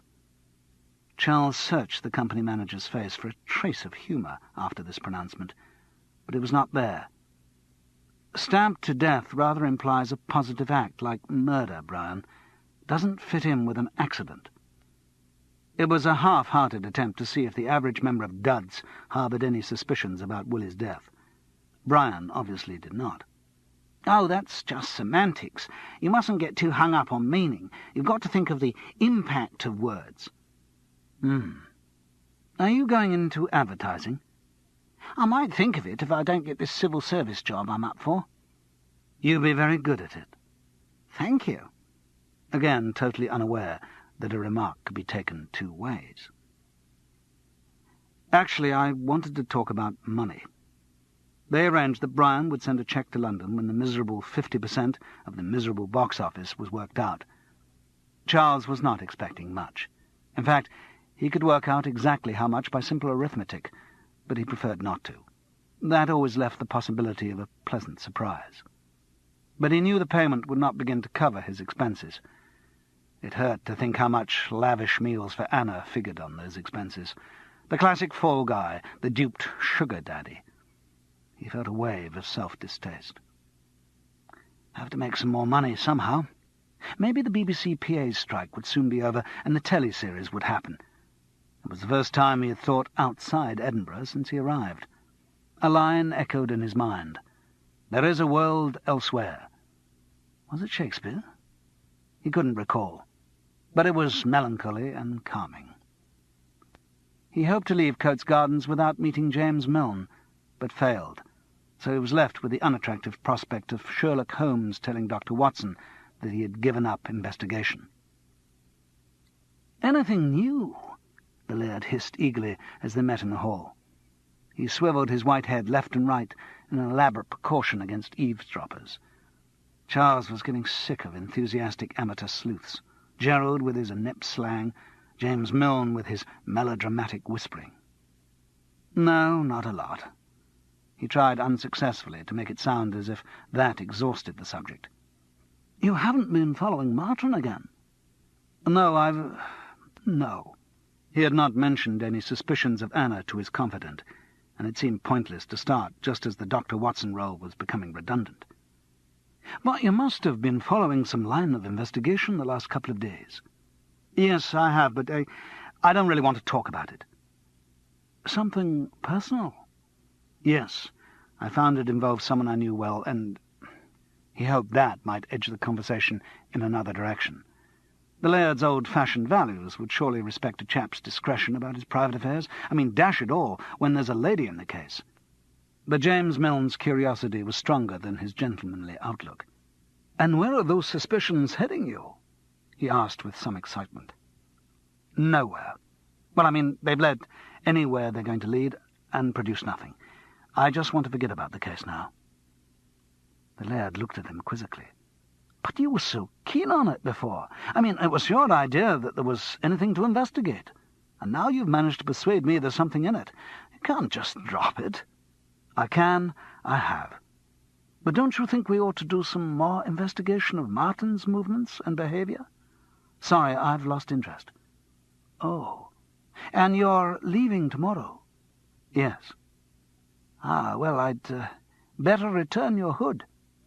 James Milne ignored Charles's remonstrance that it didn't matter, found the volume immediately and handed it over. "Enjoy it?" Charles saw a way out of the awkwardness, into the impersonal area of literary criticism. "Yes," came the morose reply. "Amazing feeling for words." "Yes. There's a lot of discussion as to whether it's a purely comic gift. I mean, in some cases a pun does reinforce a serious statement. You know, like that line from A Friendly Address to Mrs. Fry, 'But I don't like your nugatory teaching.'" "Yes," the laird responded in a predictably brighter tone. Charles pressed home his advantage. "And some of the wholly serious poems aren't bad. Did you try The Plea of the Midsummer Fairies?" "Yes, sub Keats, I thought." "Right. But the Song of the Shirt's okay, if hackneyed, and the Bridge of Sighs is quite moving. And did you read The Dream of Eugene Aram?" "No," said the laird. "I've never heard of it," and relapsed into gloom. Charles felt churlish for his proposed defection. He needed to soften the blow of his departure. "Look, let's meet for a farewell drink in the morning, at the pub by the Masonic Hall. See you there about 11, before my last lunchtime. Okay?" The laird nodded, but he looked downcast, and Charles felt that he had let the man down. Dinner with Frances was refreshing in that, unlike Gerald Venables and James Milne, she didn't encourage him to continue with his detective work. In fact, when he gave her a selective resume of his investigations, she positively discouraged him. Murder, in her view, was an extremely unpleasant business, and when inadvertently it did occur, it belonged by right to the police and not to untrained amateurs. It could be very dangerous. Although they were separated, Frances retained a maternal protective instinct for her husband. This regularly manifested itself in warm socks and sensible Marks and Spencer shirts for birthdays and Christmas. They ate in Henderson's salad bar, a bit of a come-down from the places where he had squired Anna, but excellent food and better value. Charles began to relax. As he did, the exhaustion that had been stalking him all day caught up. He nearly nodded asleep into his lentil stew. Francis reached out and held his hand. "You're dead." "Hmm? Been overdoing it?" "I suppose so." "Early night?" "Good idea." "I'm pretty exhausted too. Those two girls have been leading me such a dance.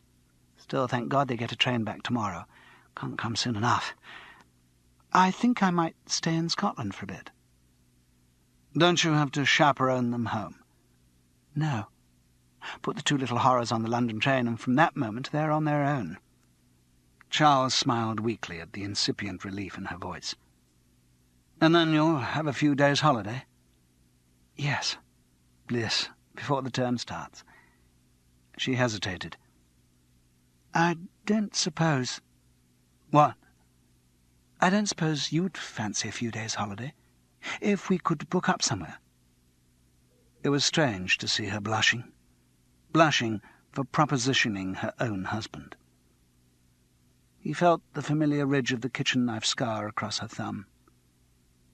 His eyelids were heavy with sleep as he replied, "I've heard worse ideas."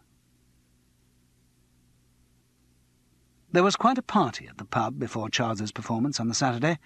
A lot of the duds who had never said hello to him decided they had no obligation to say goodbye, and any money that the show might have made was anticipated in large rounds of drinks for people he didn't know. But Charles didn't mind. A night's sleep had done wonders. Alcohol and company meant that he only felt the occasional twinge from thoughts of Anna or Willie's death. Recovery from both obsessions would take time, but it was possible. Francis was there, celebrating the departure of a King's Cross train from Waverley Station, and, by a stroke of incredible luck, they had arranged a holiday. Stella Galpin-Lord, who was in the party, justified the expense of the vodka and Campari she ordered by fixing them up in a hotel at Clerkenmore on Loch Fyne. In fact, she'd been booked in for a week herself, but had just heard that the acting friend, who was meant to join her, had got a part in a film and had to cancel. The need for a consoling drink after this disappointment explained her presence in the pub. But her loss was Charles and Francis' gain. A phone call clinched the change of booking. Charles was so excited about the speed with which it had happened that he didn't have time to question the wisdom of going on holiday with his ex-wife. He felt affectionate towards all of the Derby crowd, and now that his departure was imminent, even indulged himself in a slight regret that it was over. Sam Wasserman was talking earnestly, and no doubt allegorically, to Pam Northcliffe. She had her back to Charles, but he could imagine the glaze of boredom slowly covering her eyes. Francis was gamely trying to conduct a conversation with the lighting man Plug, who'd got to do the sodding cue sheets for Who Now, but who'd heard there was a free drink going. Martin Warburton was gesticulating wildly as he expounded one of his theories to Stella Galpin-Lord. They all seemed animated and cheerful, except for James Milne, who sat slightly apart with a half of heavy. Since the Laird was the first person he'd invited to the get-together, Charles felt he shouldn't neglect him, and sat down at the same table with his pint. "Are you really giving up the investigation, Charles?" He found it difficult to meet the older man's eyes. "Yes." "I'm sure we ought not to. I mean, if something else happens, we'll feel terrible." "What else can happen?" "Another crime." "Why?"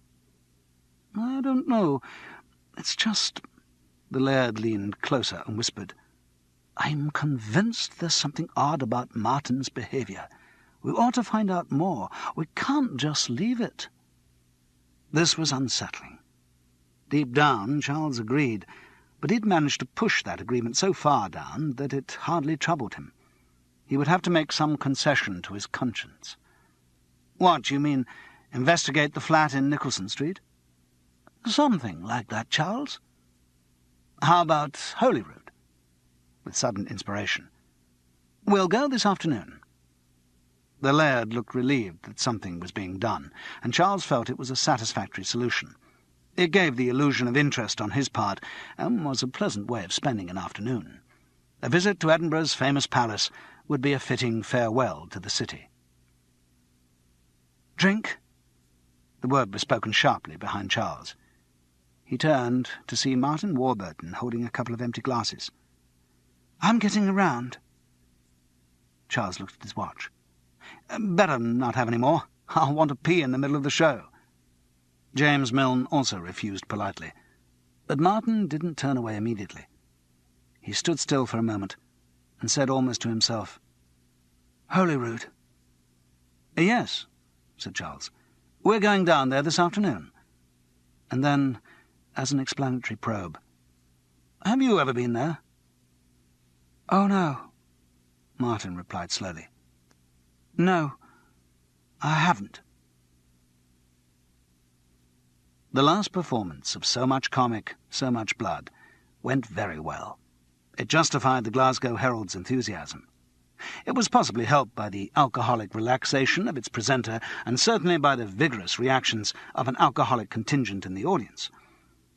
Charles was left with the melancholy emptiness that follows a good show, and an urgent awareness that the pubs closed at 2:30. A few more drinks, and he parted with the duds in a haze of goodwill. Francis went off to scour Edinburgh for gumboots, which he assured Charles would be essential for the west coast of Scotland. James Milne waited for him outside the Masonic Hall, while he slipped in to have another pee and pick up his belongings. The stage crew were already in, setting up the scenery for a lighting rehearsal of Who Now. Martin Warburton, as writer, was deep in conference with Plug, the electrician. Charles picked up his hold-all that he'd left on stage. "Did all the slides go in, Plug?" "Sure." "Cheerio, then." "Bye." Charles swung the hold-all cheerfully onto his shoulder.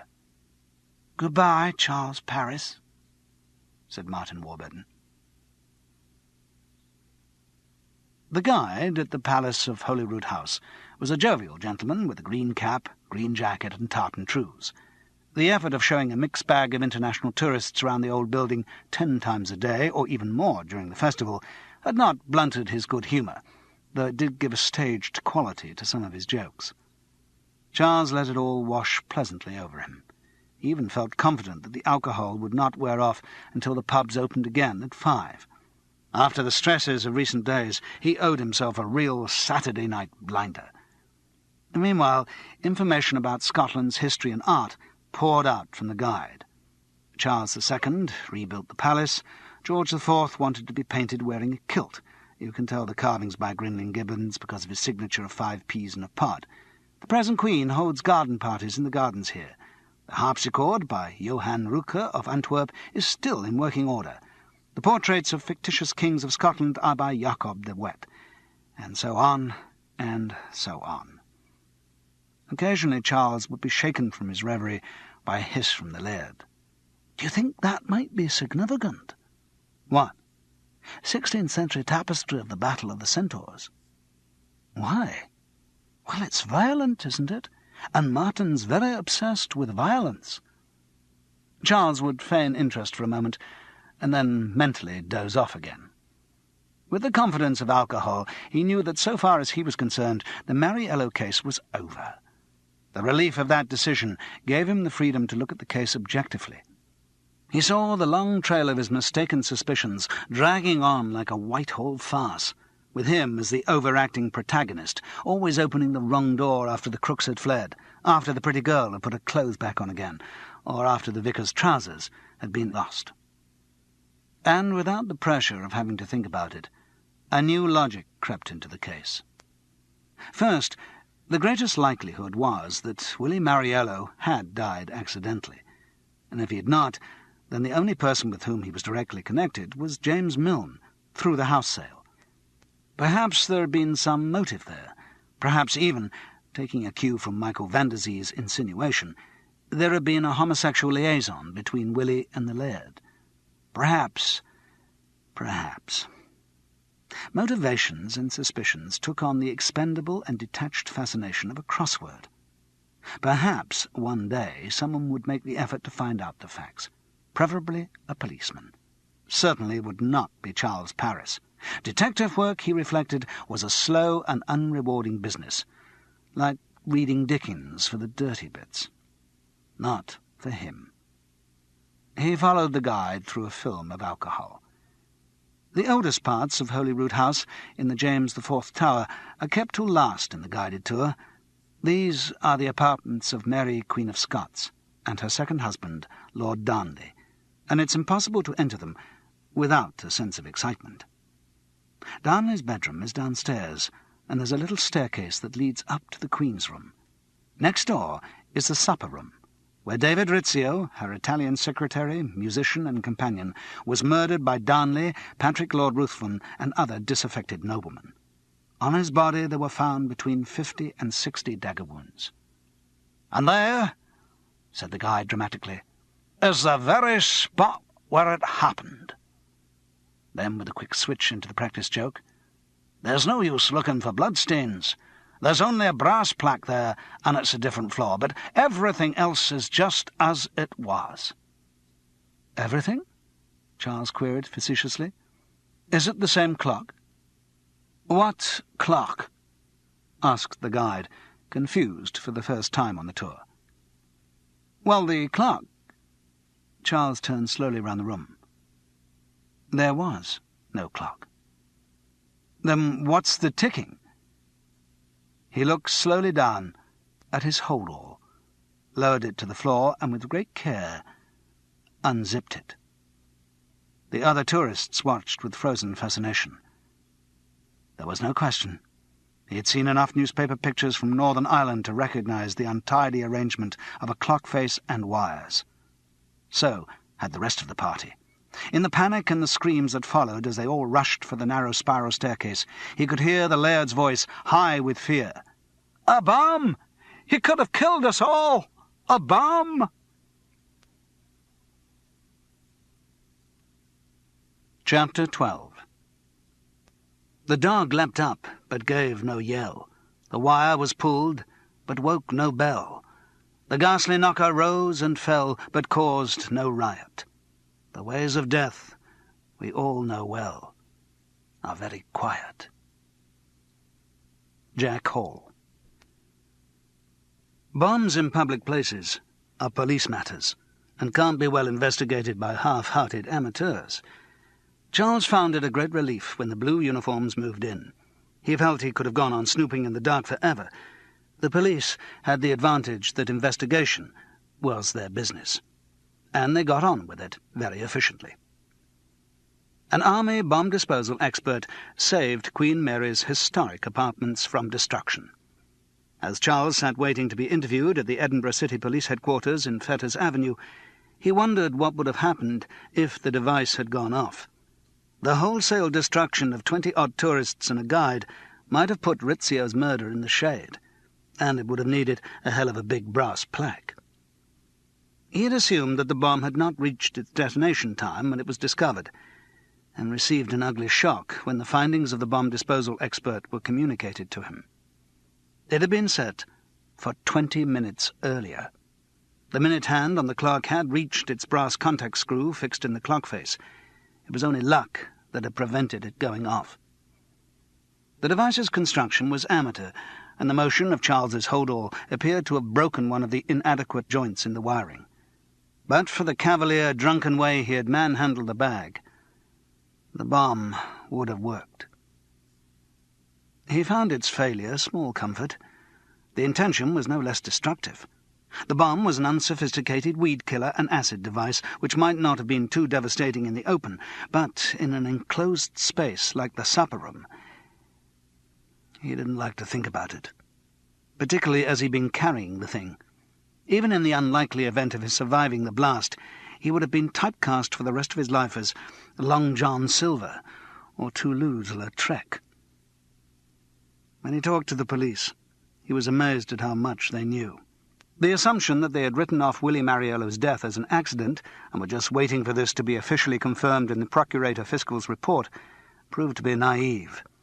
Ever since the stabbing, they had been investigating and keeping an eye on the duds. They knew about Martin's dual identity and had been following his movements with particular interest. It all made Charles feel crassly amateur.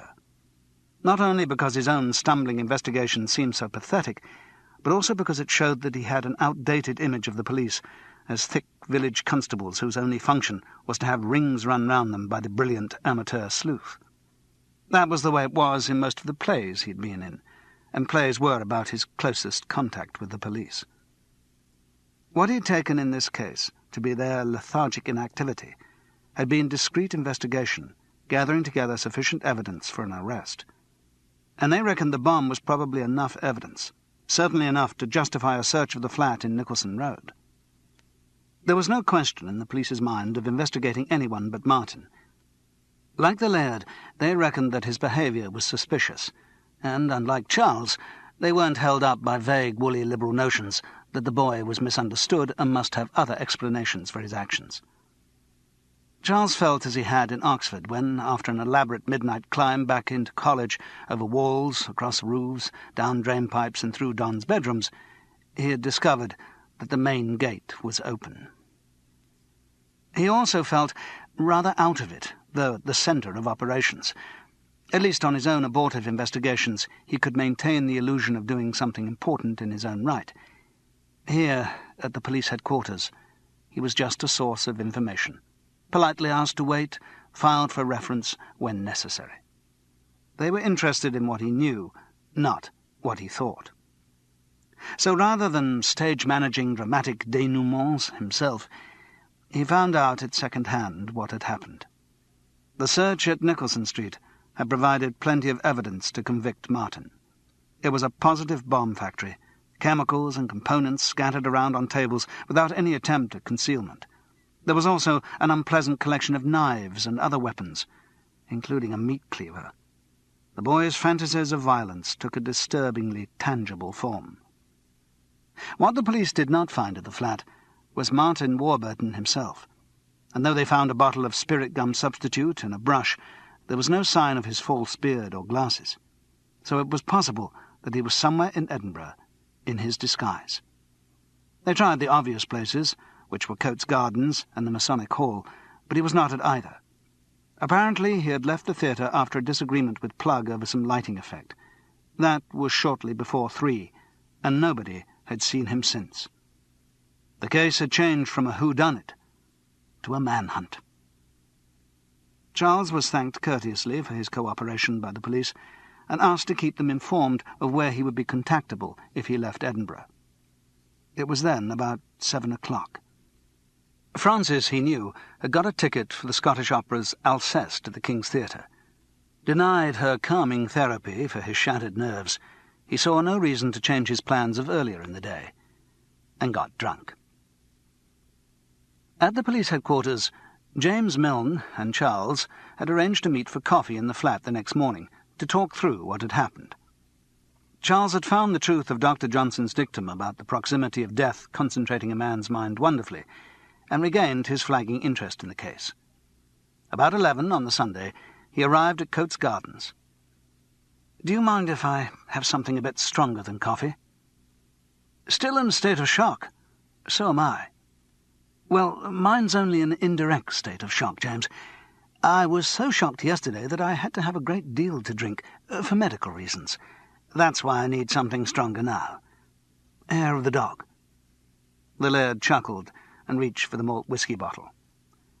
"Well," he said when they were sitting, and the first gulp was irrigating Charles's dehydrated head, "it seems that I was on the right track." "About Martin?" "Yes." Well, of course, I knew there was something wrong with him right from the start.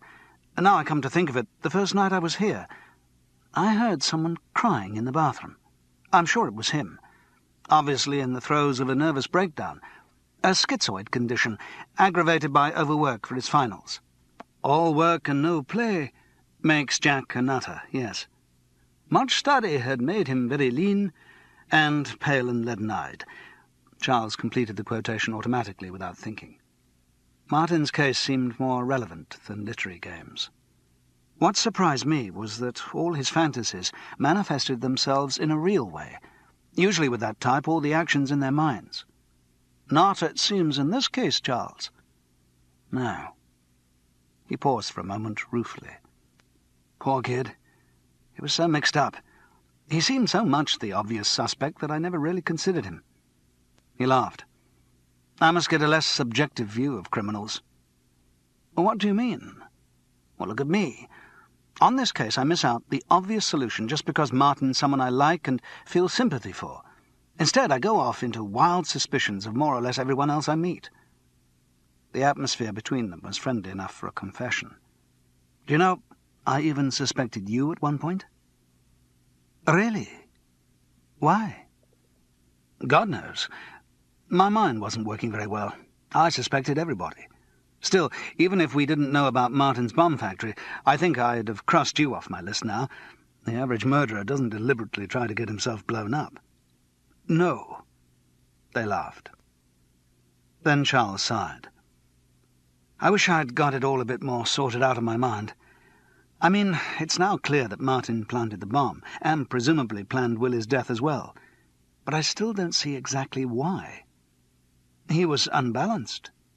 Yes, but I don't know. I suppose I've got a tidy mind, but I'd like to find some sort of method in his madness, some logical sequence. What about the Mary Queen of Scots thing I suggested a few days ago? Well, that would explain the Mariello stabbing, I suppose. Willie was playing Rizzio, so there might be some identification there, but what about the bomb? Darnley was blown up with gunpowder, Charles. Was he? Good God. Yes, I'm sure he was. At the instigation of Bothwell, as I recall. Bothwell? But that's who Martin's playing in Mary Queen of Scots. And yes, he talked to me once about how easy it was to identify with people from history. There you are, then. Let's work it out. He's in this show about Mary, Queen of Scots, and gets obsessively involved with her life. A life surrounded by intrigue and murder. Exactly. He identifies with Bothwell, and I say, it's just struck me. I bet there's a portrait of Bothwell in the Scottish National Portrait Gallery. The laird nodded excitedly. There is. It's a miniature, and it's the only extant picture of him. Yes. Charles pieced it together slowly. Right. Martin identifies so completely that in his confused mind he becomes Bothwell, and Sam Wasserman's awful play becomes reality, and that reality suits his existing obsessions about violence. So Rizzio has to be stabbed. Willie Mariello doesn't exist for Martin. He actually is David Rizzio. And Martin must have said something that made Willie afraid of him, which explains what Willie told me in the truth game. By a stroke of luck, the stabbing looks like an accident, and so Martin is free to plan his next murder, that of Darnley. His racing thoughts were suddenly brought up. But that's strange. If he was living the reality of the play, why did he identify me with Darnley and not the bloke who's actually playing the part? Perhaps he was just getting a bit confused, the laird offered. Well, that's a bit lame. I'm sure if the obsession's as complicated as it seems to be, there must be some logic behind it, some sort of crazy justification for his action. You don't think there's anything missing in the historical Mary story? I don't know. What happened to Bothwell in the end? I think he died in prison. Insane. Charles smiled grimly. I'm afraid that part of the identification could be horribly apt, too. Now, there's something we're missing. Why does he turn on me as Darnley? Because he thinks you're on his trail. Doesn't really fit the historical obsession bit, unless... A solution flashed into his mind. Good God! Anna! What? Anna Duncan. She's playing Mary, and Willie Mariello had an affair with her. Martin must have seen them together and killed him out of jealousy. And then me. He saw us together downstairs a couple of days ago. You and Anna. Charles felt himself blushing, but the picture was developing too quickly for him to be discreet. Yes, we were having an affair, and after he saw us together, he started to identify me with Darnley, so I had to be blown up. Leaving Anna to him? I suppose so. But don't you see, James, this may give us a lead on what he's likely to do next. Why? Who's the next person to be murdered in the Mary Queen of Scots saga? The laird pondered with infuriating slowness. Well, I think actual murders are a bit thin on the ground after Darnley. There are plots and battles, but I don't think any more major figures were actually murdered. None at all. No. Well, not until Mary herself had her head cut off. There are a lot of Scots who still regard that as a murder. Charles sprang to his feet with a feeling of nausea in his throat. No, I must get to the Lawn Market. All he could think of was the fact that among the weapons in the Nicholson Street flat, the police had found a meat cleaver. He was so relieved to see Anna open the door of the flat that it took a moment before he realized the situation's inherent awkwardness. She looked at him and the laird without emotion. "Good morning." Urgency overcame Charles's embarrassment. "Have you seen Martin?" "Yes." "What, here?" "Yes, he was here." "When?" "He left about half an hour ago." "And how long had he been here?" A hard look came into the navy-blue eyes. "Listen, if you're playing another of your elaborate games—" "I'm not. This is serious. We've got to find Martin. He's in a dangerous state." "Certainly in a strange state. He was babbling on about the police being after him or something." "That's true." "Why?" "They want him for the murder of Willie Mariello and the attempted murder of Charles Paris." Her mouth fell open, and an expression of frozen horror came over her face. Charles realized it was the first spontaneous reaction he had ever seen from her. "Where is he now?" "I don't know, Charles. He came here last night in an awful state and begged to stay. I thought he was mad, so I didn't argue." "Just as well. I think you were next on his list." "What?" She started to cry with shock, and looked human and ugly, but Charles didn't have time to notice. "Have you any idea where he was going?" "No, but he was dressed up." "Disguised?" "Yes. I thought he was joking when he suggested it, but he was so fierce and insistent that I let him have the stuff." "What stuff?" "A smock and a handbag of mine, and a curly dark wig I've got, and my sunglasses." "He was wearing all that when he left?" "Yes." "Thank you." He turned to rush away. "Charles," she whispered. "Yes?" "Do you think he really might have murdered me?" "Yes, Anna, I do." As he ran down the steps from Ladies' Stairs Close towards Waverley Station, he knew it was a long chance, but he couldn't think of anywhere else to go. If Martin wanted to get out of Edinburgh, that was the quickest way. Charles had a feeling that there was a London train at 2:00, in 20 minutes. The cold, sweaty feeling of his hangover mixed with the hot, sweaty feeling of running. Ambling tourists turned bewildered faces towards the middle-aged man pelting down the road in the calm of a Sunday afternoon. James Milne was a long way behind him, doing the ungainly penguin run of a man with things in his pockets. Charles sped down the taxi ramp into Waverley Station and halted in the sudden cool shade, gasping to get his breath. Then he moved slowly towards platform 19, where the London train would leave. It had not yet arrived. He stalked along the railings that ran the length of the platform and peered through at the passengers who stood waiting with their luggage. They all looked extremely ordinary. He walked on. The women were very womanly. He stopped and looked at one back view again. The clothes were right. Red smock, blue jeans, curly hair, handbag dangling casually from one hand. It must be. But he hesitated. There was something so feminine about the stance, and no trace of anxiety. But it must be. Martin's chameleon-like ability to take on another personality would enable him to stand differently, to think himself so much into the part that he was a woman. Any actor could do it to a degree, and a psychopath could do it completely. Charles moved with organized stealth. He bought a platform ticket and walked through the barrier. Then he advanced slowly towards the woman. People peered along the line and started to gather up their luggage. The train was coming. He quickened his pace. He was standing just behind his quarry when the train slid protesting into the station. Even close to, the figure looked womanly. Charles waited for a moment. He didn't want to risk a suicide under the oncoming wheels. But as the passing windows slowed to a halt, he stepped forward. The curly head was close to his face. "Martin," he said firmly. The violence of the blow on his chest took him by surprise. He had time to register the skill of the boy's make-up as he fell over backwards. The shove winded him, and it was a moment before he could pick himself up again.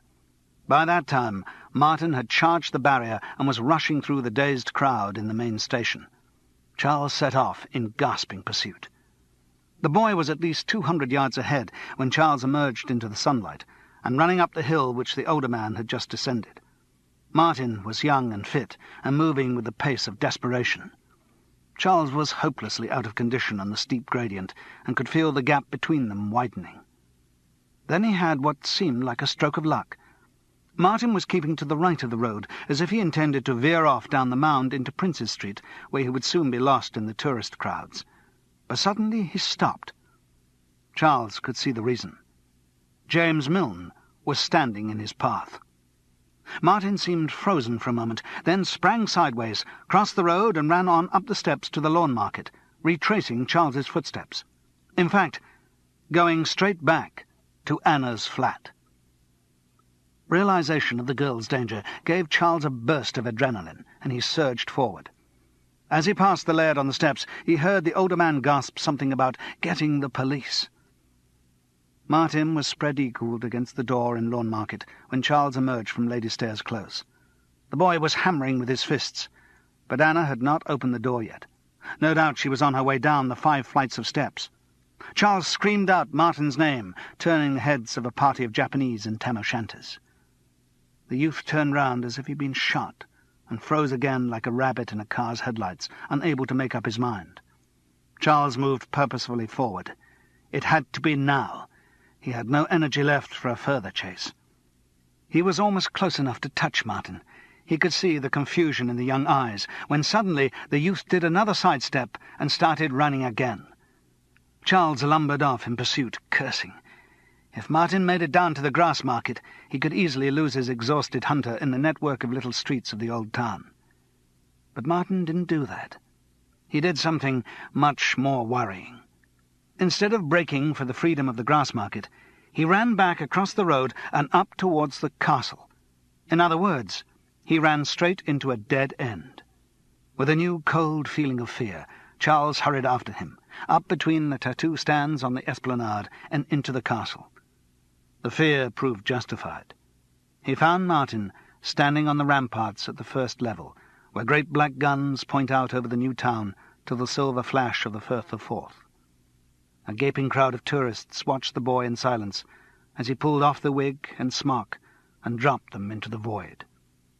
Charles eased himself up onto the rampart and edged along it, trying not to see the tiny trees and beetle people in Princes Street Gardens below. "Martin?" The look that was turned on him was strangely serene. So was the voice that echoed him. "Martin? Yes, Martin. Martin Warburton. That's who I am." The youth wiped the lipstick from his mouth roughly with the back of his hand. "Martin Warburton I began, and Martin Warburton I will end." "Yes, but not yet. You've got a long time yet. A lot to enjoy. You need help, and there are people who will give you help." Martin's eyes narrowed. "The police are after me." "I know, but they only want to help you too." This was greeted by a snort of laughter. "They do, really. We all want to help. Just talk. You can talk to me." Martin looked at him suspiciously.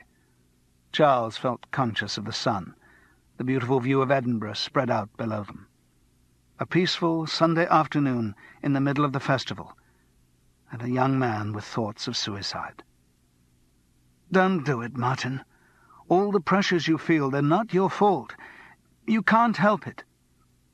"Original sin," said the boy, as if it were a great joke. "I'm totally evil." "No." For a moment there was hesitation in the eyes. Charles pressed his advantage. "Come down from there and talk. It'll all seem better if you talk about it." "Talk? What about the police?" Martin was wavering. "Don't worry about the police." Martin took a step towards him. Their eyes were interlocked. The boys were calm and dull. And then suddenly they disengaged and looked at something over Charles's shoulder. Charles turned to see that 2 policemen had joined the edge of the growing crowd. When he looked back, he saw Martin Warburton launch himself forward like a swimmer at the start of a race. But there was no water, and it was a long way down. And Brian Cassell's got another good publicity story. So Much Blood, Cassette 5. Chapter 13. A plague, say I, on all rods and lines, and on young or old watery danglers. And after all that, you'll talk of such stuff as no harm in the world about anglers. And when all is done, all our worry and fuss, why, we've never had nothing worth dishing. So you see, Mr. Walton, no good comes at last of your famous book about fishing. A rise at the father of angling. Charles watched the sun-gold surface of the burn change in seconds to dull brown, and then become pock-marked with heavy drops of rain. He heard a rustle of PVC behind him as Frances tried to rearrange her position at the foot of the tree to keep the maximum amount of water off her book. The rain was no less cheering than the sun. As he knew from previous experience, if you don't like rain, there's no point in going to the west coast of Scotland. The whole area is wet underfoot like the surface of a great sponge. Everywhere the ground is intersected with tiny streams, and it's never completely silent. There's always the subtle accompaniment of running water. The wetness is not the depressing damp of soggy socks and smelly raincoats. It's stimulating, like the sharp kiss of mist on the cheek. And it's very relaxing.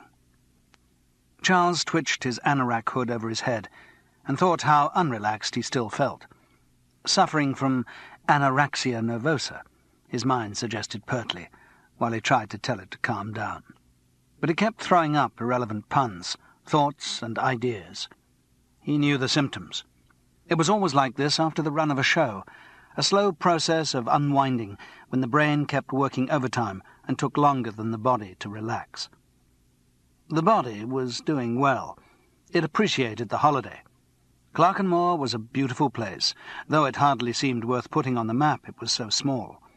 Apart from a tiny cottage, given the unlikely title of the post office, there was just the hotel, a solid whitewashed square with a pair of antlers over the door. Every window offered gratuitously beautiful views, up to the rich curve of the heathery hills, sideways to the woods that surrounded the burn, free fishing for residents, down over the vivid green fields to the misty gleam of Loch Fyne. So the situation was relaxing, and being with Frances was relaxing. Arriving at a strange hotel with an ex-wife has got the naughty excitement of a dirty weekend with a non-wife, but with more security.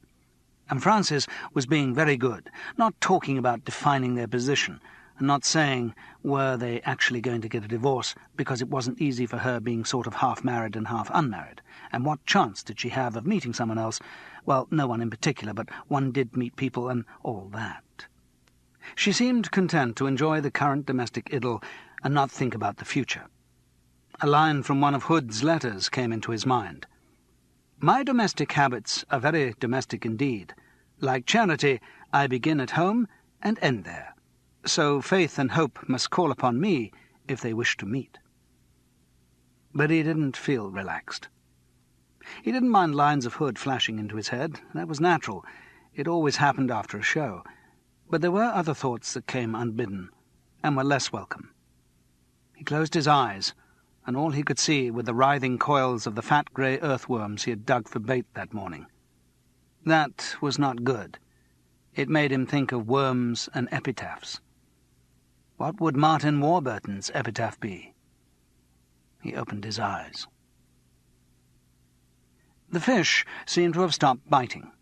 Earlier in the day he'd had a good tug on his borrowed tackle, and with excitement reeled in a brown trout, all of 5 inches long. Since his most recent experience had been of coarse fishing, he had forgotten how vigorous even tiny trout were. But since then they had stopped biting. Perhaps it was the weather, or he was fishing in the wrong place. Even with the rain distorting its surface, the pool where he was didn't look deep enough to contain anything very large. But there were supposed to be salmon there. So said Mr. Pilch from Coventry, who came up to Clerkenwell every summer with the family, who liked to pontificate in the lounge after dinner. "Oh, yes. You want to ask Tam, the gamekeeper, about that. Actually, he's not only the gamekeeper, he's also the local poacher. Only been working on the estate for about 5 years, but he knows every pool of that burn. Good Lord, I've seen some monster salmon he's caught. They put them in the hotel deep freeze. Mind you." Here he had paused to attend to his pipe, an aluminium and plastic device that looked like an important but inexplicable electronic component.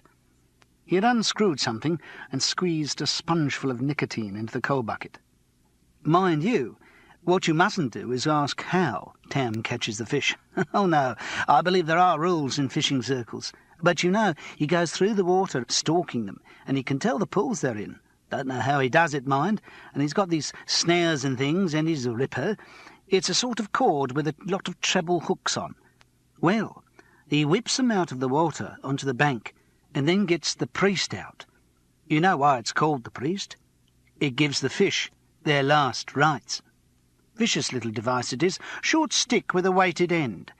Anyway, down this comes on the fish's head, and that's another for the deep freeze. Highly illegal, but highly delicious, eh?" However, the salmon were playing hard to get. So were the trout. So, come to that, were any freshwater shrimps that might be around. Obviously, the recommended bunch of worms on a large hook, ledgered to the bottom, was an insufficient inducement. Charles turned to Francis and put on his schoolboy party piece voice. "A recitation, The Angler's Farewell by Thomas Hood. Not a trout there be in the place, not a grayling or rudd worth a mention, and although at my hook with attention I look, I can near see my hook with a tension." Francis clapped, and he bowed smugly. I thank you. For my next trick, I was thinking of going for a walk to work off some of Mrs. Parker's enormous breakfast, in anticipation of her no doubt enormous lunch. Do you want to come? I'm nearly at the end of this book, actually, and I'm quite cosy." She looked cosy, tarpaulined in PVC mac and sou'wester, crouched like a garden gnome at the foot of the tree. "Okay. What are you reading?" "Your Mary, Queen of Scots." "Oh, Lord, that's not my book. I should have given it back. Borrowed it from someone in Edinburgh. Ha! That reminds me of Anatole France." "And never lend books, for no one ever returns them. The only books I have in my library are those that other people have lent me." A quote. I didn't know you were given to gratuitous quotation. The bloke who lent me the book would have appreciated it. Some Victorian spirit of Nile source searching prompted him to go upstream towards the spring that fed the little burn. Any hopes of finding the source before lunch were soon dashed by the stream's unwillingness to get any narrower and the steepness of the gradient down which it came. Centuries of roaring water had driven a deep cleft into the rock. Tumbled boulders enclosed dark brown pools, fed from above by broad, creamy torrents or silver threads of water. The banks were muddy, and the rocks he had to climb over shone treacherously. More than once he had to reach out and grasp at tussocks of grass to stop himself from slipping. At last he came to a part of the burn that seemed quieter than the rest. There was still the rush of water, but it was muffled by trees arcing and joining overhead, which spread a green light on the scene. Here were 3 symmetrical round pools, neatly stepped like soup plates up a waiter's arm. He identified the place from Mr. Pilch's description in the lounge after dinner. "Some of the pools up there are incredibly deep, just worn down into the solid rock by constant water pressure. Makes you wonder whether we take sufficient notice of the potential of hydrojet drilling, eh? Mind you, it takes a few centuries. Still, some of those pools are supposed to be 20 feet deep. Tam claims to have caught salmon up there, though I can't for the life of me imagine how they get that high. Maybe by doing those remarkable leaps you see on the tourist posters, eh?" But Charles didn't want to think about Pilch. The enclosing trees and the muffled rush of water made the place like a fairy cave. It was magical, and, in a strange way, calming. Puffed by the climb, he squatted on his heels at the foot of a tree and started to face the thoughts which regrettably showed no signs of going away. He knew why he was restless. It was because the explanations he had formed for recent events in Edinburgh were incomplete. Now Martin Warburton was dead, that situation looked permanent. The frustration was like getting within 4 answers of a completed crossword and knowing from the clues that he had no hope of filling the gaps. He could put down any combination of letters that sounded reasonable, but he wouldn't have the satisfaction of knowing he was right.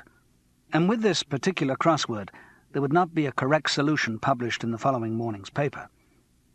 It was partly his own fault for wanting a clear-cut answer rather than the frayed ends of reality. A basic misconception, like his idea that the police were way behind on the case. But he couldn't get away from the fact that the tie-up of Martin's motivations, which he and the laird had worked out, was unsatisfactory. There were too many loose ends, stray facts that he'd found out and still required explanations. Though the main outline was right, there were details of Martin's obsessive behaviour that were not clear. He worked backwards. Martin's suicide demonstrated that, at least in his own mind, the boy was guilty of something. The discovery of the Nicholson Street bomb factory made it reasonable to suppose that one of the causes of his guilt was the device planted in Charles's hold-all. But what evidence was there that he was also responsible for killing Willie? Certainly, in retrospect, it looked likely. Martin had actually wielded the murder weapon, and Rizzio was an obvious first victim in his macabre game of historical reconstruction. But if the murder was carefully planned, the actual execution was a bit random. Assuming Martin had switched the real knife for the treated one, he still had no guarantee that he would be given that one for the photo call. Willie might have been killed by another unsuspecting actor. But would that have given Martin the requisite thrill? Charles felt ignorant of how accurate a psychopath's reconstruction of events has to be for him to commit a murder. It's not a well-documented subject. But at least he faced the fact that he wanted to tie up the loose ends, just for his own satisfaction. After lunch, he would be organised, like James Milne, sit down with a sheet of paper and make a note of all the outstanding questions of the case. Feeling happier for the decision, he set off down the hill to the hotel. 3 days ago, you know, I wouldn't have believed it possible to eat one of Mrs. Parker's lunches within gastronomic memory of Mrs. Parker's breakfast, and certainly not with the prospect of Mrs. Parker's dinner looming deliciously like an enemy missile on the horizon. Frances laughed as she watched him put away his plateful of cod and chips without signs of strain. It's the famous Scottish air, sharpens the appetite. He took a long swallow from his second lunchtime pint of Guinness. Did you finish the book? Yes. Good. Then you can tell me. I want some details about the Earl of Bothwell. All right. She sat expectant, her schoolmistress mind confident of its recently acquired knowledge. Well, we know Bothwell killed Darnley by blowing him up at Holyrood. What I want to... We don't know any such thing. Holyrood's still standing. The house where Darnley was staying, the one that was blown up, was in the Kirk of Field. And anyway, Darnley wasn't blown up. He was strangled. Really?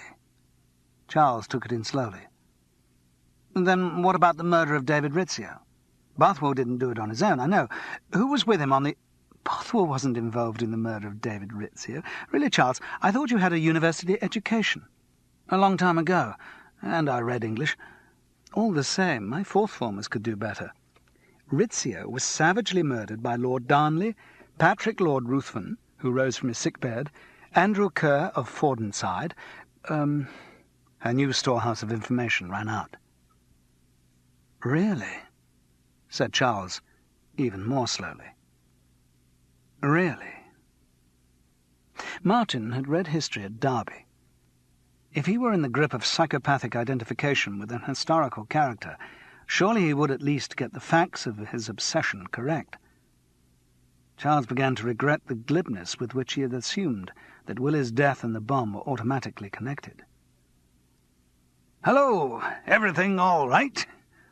Mr. Parker, who owned the hotel, and was owned by Mrs. Parker, appeared at their table with a glass of whisky that was a permanent extension of his hand. Charles and Frances smiled. "Yes, thank you," he said, tapping a stomach that surely couldn't take many more of these enormous meals without becoming gross. "Excellent." "Good, good." Can I top that up for you, Mr. Parker? Well, if you're having one. Why not? I'll have a malt. Mrs. Paris? No, I'll... Go on. All right. It started to rain again heavily. Long, clean streaks of water dashed against the window panes. It was cosy over the whisky. Charles proposed a toast. To Stella Galpin Lord, without whom we wouldn't be here. Stella Galpin Lord, said Mr. Parker, and chuckled. Yes, Stella Galpin Lord. You know her well? She's been here 4 or 5 times. Stella the Snatcher, we nickname her. Snatcher? Oh, I'm sorry. Perhaps she's a friend of... No, said Charles in a mischievous way to encourage indiscretion. Well, we call her the Snatcher, short for Cradle Snatcher. Let's say that when she comes here, it tends to be with a young man. The same young man? No, that's the amusing thing. Always books in as Mr. and Mrs. Galpin Lord, but dear, oh dear, she must think we're daft or something. I mean, I can't believe they're all called Galpin Lord. It's a fairly unusual name. Mr. Parker chuckled. It's not our business to pry. I mean, I don't care about people's morals and that, but I must confess Mrs. Parker and I do have a bit of a giggle about the Mr. and Mrs. Galpin Lords. He realized that this sounded like a lapse of professional etiquette. Not, of course, that we make a habit of laughing at our guests. No, of course not, Charles reassured smoothly. But you say it's always younger men? Yes, actors, all of them, I think. Mutton with a taste for lamb, eh? Sorry, I shouldn't have said that. And thanks to our latest actor getting a job, here we are. Yes. All the more reason to toast her in gratitude. Stella Galpin Lord. Mr. Pilch edged over from the table where Mrs. Pilch and the little Pilches were finishing their apricot crumble.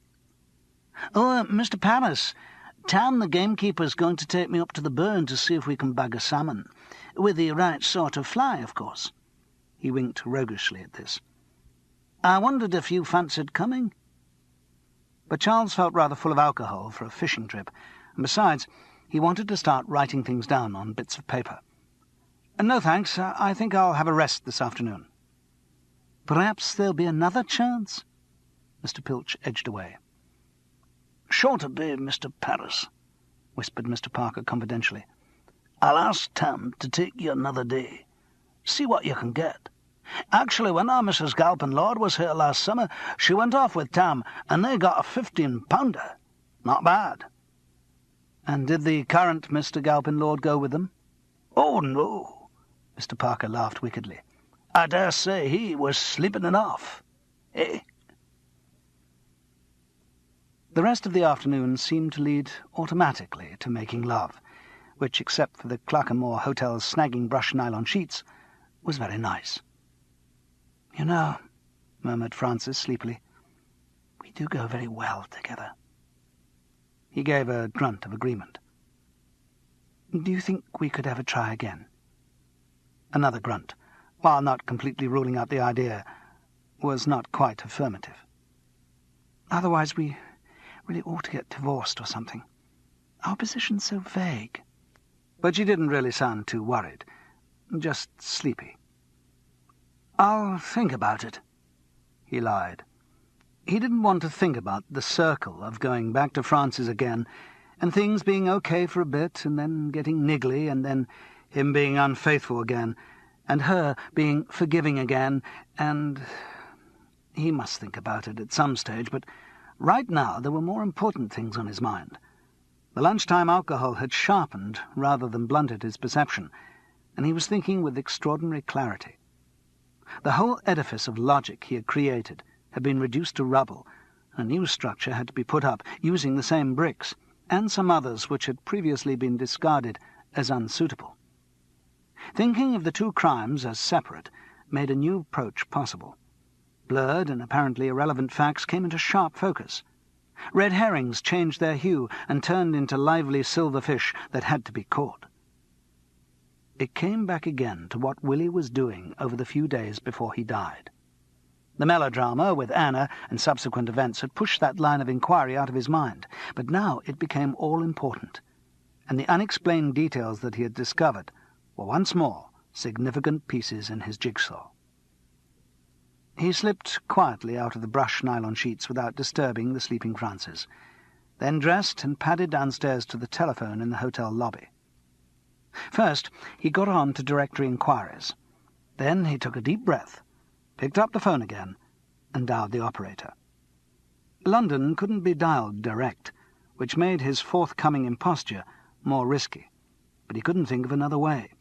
By the time he got through, the Clerkenwell operator, the London operator, Wainwright, the merchant banker's receptionist, and Lester, Wainwright's secretary, had all heard the assumed Glaswegian tones of Detective Sergeant McWhirter. If it ever came to an inquiry by the real police, there was a surfeit of witnesses to condemn Charles Paris for impersonating a police officer. Fortunately, Lester Wainwright didn't show any sign of suspicion. When the detective sergeant explained that in the aftermath of deaths in Edinburgh he was having to check certain people's alibis as a matter of routine, the young merchant banker readily confirmed Anna's statement. They had been sharing his flat in the Lawn Market from Sunday the 4th of August, when they had arrived back from Nice, until Tuesday the 13th of August, when he had to go back to work again. Yes, they had slept together over that period. Charles Paris felt a slight pang at the thought of Anna, but Detective Sergeant McWhirter just thanked Mr. Wainwright for his cooperation. Charles stayed by the phone after the call, thinking. He had two independent witnesses to the fact that Willie Mariello had slept with a woman at his home during the 3 or 4 days before his death. Jean Mariello had spoken of blonde hairs on the pillow, and she had no reason for making that up. And according to Michael Vanderzee, Willie had called goodbye to someone upstairs when dragged off to rehearsal on the Monday before he died. True, Willie's sex life was free-ranging, and the woman might have been anyone, but Charles could only think of one candidate, with, if not blonde, at least blonded hair, and a taste for younger men. It was nothing definite, but he still felt guilty about Martin's death. If there was anything that invited investigation, he owed it to the boy's memory to investigate it. With sudden clarity, Charles remembered the first time he had seen Willie Mariello on the afternoon of his death. He saw again the tall figure striding ungraciously into the Masonic Hall, followed a few moments later by Stella Gelpin-Lord, who was sniffing. Had she been crying? The memory seemed to be dragged up from years ago, not just a fortnight, but it was very distinct. He remembered the woman's face contorted with fury in the hate game. That decided him. He picked up the phone again and asked for an Edinburgh number. At first there seemed to be a crossed line, a well-spoken middle-aged woman's voice cutting across James Milne's, but it cleared, and the two men could hear each other distinctly. "James, I've been thinking again about some aspects of the case." "Really? So have I. It doesn't all fit, does it?" "I think most of it does." The laird's voice sounded reluctant. He and Charles had worked out a solution that was intellectually satisfying, and he didn't want their results challenged. It was the schoolmaster in him, the academic, hearing that his theory had just been superseded by a publication from another university. "You may be right, James, but for my own peace of mind, there are 1 or 2 people I'd like to check a few details with. So I'm coming back to Edinburgh." "Ah, and you're asking me to put my Dr. Watson hat back on?" "If you don't mind." "Delighted. You'll stay here, of course." "Thank you. When are you arriving?" "Don't know exactly. It'll be tomorrow sometime. As you know, I'm out here at Clerkenwell, and getting back involves a taxi to Dunoon, ferry across the Clyde to Gourock, bus to Glasgow, and God knows what else. So don't expect me till late afternoon." "Fine. And you'll tell me all then?" "Exactly. Cheerio." Then something odd happened. Charles heard the phone put down the other end twice. There were 2 separate clicks. 2 separate clicks? What the hell could that mean? He was about to dismiss it as a vagary of the Scottish telephone system when a thought struck him. There were 2 extensions of the same telephone at Coates Gardens, one in the laird's flat and one in the hall. Perhaps what he had taken to be a cross line at the beginning of the call had been someone answering the downstairs telephone. and the first click was that person putting their receiver down. In other words, someone could have heard all of the conversation. Only one woman likely to be in Coates Gardens had a middle-aged voice. The journey to Edinburgh developed another complication when he tried to order a taxi. The only firm for miles was in Tyne Brueck, and there was a funeral there the following morning which was going to appropriate every car. They couldn't get one to the Clerkenmore Hotel until 2:30 in the afternoon. There was nothing to be done about it. It just meant another morning's fishing. There were worse fates. The next morning was very, very wet. Rain fell as if God had upturned a bottomless bucket. Frances decided that she wouldn't venture out. She curled up on a sofa in the lounge with Watership down. "What do you think about fishing?" Charles asked, hoping Mr. Parker's reply would excuse him from going out. "Yes, not bad weather for it." Damn. Charles started to pull on his anorak. "Actually," Mr. Parker continued, "Tam was asking if I thought you'd like to go after some salmon." That sounded a lot more attractive than pulling worms out of damp clods in the hope of another 5-inch trout. "Really? Is he about?" "Was earlier. There was a phone call for him. I'll see." Tam was found, and was more than willing to conduct a guided tour of the salmon pools, no doubt in anticipation of a substantial tip. His only reservation, which Mr. Parker interpreted to Charles, was that he didn't approve of women being involved in fishing, and did Mrs. Parris want to come? Charles set his mind at rest on that point, and then took stock of his guide. The gamekeeper was a man of indeterminate age and impenetrable accent. His face was sucked inwards and shriveled like perished rubber. He wore a flat cap and a once-brown overcoat with large pockets on the outside, and no doubt even larger ones on the inside. Tam's mouth opened and uttered strange Scottish sounds which might have been asking if Charles was ready to go straight away. "Yes," he hazarded. "Will I need a rod?" Tam laughed derisively. Legal fishing methods were obviously a myth created for the tourists. They set off, following the burn up the hill. Conversation was limited. Tam would occasionally comment on things they passed, a dead sheep, for example, and all Charles's acting skill would be required to choose the right "Yes, really, too true, did they indeed," or omnipurpose grunt. He didn't have the confidence to initiate subjects himself. Reacting was safer. Mr. Pilch's words came back to him. "They're a proud lot, the locals. Oh, yes, you will have to be careful what you say. And they have this great loyalty to their masters. In many ways it's almost a feudal society. Very poor, though, I'm afraid. Not a lot of jobs available around here.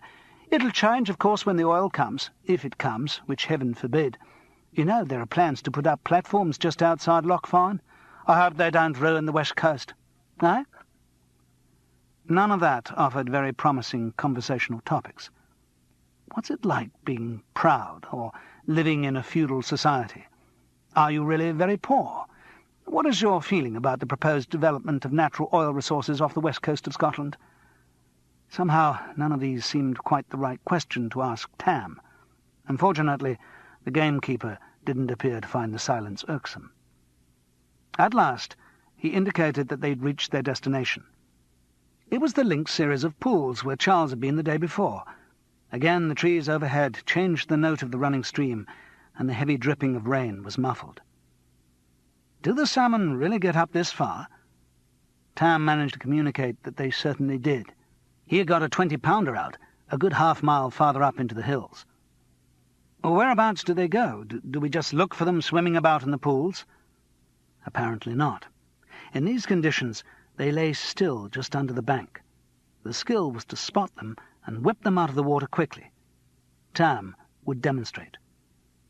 They edged slowly down the slippery rocks to the water's edge. As they drew closer, the noise of the water increased.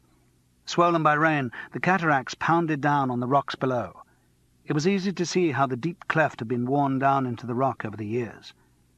Silently and efficiently, Tam lay down on the rocks at the waterside and peered into the bubbling green depths. "Anything?" Charles hissed. and was reprimanded by a finger on Tam's lips. The gamekeeper slid crabwise along the rocks, still looking down. Then he froze for a moment and got up. "Big one," he whispered. Either Charles was getting used to the accent, or it was clearer close to. "Where?" "Directly under that rock. Have a look, but be quiet, and don't move suddenly." Charles eased himself down to a kneeling position, and with his hands gripping the slimy edge of the pool, moved his head slowly out over the water. At that moment his left hand slipped. It saved his life. As his body lurched sideways, he saw the flash of the brass head of Tam's priest as it came down. The blow, aimed to the skull, landed with agonizing force on Charles's shoulder. The shock of the attack stunned him even more than its violence. For a moment he lay there, the rocks hard under his back, his hair soaked with spray from the pounding water just below. Then he saw Tam advancing towards him with the priest again upraised. The gamekeeper must have thought that he had knocked his victim out. He was unprepared for the kick in the stomach that Charles managed from his prone position. Tam staggered back, clutching himself, reeled for a moment at the water's edge, then fell safely onto the rocks. Charles had one aim, which was to get the hell out of the place. Winning his assailant had given him the opportunity. He scrambled manically over the slimy rocks, grabbing at tussocks and branches to heave himself up the gradient. His right arm screeched with pain like a gear lever in a broken gearbox. But he was getting away. He turned for a moment. Tam was standing now, but Charles had the start. Then he saw something whip out and uncoil from the gamekeeper's hand. As the treble hooks bit into his leg and he felt the inexorable pull down towards the boiling cauldron below, Charles knew it was the Ripper.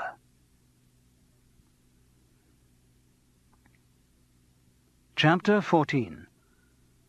O'er all there hung a shadow and a fear, a sense of mystery the spirit daunted, and said as plain as whisper in the ear, "The place is haunted." The Haunted House.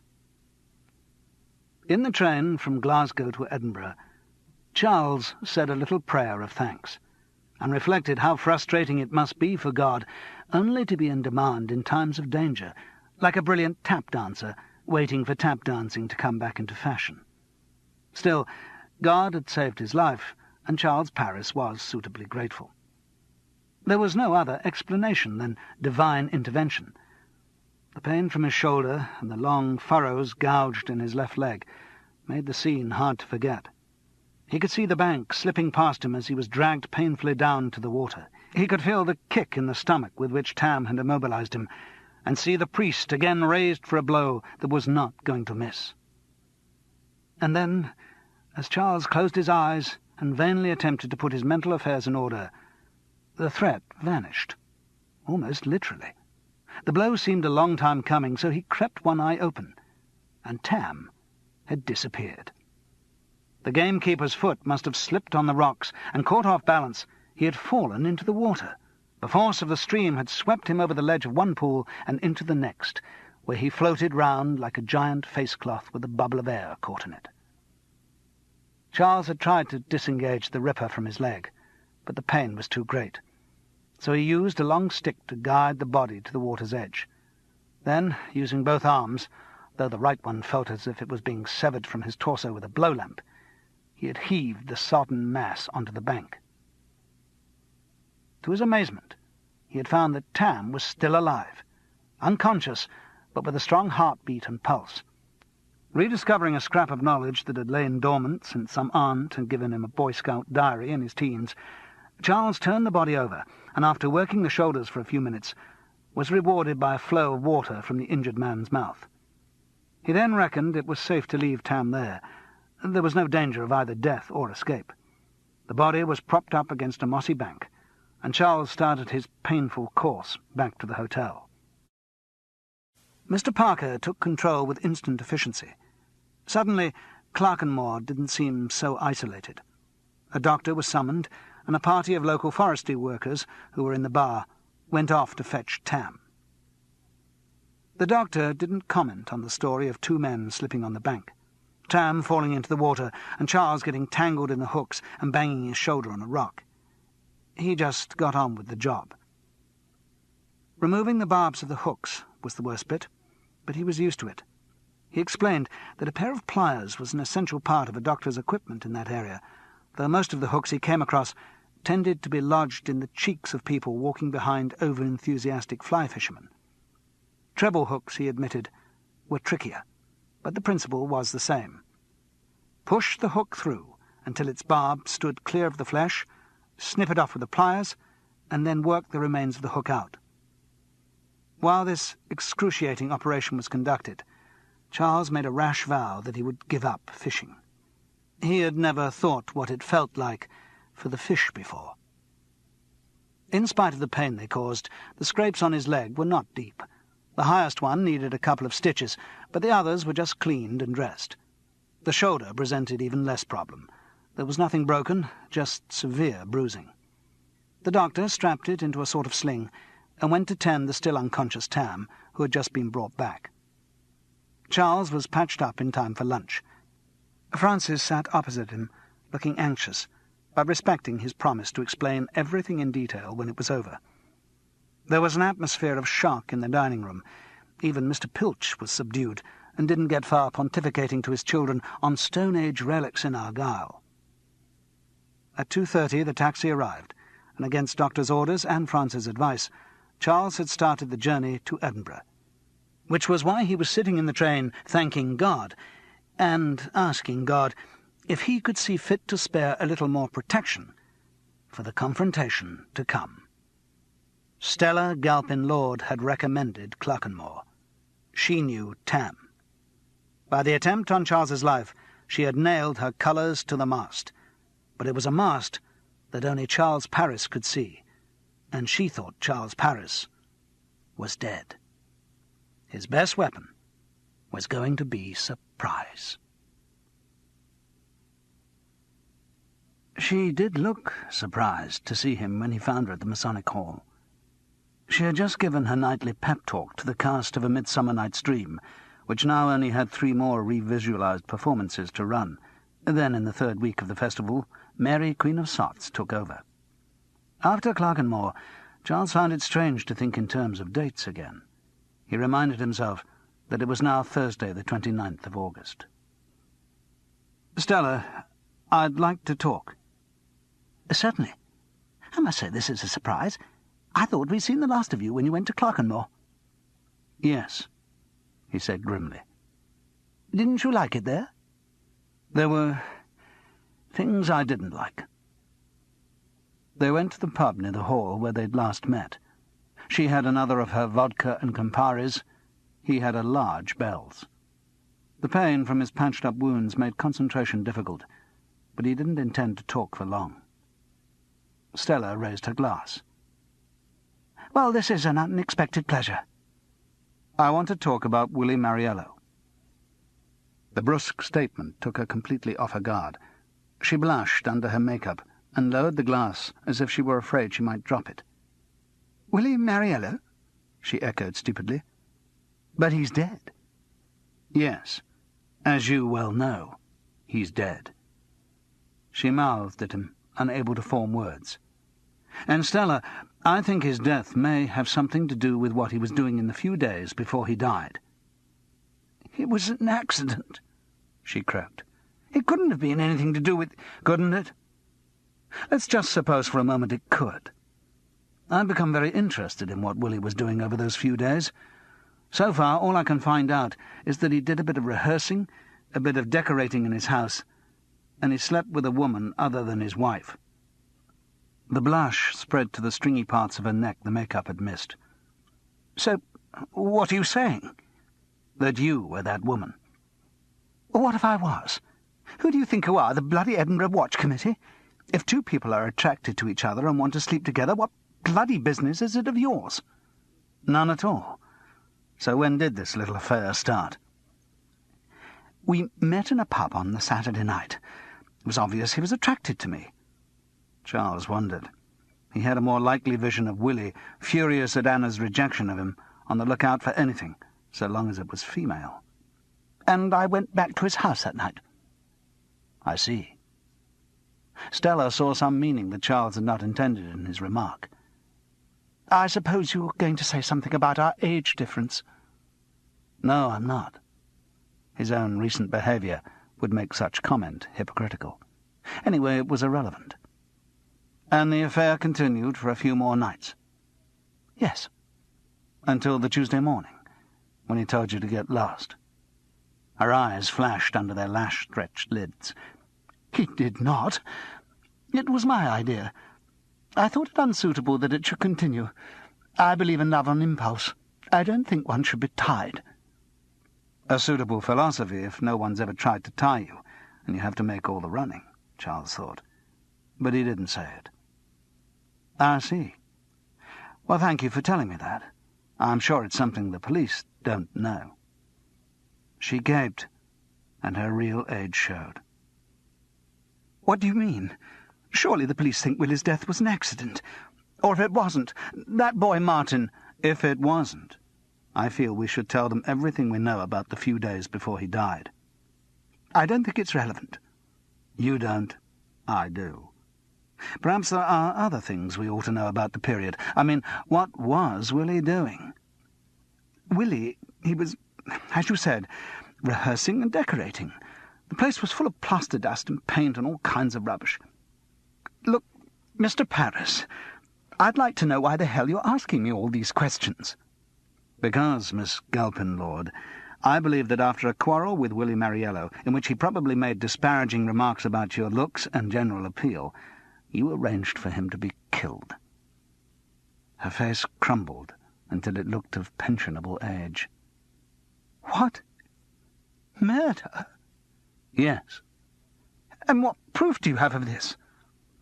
The proof comes from the fact that when you realized I was onto you, you arranged to have me murdered too. Only, unfortunately, Tam the gamekeeper failed in his attempt, which is why you see me here now. Tam? Her voice was very weak. From Clerkenmore. Now, come on, you set me up to go there because you knew Tam was to hand if necessary. Don't pretend you don't know him. I know who you mean, but I don't know him well. Well enough to know how poor he is and what he'd be prepared to do for money. But how am I supposed to have arranged this? Simple. You rang him at the hotel. I know he had a call this morning. Don't be ridiculous. I hardly know the man. Now she was almost shouting.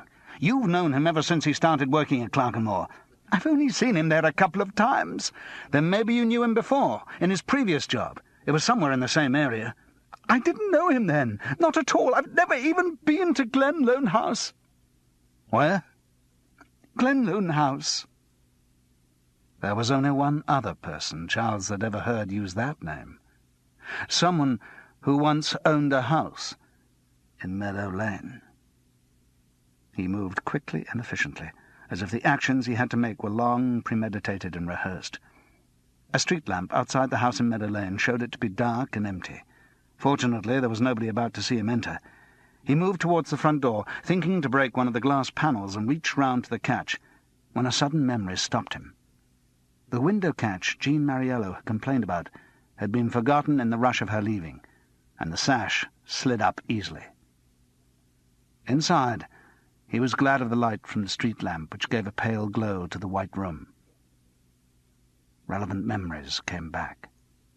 Again he saw Willie sitting opposite him in the truth game, long brown hair greyed with plaster dust. He remembered Stella's repetition of the fact that he'd been decorating. Jean Mariello's words about her husband. He'd suddenly get sick of his surroundings and want to change it all. Saw himself as the great landowner in his ancestral home in front of his blazing fire, the man of property.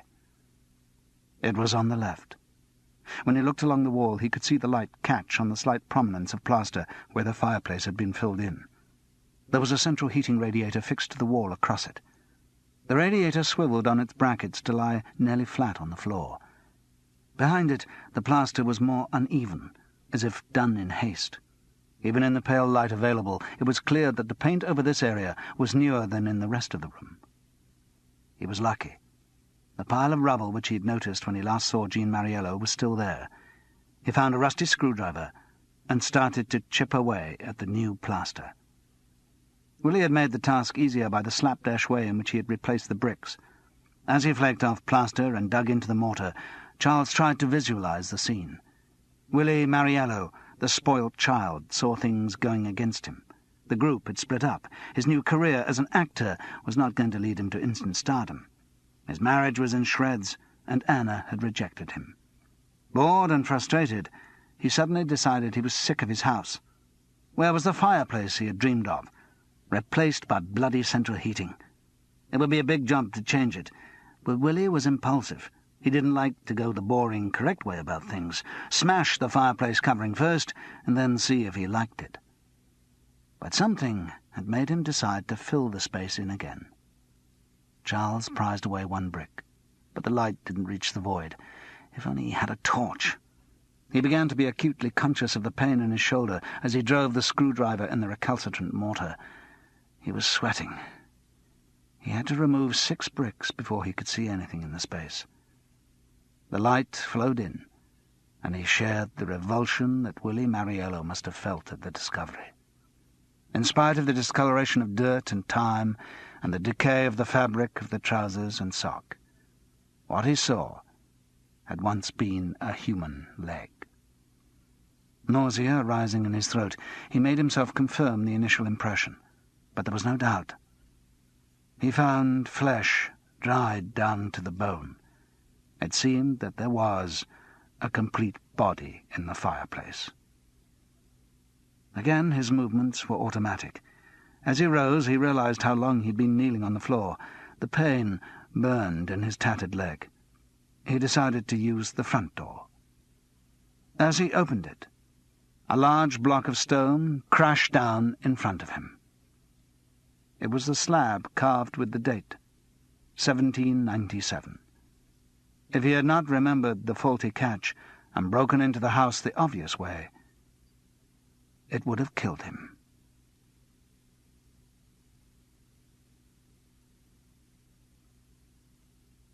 Chapter 15. At last he shut the ponderous tome.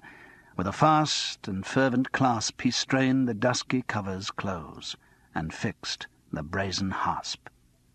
O God, could I so close my mind, and clasp it with a clasp? The Dream of Eugene Aram. James Milne opened the door of his flat. "Ah," he said. It was not an expression of surprise, just an acknowledgment of information received. "Won't you come in?" "Thank you." "Malt?" "Thank you." It was exactly as before, both sitting in their comfortable chairs with their glasses of malt whisky, surrounded by books. "I heard you'd arrived in Edinburgh from one of the Derby students." "Yes, I know you knew I was here." The laird understood. "You've been to Meadow Lane?"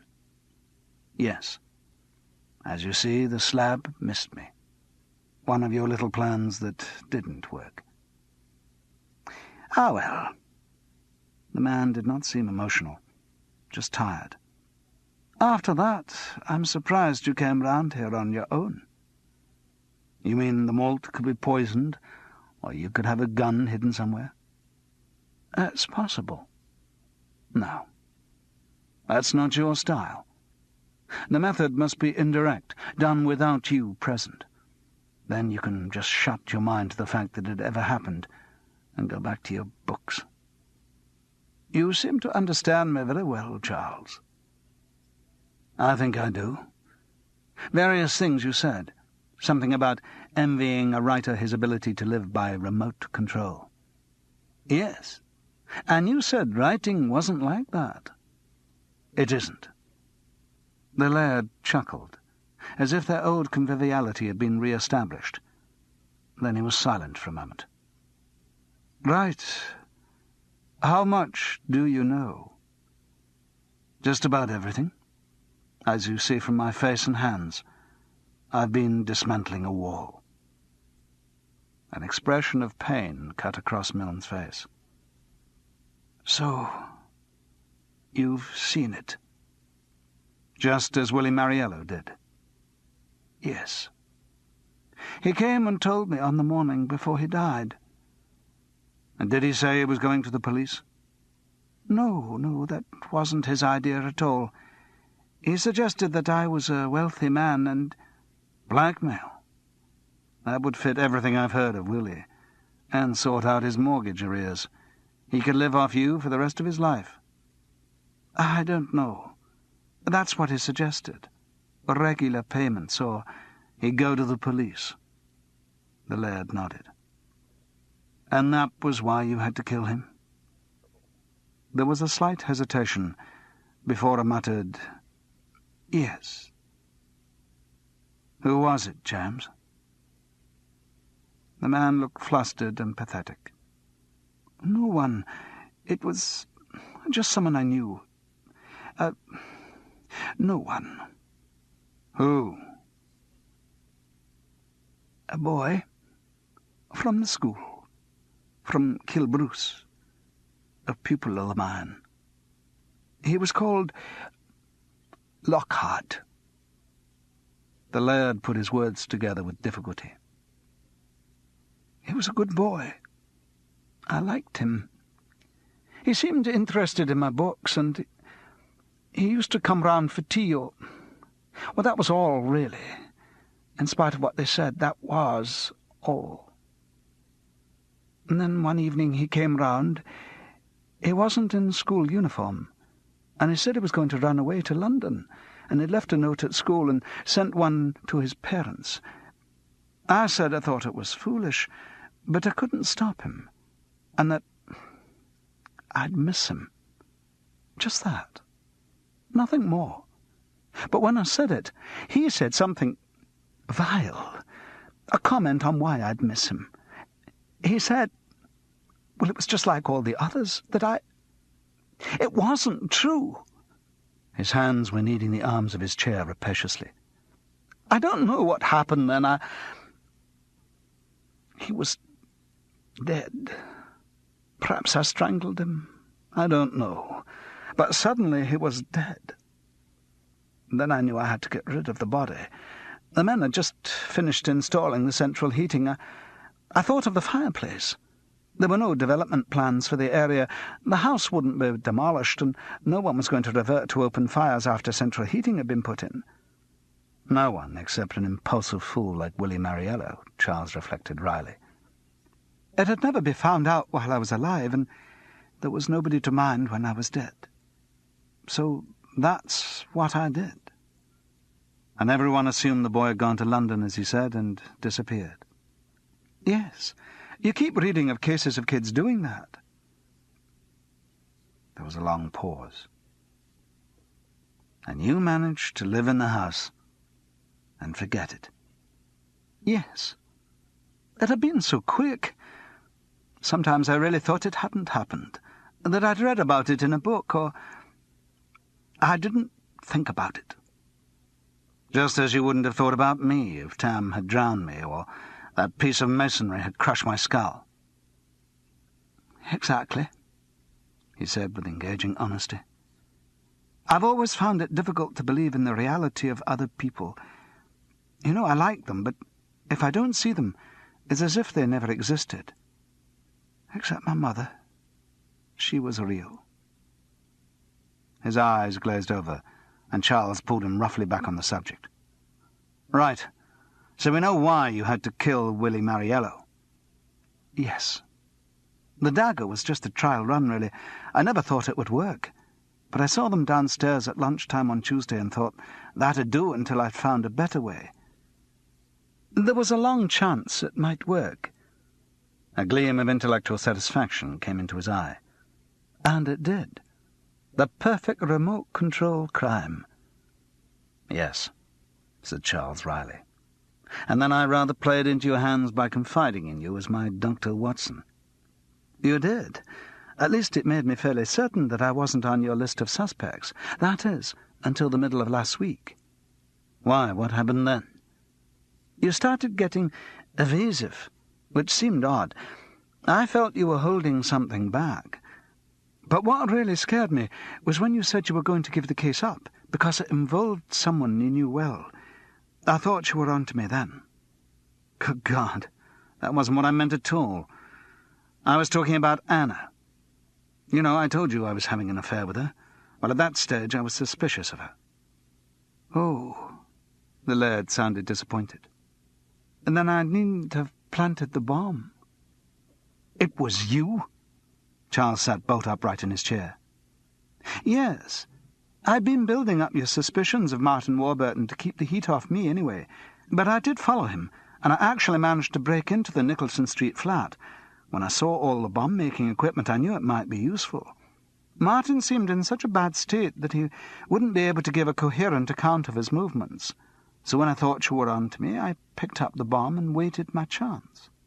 Once it was planted, all I had to do was stay with you until it was discovered, and you'd cease to be suspicious of me. The fact that it happened at Holyrood just added drama to the situation. So the break in the connection was deliberate? You knew the thing wouldn't blow up? The laird nodded smugly, pleased with his own cunning. Charles began to realize just how detached the man's intellectual processes had become from his emotional reactions. For him, life was an elaborate mental game in which passion was an intruder. The laird expanded on his plot. And then, of course, Martin Warburton played into my hands completely. I knew he was in a confused state, but suicide was more than I could have hoped for. It made the whole thing cut and dried, a complete case with a problem and an unquestionable solution, and from my point of view, a perfect sequence of crimes which neither I nor anyone else need ever have thought about again. And if you hadn't worked it all out at Clerkenmore, or even if Tam, who incidentally was my mother's gamekeeper for years and would do anything for me, had made a clean job of dispatching you, it would have worked. Charles was again amazed by the detached way in which the man could talk to someone he'd twice tried to murder. The laird went on in the same level tone.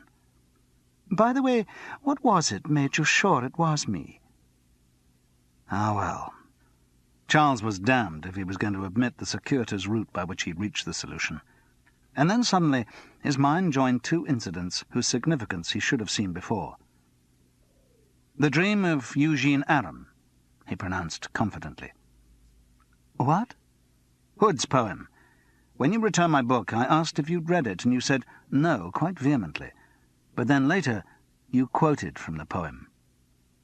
The laird supplied the words as if in a trance. "Much study had made him very lean, and pale and leaden-eyed." Charles nodded, confident in his lies. "So that made me wonder why you wanted to divert my attention from Eugene Aram. I looked back at the poem, and there it was. The story of a schoolmaster who committed a murder and was not found out for many years until the body was discovered. Obviously you didn't want to set my mind on that track." The laird agreed tonelessly. "I didn't think you'd noticed." "Ah," said Charles, with what he hoped was subtle intonation. And then he quoted from the Dream of Eugene Aram. "Then down I cast me on my face, and first began to weep, for I knew my secret then was one that earth refused to keep, or land, or sea, though he should be 10,000 fathoms deep. So wills the fierce avenging sprite, till blood for blood atones. Ay, though he's buried in a cave, and trodden down with stones, and years have rotted off his flesh, the world shall see his bones." "I see. And that's what made you suspicious." Charles had not the hypocrisy to say yes. He let the silence stand. James Milne didn't seem to mind. On the contrary, he looked serene, almost pleased at the literary resolution of his case. There was a long silence, during which he refilled their glasses. Then he sat back in his chair and took a long swallow. "The question now is, Charles, what happens next?" "Yes. I suppose you feel bound to go to the police." There was a hint of pleading in his tone, but Charles ignored it. "Yes, James, I'm afraid I do. Not because I hate you or anything like that. As I said to you once, I have a stereotyped view of murderers as wicked people I dislike. You don't fit that. I like you, and I'm sorry I have to do this. I'm not even particularly shocked by some of your crimes. I don't know about the boy, what the rights and wrongs were, but that sounds like a moment of passion, a sudden burst of insanity that could happen to any of us given the right sort of provocation. I don't even mind that much about Willie Mariello. He was a slob whom nobody seems to have mourned. And as for your attacks on me, they were a logical consequence of your position and my actions. But, James, I can't ever forgive you for the crime you didn't commit. Martin Warburton's suicide. That boy was mixed up beyond belief, but he was very talented and at a difficult time in his life. He needed help. What you did by your elaborate framing of him was to put the boy under pressures that few people completely in control of their senses could manage. I know you didn't think about him as a person. He was just a counter in your game of self-concealment. And it's because you didn't think of him as a person that I regard you as a dangerous man who should probably be put away. There was another silence. James Milne did not look shattered, like a man whose life had just been ruined, but piqued, like a debater who had just lost a point. He rose with a sigh. Perhaps we should go to the police, then. I think we should. I'll take a book. He turned round to the shelves and instinctively found a leather-bound copy of Oscar Wilde's De Profundis. I dare say there'll be a lot of sitting around at the police station. Yes, said Charles. I dare say there will. Chapter 16. My temples throb, my pulses boil. I'm sick of song and ode and ballad. So Thyrsis, take the midnight oil and pour it on a lobster salad. To Minerva, from the Greek. Charles spent a lot of time with the police over the next couple of days and didn't make it back to Clerkenmore. Frances joined him in Edinburgh on the Sunday. They booked into the Aberdour guest house, where Mrs. Butt patently didn't think they were married. Frances wanted to get back to London to prepare for the new school term, but Charles persuaded her to stay till the Tuesday morning, so that they could attend the first night of Mary Queen of Scots. His stay at the festival would not be complete without that. He also managed to fit in a visit to Leslie Petter, who was cheerful at the prospect of leaving the infirmary in a couple of days. On the Monday, they arrived at the Masonic Hall at 7, half an hour before the show was due to start, to find Pam Northcliffe and the others energetically piling up the chairs from the back of the hall. They were watched by an amused group of young men in tracksuits. "Pam, what's going on?" "Oh, Lord, Charles, hello. There's been the most frightful cock-up, I'm afraid. This lot says they've booked in here for badminton on Monday nights. Apparently it was only cancelled for the 2 weeks, and they aren't going to budge." "Whose fault is it?" "Brian Cassell's booked it." "Say no more. Where is he? Surely he should be flashing his dinner jacket and sorting it out." "Oh, he's gone." "Gone?" "Yes. He got the civil service job he was after, so he's gone to have a holiday in Italy before it starts." "Tell me, which ministry is the job in?" "Social Services, I think. He'll be doing pensions." That seemed apt. There was some justice after all. Charles could visualize a glowing career for Brian, withholding money from old ladies. "So is the performance off?" "Oh, no. The show must go on. Sam says so," Pam announced with pride. "Why, is Sam directing?" "Yes, as well as playing Rizzio and Bothwell and doing the music." "Where's Michael Vanderzee?" "Ah, he had an offer to go and direct Humper's Gangrene at the Almost Blue Theatre." "And he went?" "Oh, yes, it's a chance in a lifetime." "Of course." At that moment, Sam Wasserman appeared from behind the curtains, distraught in doublet and hose. "Pam! Pam, darling, my tights have laddered." "Don't worry, darling. I've got a needle and thread in my bag. Oh, Lord, I'd better go." "Okay. Good luck." Pam bustled off, blushing. Charles decided he and Frances had time for a drink, and might need one. They did. The audience was tiny. Brian Cassell's theory about morbid publicity being good publicity had proved incorrect, and the average Eden bourgeois was too affronted by the title alone to consider seeing the show. The atmosphere in the hall was not helped by the full house lights necessary for the badminton, and the pounding feet and occasional curses of the players. But ultimately, it was the play that made the evening a disaster. Sam Wasserman's leaden allegories proved no more lively on stage than they had when he described them. They were presented in the metronomic blank verse that can only be produced by a creative writing course, and were mixed with songs that provided as much contrast as a bread-filled sandwich. Charles tensed up when Anna came on, looking very beautiful in her Tudor costume. But when she spoke, he relaxed. There was no real pang, just the impression that she was rather theatrical.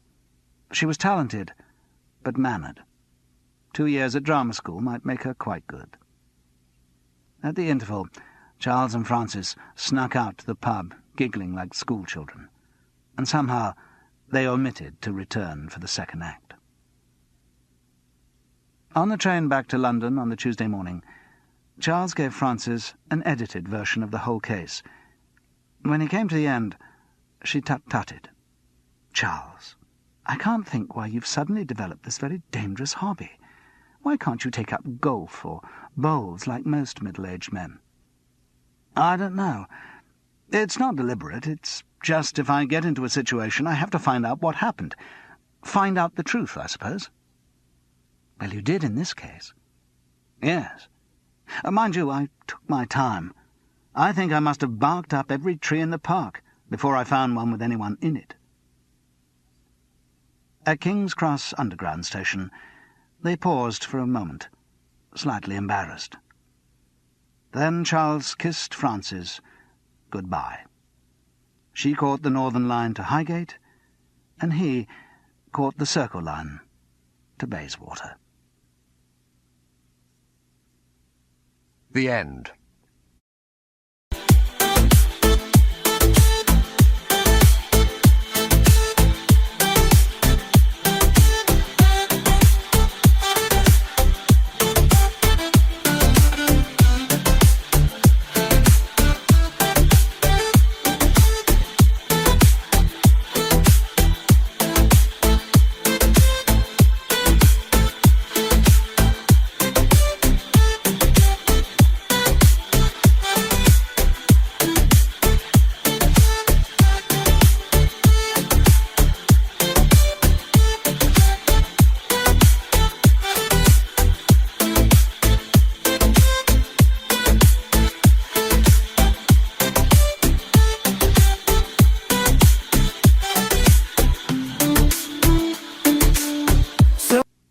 Chapter 16.